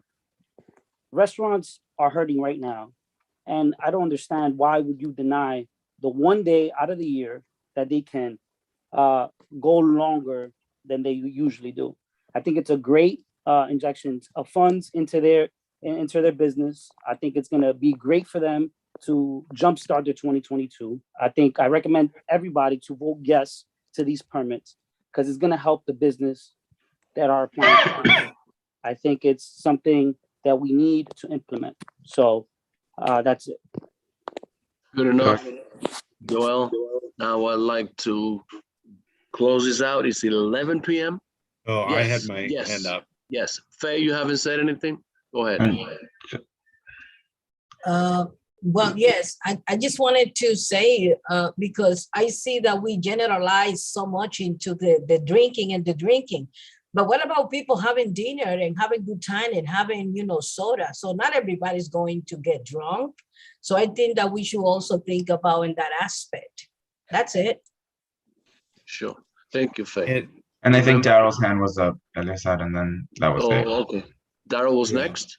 Yeah, no, just going back to the Omicron situation, as Joel said, people do have to get vaccinated, but also, I think if there is considerable public health concern, then we would take point from our mayor and Department of Health, leadership on this. And if they wanted to shut it down, they would, but I don't think we should preemptively do it.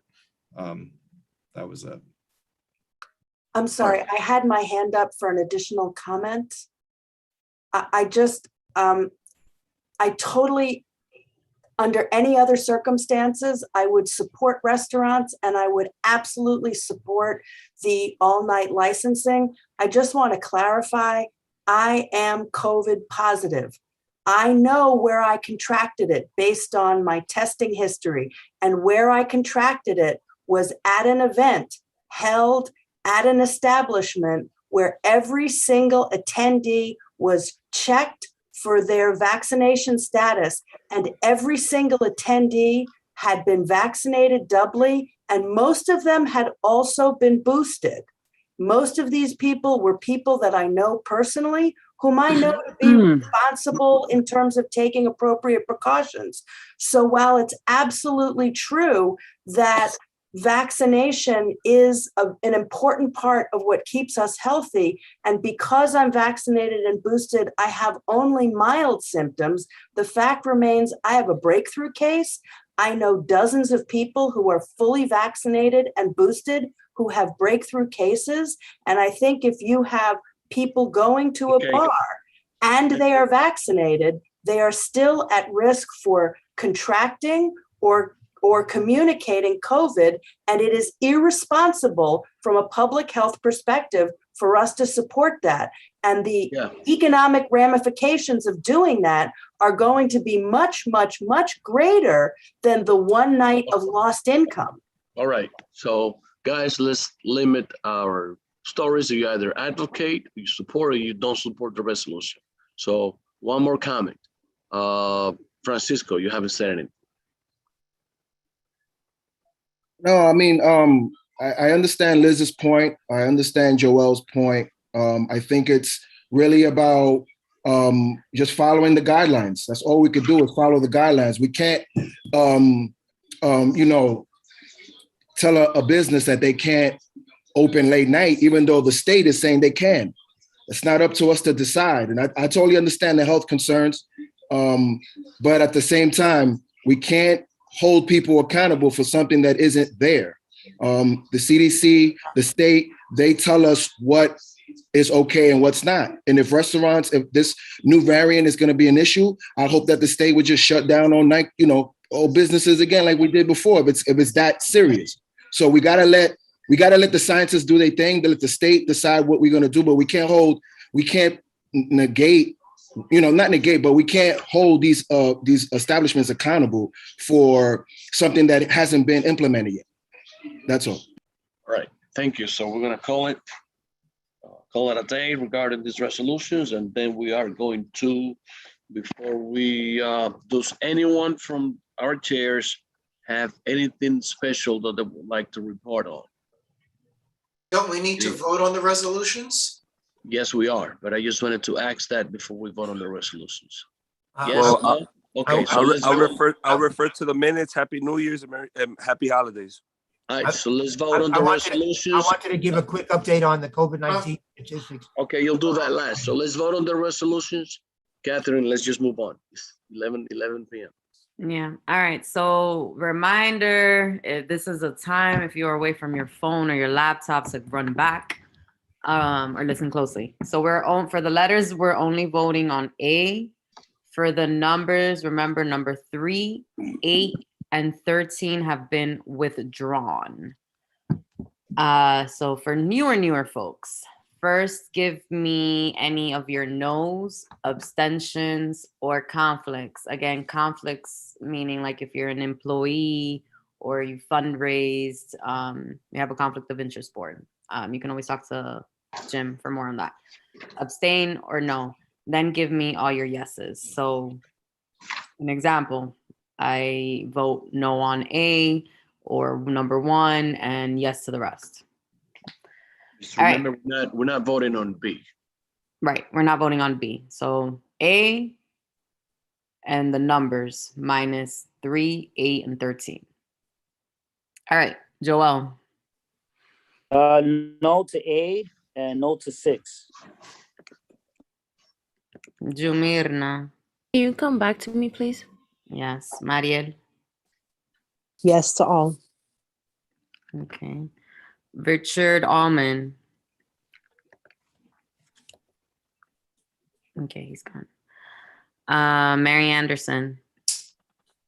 No to 16, 17, 18, 19. Yes to the rest. No to, sorry, give me a second. And 19, you said? Yeah. Yes. Okay. Who's next? Glennis. Okay. Wayne. No to 7, 10, 11, 12, 16, 17, 18, and 19. Yes to the rest. Okay, thank you. James Berlin. No on 7, 10, 11, 12, 16, 17, 18, and 19, just like Wayne. Yes to the rest. Okay, twins. Danielle Bonilla. I'm gonna come back. Tanya. Yes, no to 7, 10, 11, 12, 16, 17, 18, 19, and yes to the rest. Okay, thanks. Daryl. Yes to all. Nobles. May I do no to 16, 17, 18, and 19? Yes to the rest, please. You said no on 16, 17, 18, 19? That's correct. Thank you. Robin. Yes to all. Okay, thank you. Give me a second. Could I vote? Who's this? Daniel Bonilla. Yeah. No to A, and yes to all. No to 8? To A, to like letter A. Oh, the letter. Oh, okay. And yes to all. All right, thank you. Who are we on? I called Robin. All right, Waldis isn't here. I'll go after. Domingo. No to A and 6, just like my buddy Joel, and yes to the rest. Okay. Gabriela's not here. Sally. No to 16, 17, 18, and 19.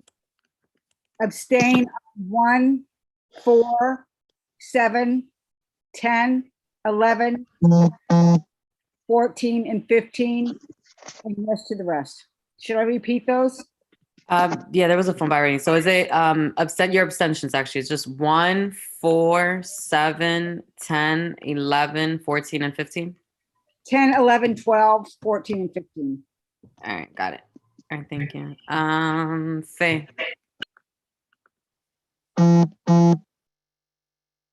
Florimo.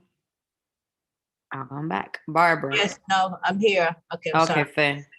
Yes, I'm abstaining on A, number 6, and yes to the rest. Okay, and Barbara.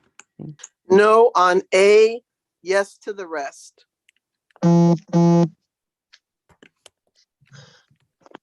Simari. Abstain on A and yes to the rest.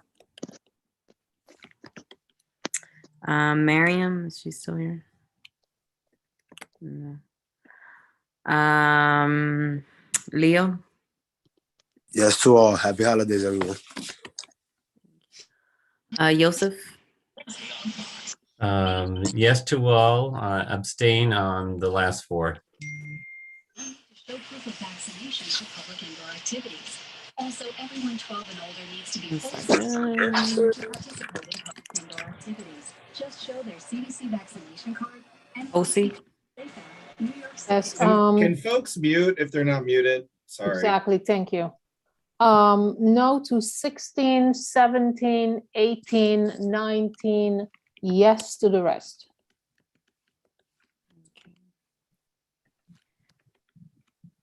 Michelle. No to 16, 17, 18, 19, yes to the rest. Okay. Hi, it's Mariam. I couldn't unmute myself. Okay. Yeah, so we're voting now. How do you vote? No to A and 6 and yes to the rest. Okay, let me just find you.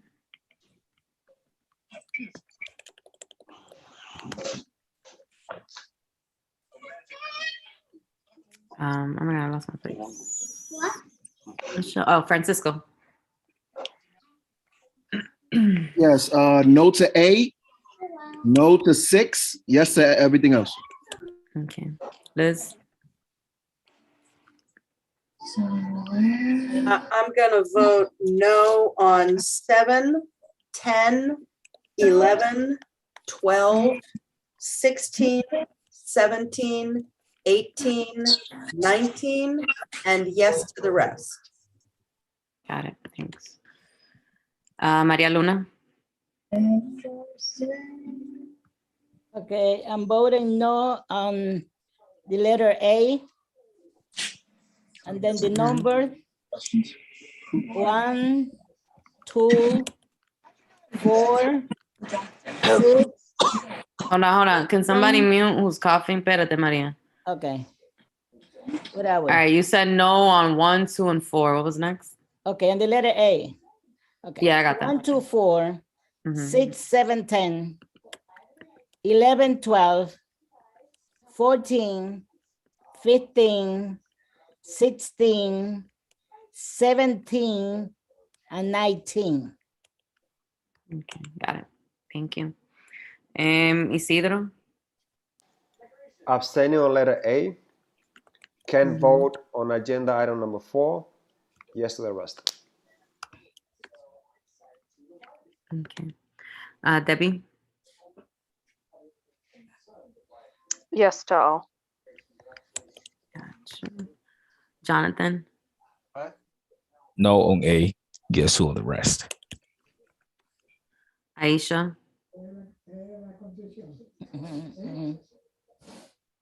Aisha, you there? Sorry, I was trying to unmute. Abstain on A, 16, 17, 18, and 19. Yes to the rest.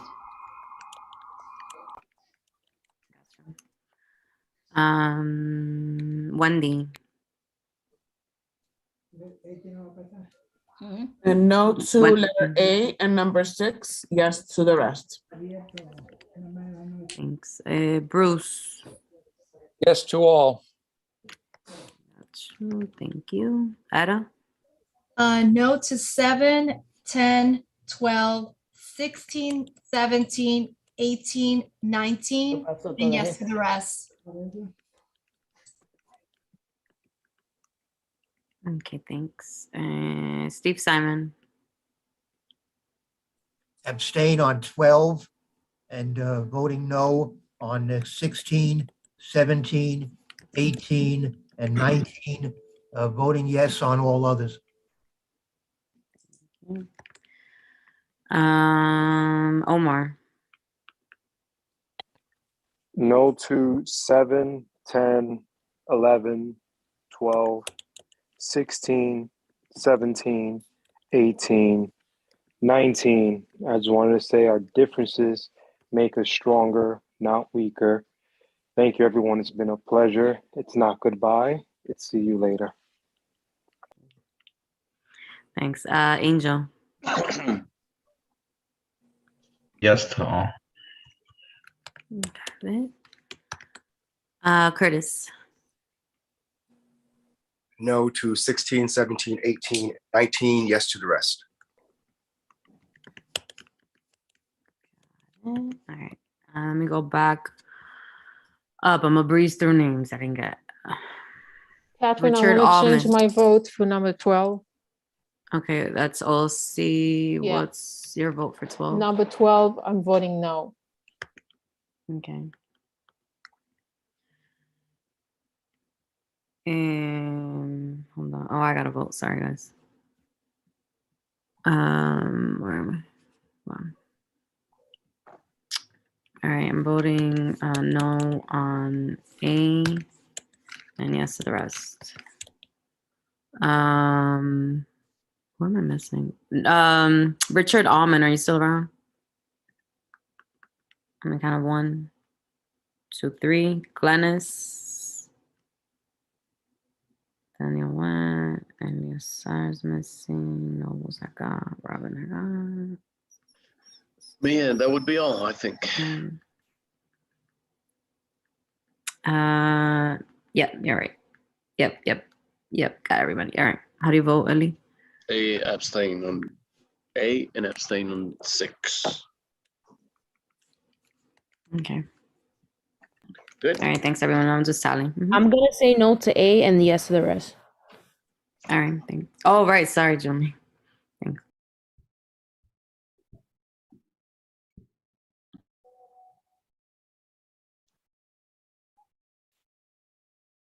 All right, so we're good.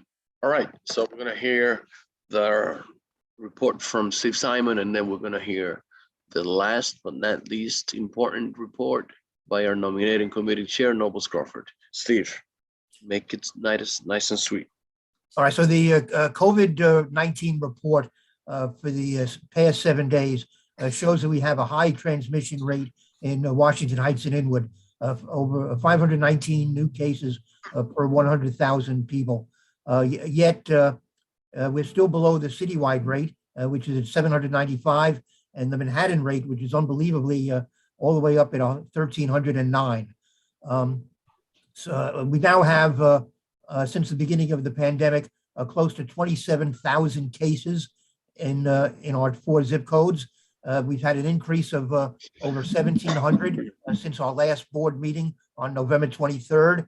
We now have 825 deaths, 3 more deaths since our last board meeting.